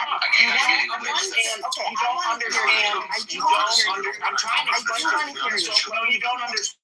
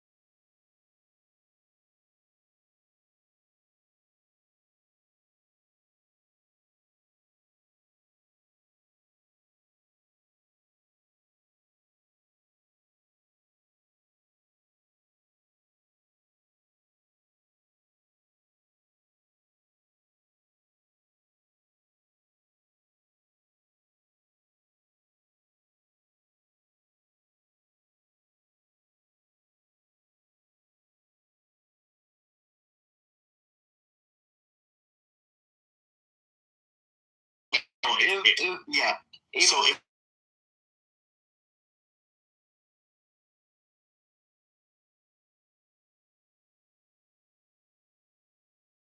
it's just low energy. When they're wrong, they're like, oh, I can't reply to this. Oh, I don't know what I'm talking about. Oh, it's so terrible.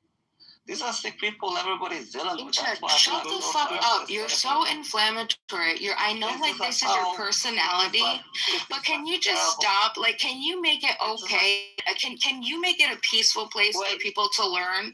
Can you do that? Can you stop acting like an immature child?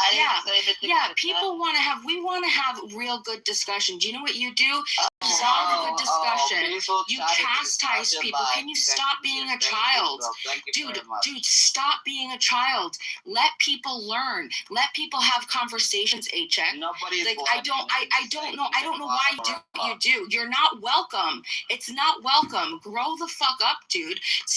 Grab your fucking cock right now. Realize that you got one. Look at your balls. Touch them a little bit. Dingle on them, okay?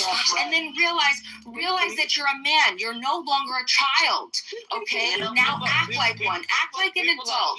Allow people to have a conversation without chastising. It's not fun, dude. I think it's a all right. So both have a claim to the land? That's what I'm reading. No. Well, I don't know what you're talking about. We're talking about if we're talking about the land sales was somebody owned the land and they sold it to someone else. And in most of these cases, it was owned by an Arab who sold it to a Jew. Now, in terms of the total number, unfortunately, I only have the numbers for 1945 on this source. I'll look for other numbers. But I see by 1945, we're talking about 6% of Palestine.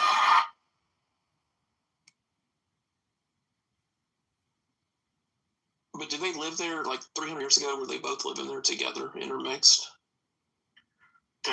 If you're asking about Jews and Arabs, yeah. So Jews lived there, Arabs lived there, Christians lived there. So it seems like an impossible problem if they all had a claim to it. No, you're confusing private ownership with collective ownership.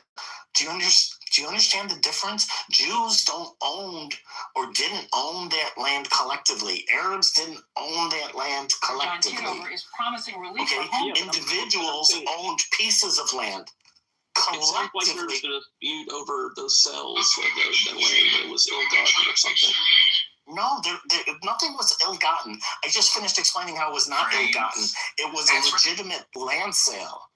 And we're only talking about 6% of the territory anyways, but it was a legitimate sale. The owner, who was an Arab, sold the land to a Jew. That's allowed, right? Are you going to say the Arab's not allowed to sell his land? Because that would be like, stop dancing, stop making money. Okay, so it's all the same. Are you kidding me? This conflict has generated trillions of fucking dollars in bullshit involvement. Yeah, there were land purchases, the 6%. I've been over there multiple times. Which, Japan has invested, I guess you could say is significant, but it's not like it's 100%. Jews obviously wanted to live together. Arabs wanted to live together, and that's why the British were hopeful that they would be able to create some kind of split. And that's what the international community worked on for many, many years. Britain worked on it, the League of Nations worked on it, the Appeal Commission worked on it, and then the United Nations worked on it. Unfortunately, Palestinians are like that bitter wife that won't give in to each. Like, she won't give up the beach house. Wow. She won't compromise on anything in the divorce. She wants everything. Yeah, at the time they were Palestinians, so that's why I think it's very important.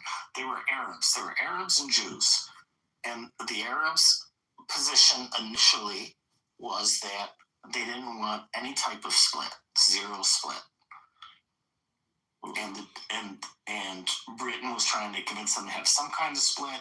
At one point, Britain proposed the split: Israel for the Jews, Jordan for the Arabs.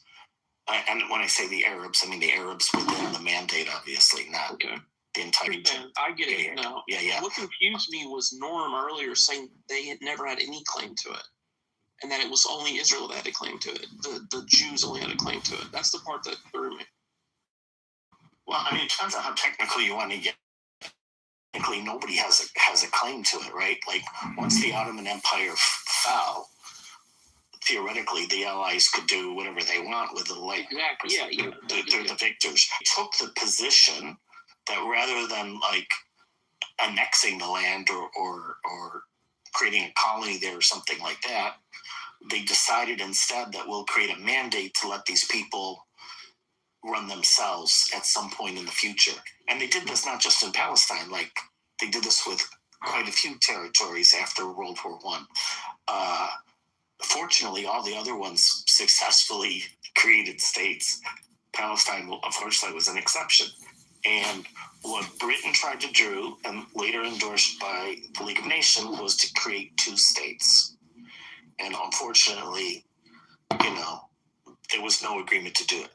But when the Peel Commission report came out, the Jews said yes. When the UN Petition Point came out, the Jews just said yes, we'll just take it.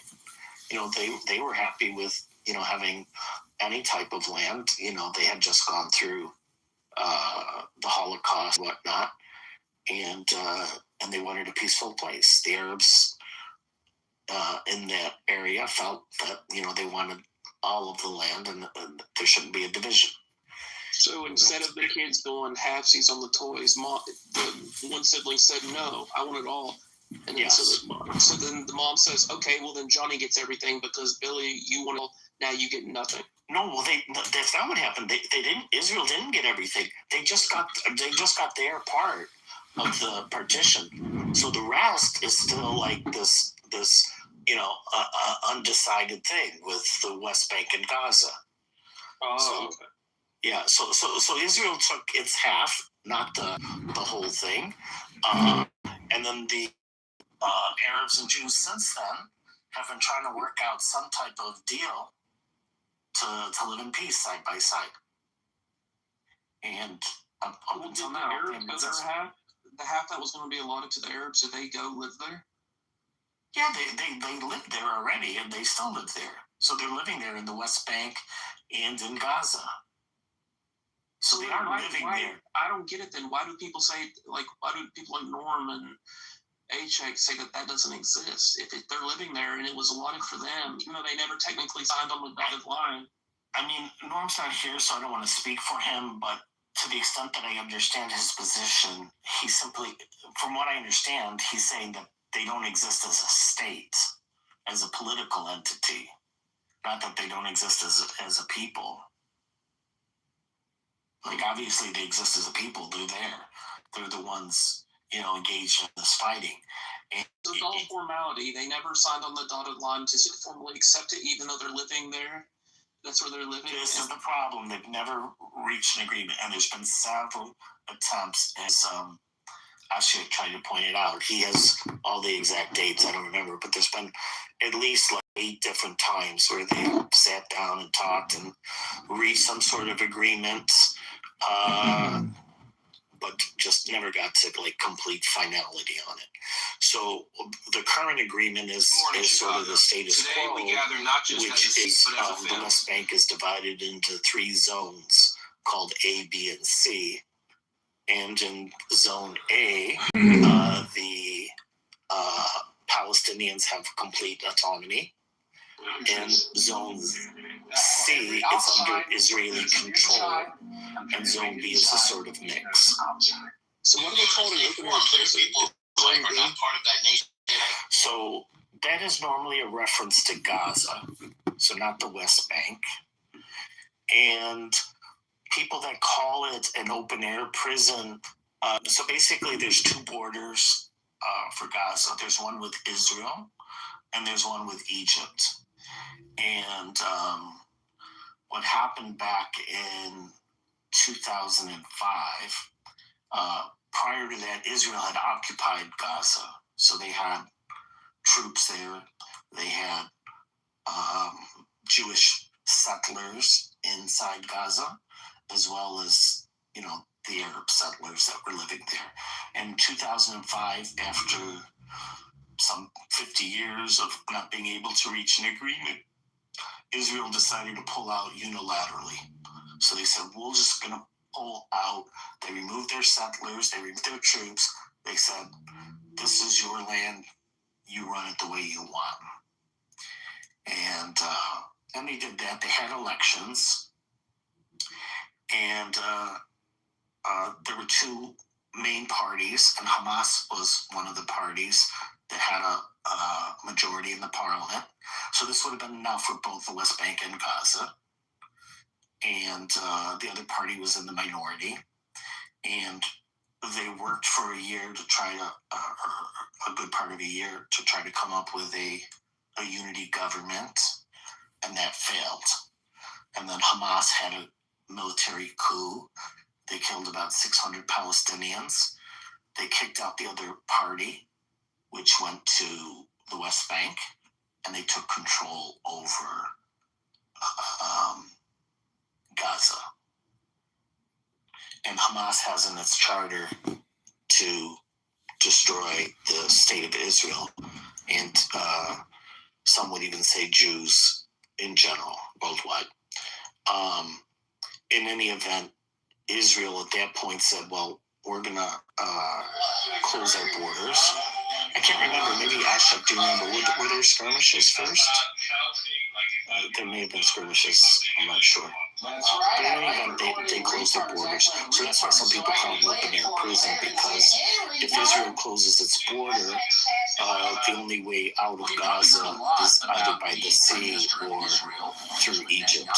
And Egypt sometimes closes its borders because they don't want Palestinians coming into their territory. But only Israel gets blamed for it for some reason. Like the Egyptians usually don't get blamed, I guess, because they're Muslim. And since then, they never talk about Egyptian border. Yeah, exactly. Yeah. Nobody ever talks about the Egyptian border. They never talk about the 40,000 Iranians died. They never talk about it because they don't. These people have an agenda. They don't care. Exactly. And I also have a border with Gaza. Yeah, exactly. The entire time. Exactly. Yeah, Egypt could open up that border. Egypt doesn't want to open up that border because they don't want those people in their country. Israel's the one that gets blamed and that gets called this open air prison, even though they only have one borders. But the ironic thing about it is when Hamas took their horrific strike on October 6th, where they slaughtered people, committed war crimes, and terrorism, Israel and Gaza had a truce, and Israel of Gazans cross that border and go into Israel to work because they have work permits. It was the same concept killed my friends when I told my friends. I went to one of the very romantic and also very Nazi.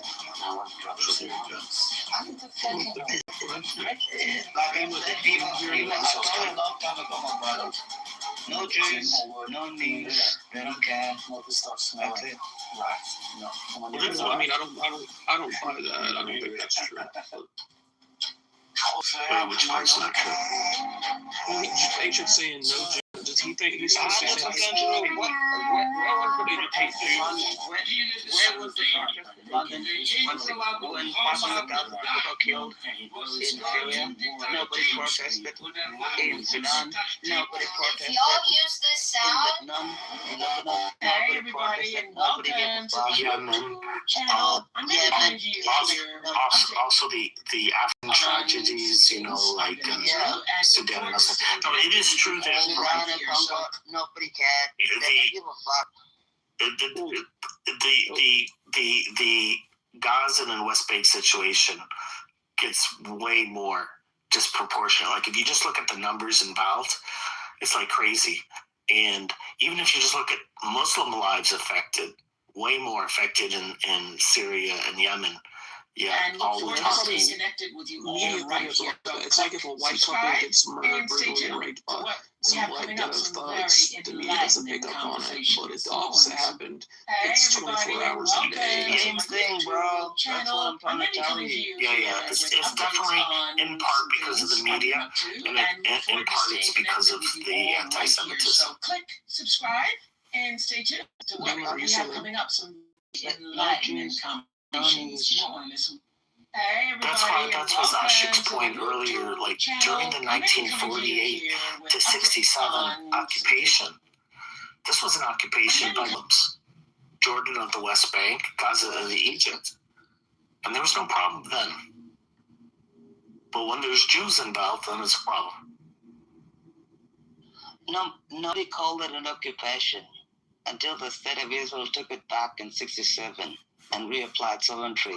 Yeah, and another thing, and during the Jordan occupation, 1948-67, they occupied Jerusalem, and one of the first things they did was take over the Jewish quarter, which had been Jewish for centuries. And they destroyed the synagogues. Yes, they kicked those people out. Okay, so if you want to talk about true,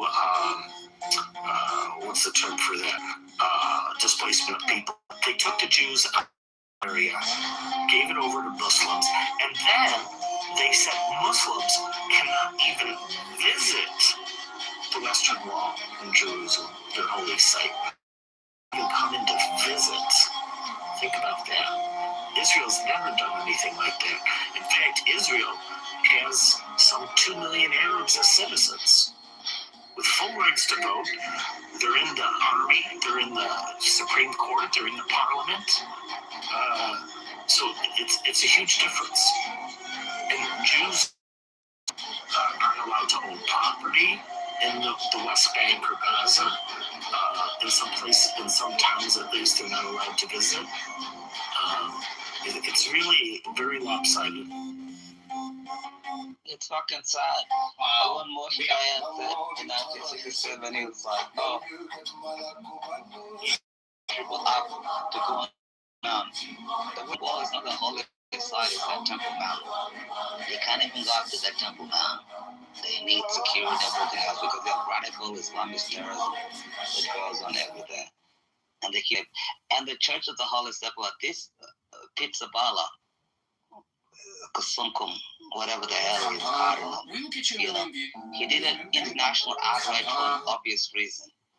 He said it, he did it to decrease support for the state of Israel. That's the only reason he did it. He could have called the ambassador to be like, can I go there today? But don't forget, he's the one that shut down the Church of the Holy Sepulchre for the entire year in 2020. No Easter, no nothing, no Christmas, and right now he's talking some BS about it.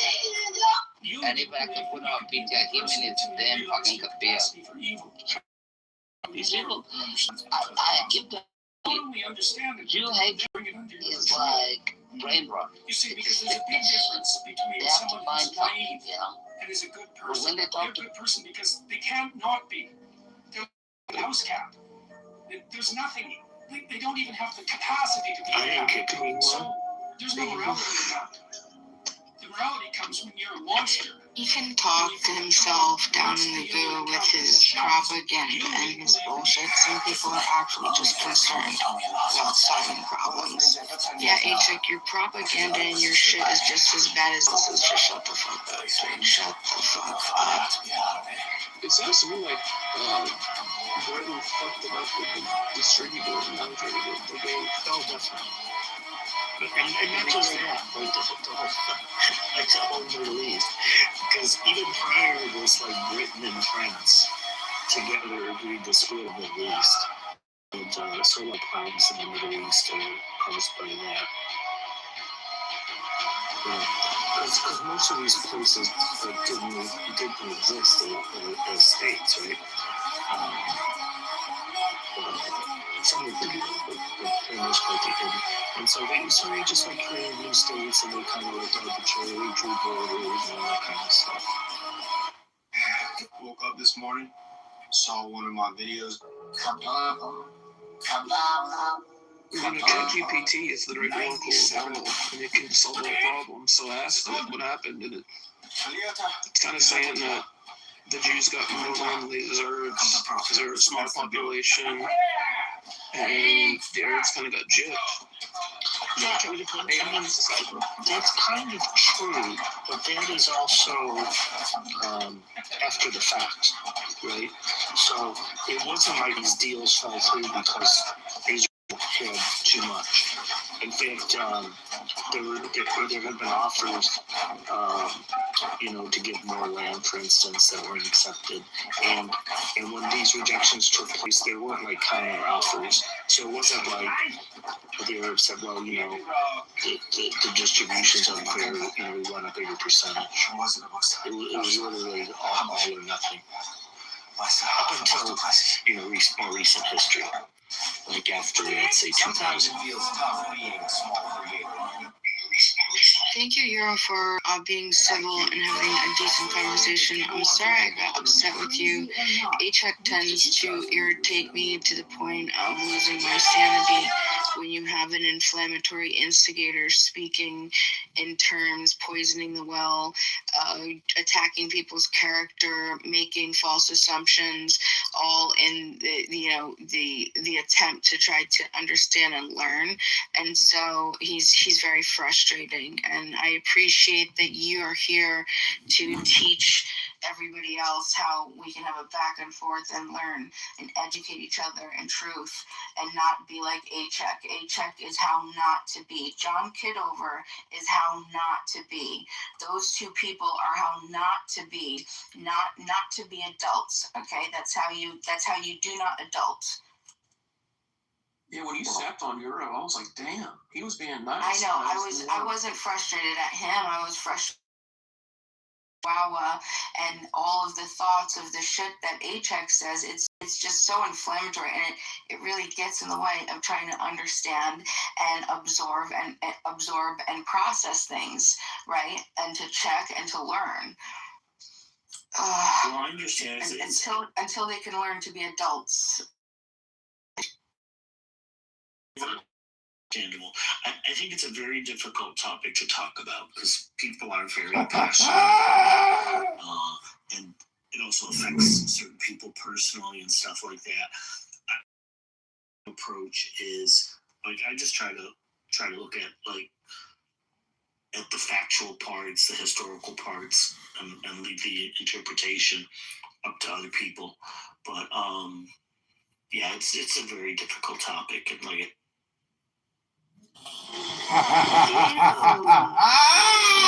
Nothing nobody gotta make. Got in that bitch's brain. I mean, with orange. Got in that bitch's brain. Got that bitch. Fuck with me, bitch.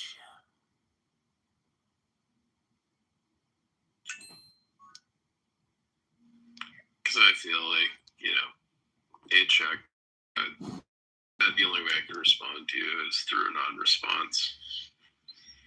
So. Yeah, I think. Go ahead. Oh, I was just saying, I think HEC is probably knowledgeable, but and Warren is certainly knowledgeable on most days now. I mean, there's a lot of people that are knowledgeable on the subject, but it is difficult sometimes. I mean, like being knowledgeable isn't enough, right? I mean, you need to be able to engage in a back and forth. Abby is somebody knowledgeable on the subject as well. HEC says, I wasn't even terrible. That's true, HEC, but you were horrible. Even though you're not terrible, you were horrible. Yeah, I mean, I don't think it's appropriate to call HEC terrible. I think to call him. Give me again, man. If you want to bring Abby up, she's very knowledgeable on the subject. Yeah, HEC. I've said it once and I'll say it again. It's like, there's a house quote that accurately describes you, which is that somewhere out there's a tree that is tirelessly producing oxygen for you to breathe. I think you owe an apology.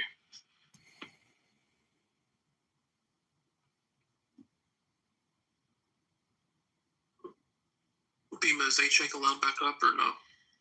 I don't know if I want to listen to him. If he can be an adult and not his accusatory, inflammatory English language. Do you remember that guy on this app that called himself the Good Adult, and he was so obnoxious? He was a black guy. He had his little logo, the Good Adult. No. Wait, I wanted to say, have you ever heard of that? There was a situation. It was this is loose and it's word of mouth, okay? But it was a situation where a very popular company, I want to say it was potentially Apple or maybe not, a big company. There is a payoff, right? When there are super intelligent people, and sometimes they tend to be just assholes. And this particular company said, we will hire the less like, I guess, candidates if they have better communication skills, because that's what matters more. Like, and ultimately, that's what this is. Like, I don't care about your level of education if you're going to literally hinder the process to begin with. Like, I rather A+ in the topic, but we can have a good back and forth, and we could make a significant amount of leeway. It's just, it puts too many elements into the process of learning. You know, the feeling defensive. I mean, it's so unnecessary. It's so unnecessary. Poisoning the well, creating assumptions. I mean, it's literally cruel. I really think that it's cruel. So when we can just have a good back and forth, that's what I like. That's what I want to have.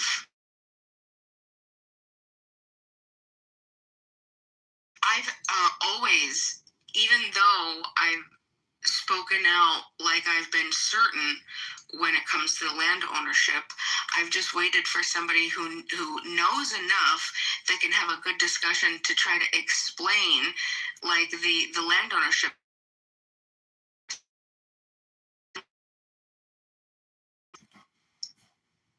It's a conflict of interest for me with my principles. I'm very passionate about it, right? Because private property is core. And so I'm trying to understand how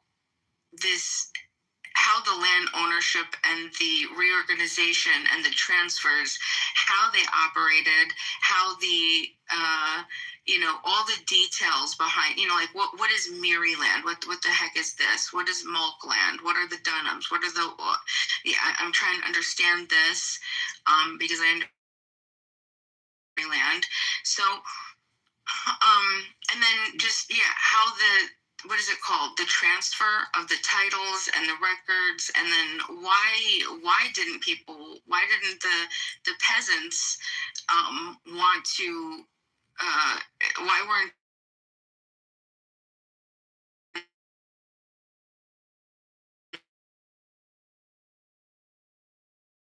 whatever they're called, that were in better positions, right? And like, what was this? Was this an educational thing? Was this a lack of, like, what was it? Why?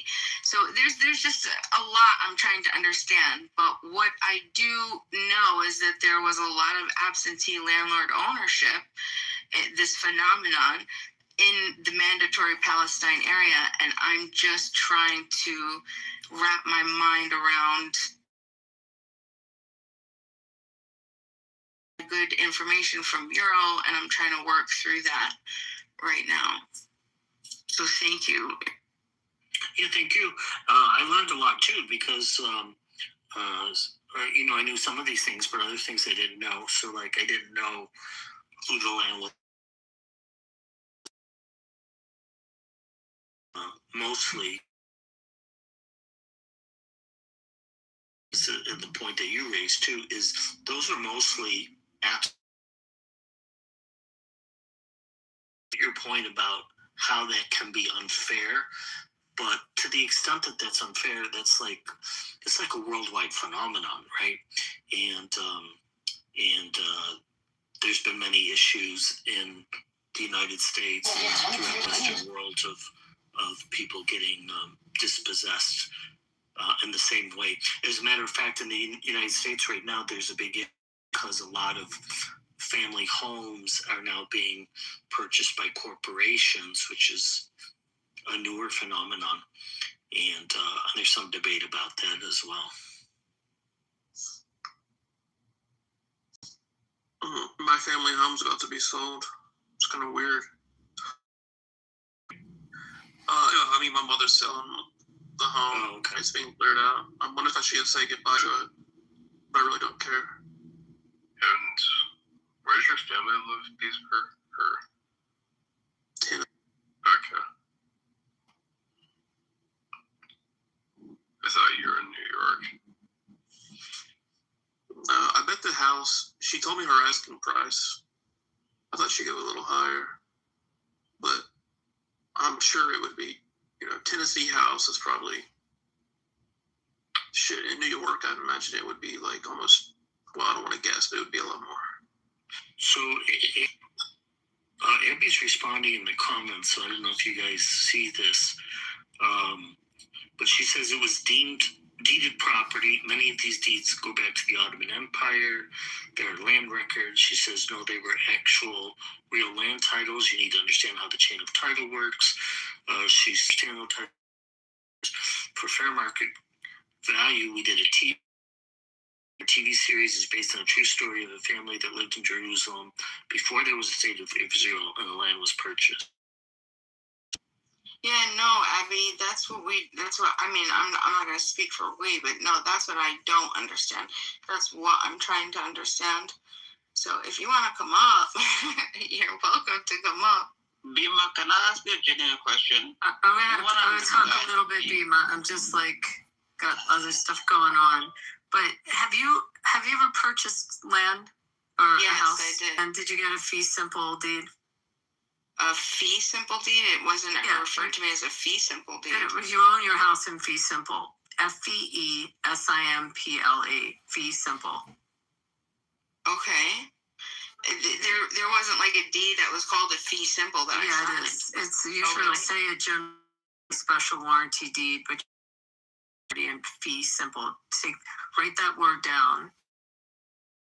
And you can Google or whatever you do. It was many years ago when I didn't know it was my So when you buy real estate,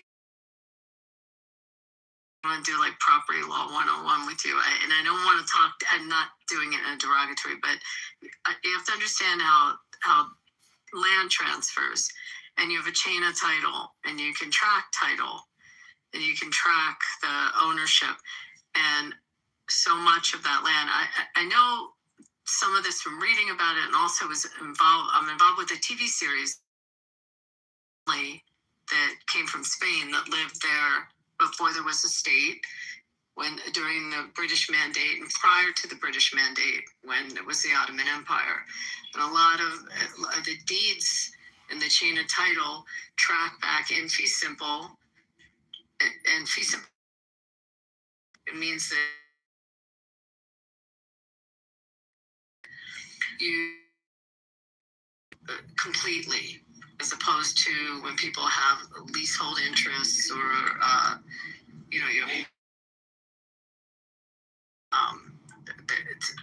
it's full ownership, and they track back, and it goes back during the Ottoman times, but they kept records, and there are records in municipalities like Jerusalem that you can trace properties, and they're able to do that, and they were purchased for market value. I mean, there were different people living in that area before there was an established state. There were large Jewish, both Sephardic and Ashkenazic communities. They actually didn't get along with each other, by the way. There was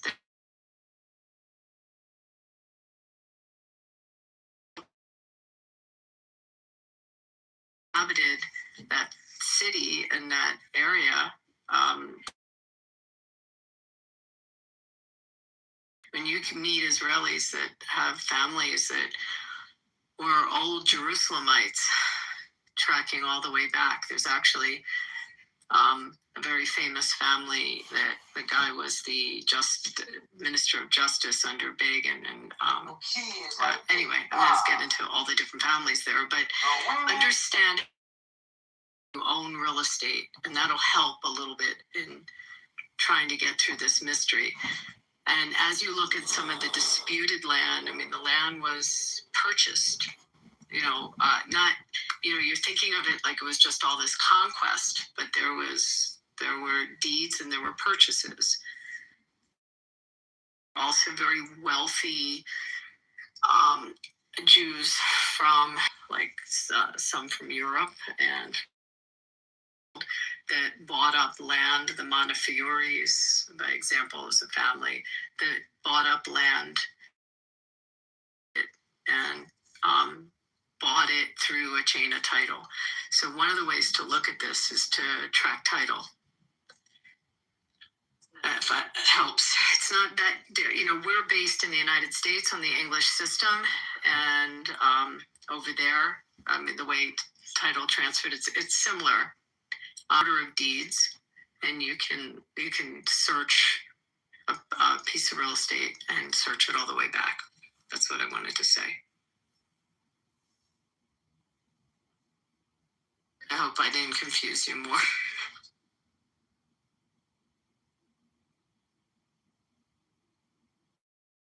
Confuse me. Thank you. I appreciate it. But learn that term. I mean, do you?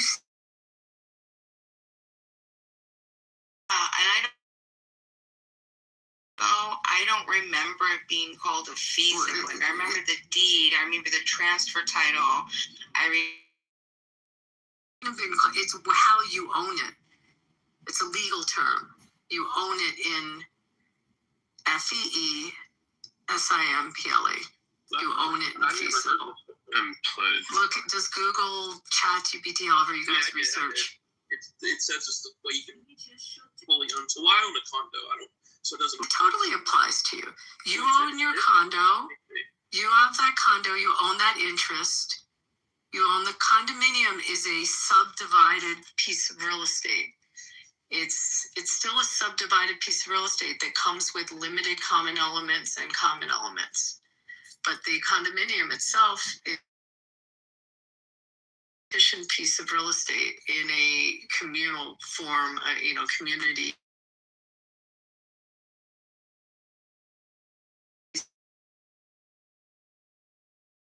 Cooperative.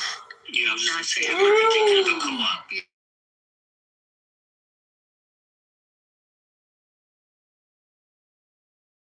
It's a form of a subdivision of real estate. ChatGPT, it's been wrong a lot. It's telling me here that it's different, but it's different. It's different in that it's a condominium form, so it's usually, I don't know. You're in Tennessee, like public offering statement.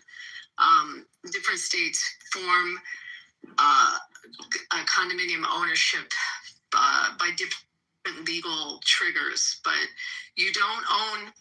It's not a leasehold, meaning it doesn't revert back.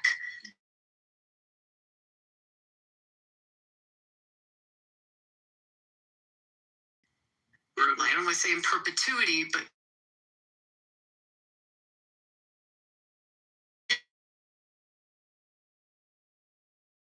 ground leases, and those are periods of time, and they're long, they can be 99 years.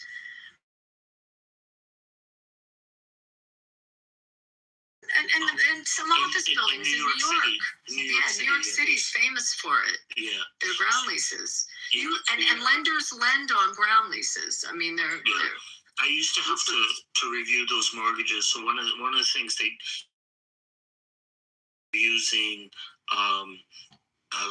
particularly New York City assets is the length of the remaining term in the ground lease, right? So obviously you don't want you want the ground lease to be at least as long as the security interest that you have in it. What's the thinking behind it, though? Why do they do that? The person that owns the land is different from the person that owns the building. The land. So they pay ground. They have a ground lease. But I do want to tell you that most Israeli land don't have it in that same form of fee simple. The stuff that came in after the state was established is different, but on the properties, on some of the disputed property. Yeah, we saw a lot of ground leases in New York, and the other thing that's fairly popular in New York is co-ops, as opposed to condominiums. And like Abby was saying, that they're very different because you actually own shares in the co-op, which are allotted to a unit. Yo, Abby, did you see what I put in the comments? No, I didn't look at the comments. What did you say, Necro? So to buy up all the American hockey teams and sell it to all the volleyball players. Jesus Christ. Okay. My team. Team right. Did you see Michigan versus Tennessee? Oh my God. Okay, so wait, can I just tell you, I still have all my bets on the last four. But they're not great. None of them were the long shots. Yeah, it went big upsets. No, not at all. Anyway, I hope that explained it, Bima, but you have such an inquisitive mind. Like, this is a subject, like, especially because you've gone through the process of owning something. It's really fun the first time you like go take the property, your city records, and search, go I don't know where you live, but go all the way back to when it first, most of it's online. I mean, I'm used to going into City Hall and like looking at microfiche in the old days and actually looking at old deeds and tracking it back. But no, it's a learning process. But that's how they used to do it in the old days, that they would take pictures of the old deeds, and then you would track one deed and you'd go back to the deed before that, because one grantor has to grant it to the next one, and the chain of title has to be consistent. That's why we have title insurance. The title is consistent, and you would love it. I mean, it would just take you back in time. It's old, because you can go really far back. Like for me, it was great because I was in Philly, so I went all the way back to like.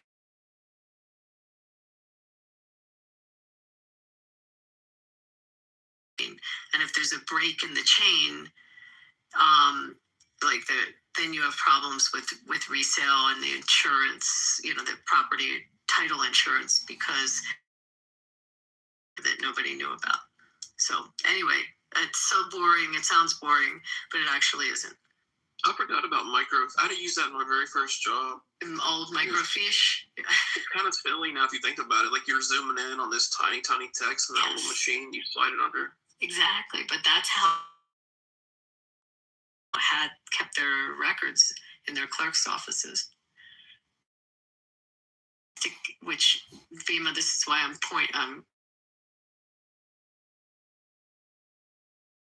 if you like to connect your dots, this is a great way to watch dots connect. Yeah, no, you're right. There was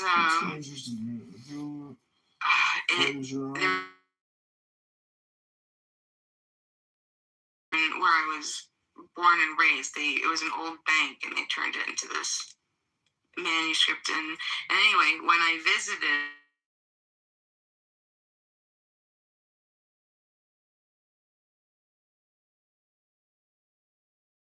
before, like when they used to measure like with sticks, it was crazy. It was crazy to see how landowners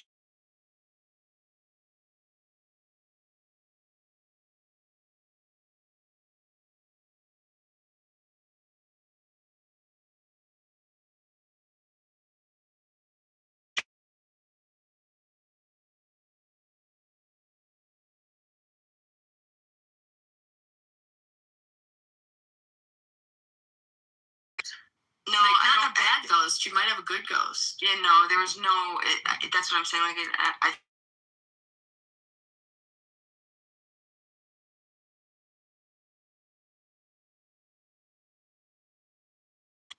called shit taken away from you. How Americans are all being kumbaya. They're gonna get their country to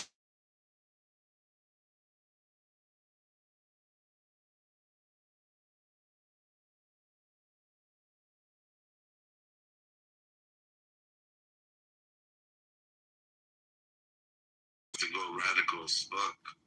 Well, listen, that's already on them. That they want their country. Bro, only 6%. Only 6% of England are Muslim. 6%.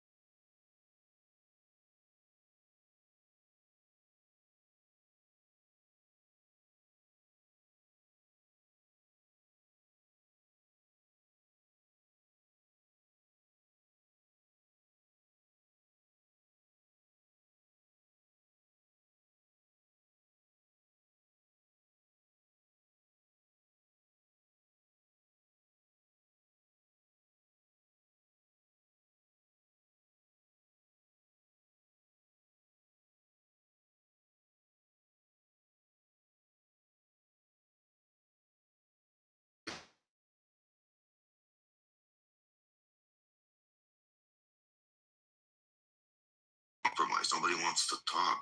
They just want to yell, scream, and like fucking lose their minds.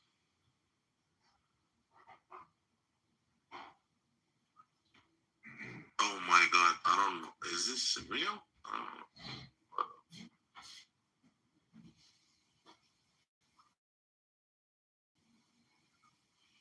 What's real? I was watching the video.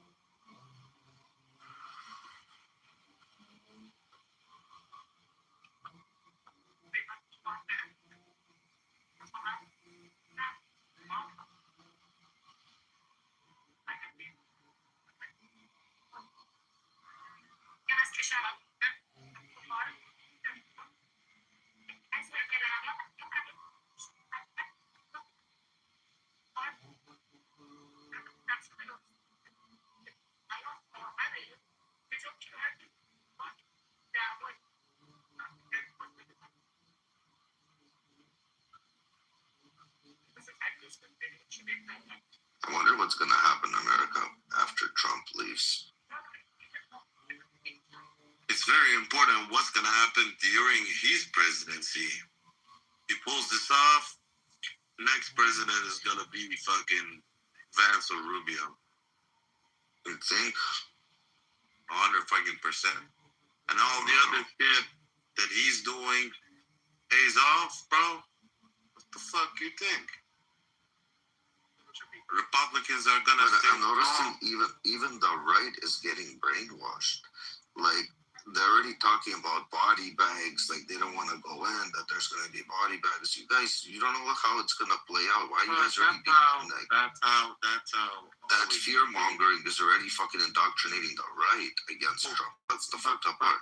Bro, nations are usually like that when it comes to wars. No, America wasn't like this. I don't remember. Again, I might be wrong, but I don't remember America going into wars and being so divided. In any operation, there was always at least one side that had the backing. This time, like, something's just, even the right is turning their back on Trump for some fucking stupid reason. It's either, I don't know, maybe the hate for Israel. I don't know what the fuck is going on that they all got indoctrinated with.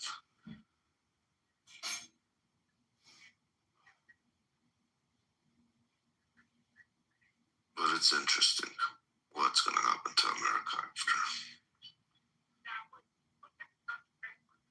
Either they're going to stay on the right path or they're going to want such a radical change just because Trump was in power, and they're going to do something so dramatic that's going to undo everything he did just to prove a point that they're not Trump. And it's just going to hurt America in the long run. And that's what I'm afraid of. You understand where I'm coming with this? Yeah. Just to show that, like, how people even, like, remember during the Biden administration, when Biden got vote, we'll vote for Biden as long as it's not Trump. Okay, you guys just got Biden. Like, what the fuck? Who did you do a favor to? Like the stupidity of just saying, as long as it's not Trump, we'll vote for anything but Trump. Okay, that doesn't really make sense. But sure. You didn't die in the first terms. You already know, like, you survived. You'll survive probably the second one too, but as long as it's not Trump, sure. Exactly. These fucking dumb fucks, man. We need to fucking educate them. I don't know what the fuck we need to do. Fucking horrible. Very.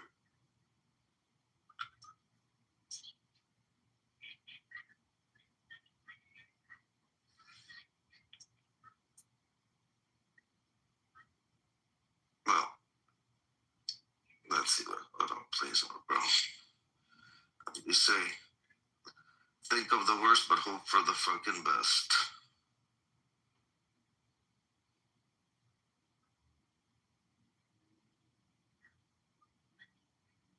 What is it? I said, think of the worst, but hope for the best.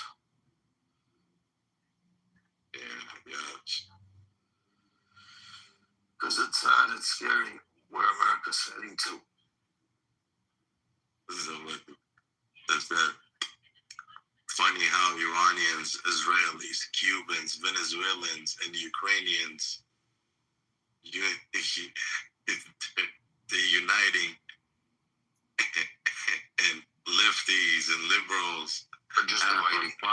Ass on fire. Again, so true. It's crazy. It's fucking crazy, bro. I don't know. Scary. Very fucking scary, I have to say.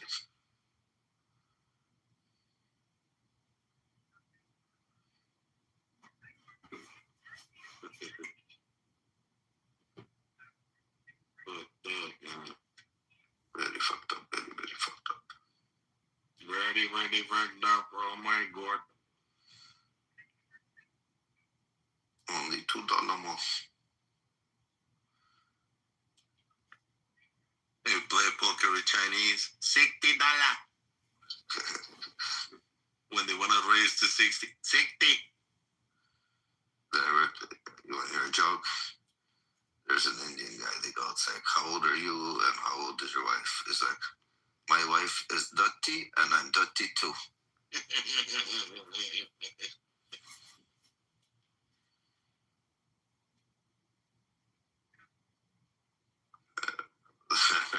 That was an old one. An old one, but a goodie. It was good. My wife is dirty and I'm dirty too.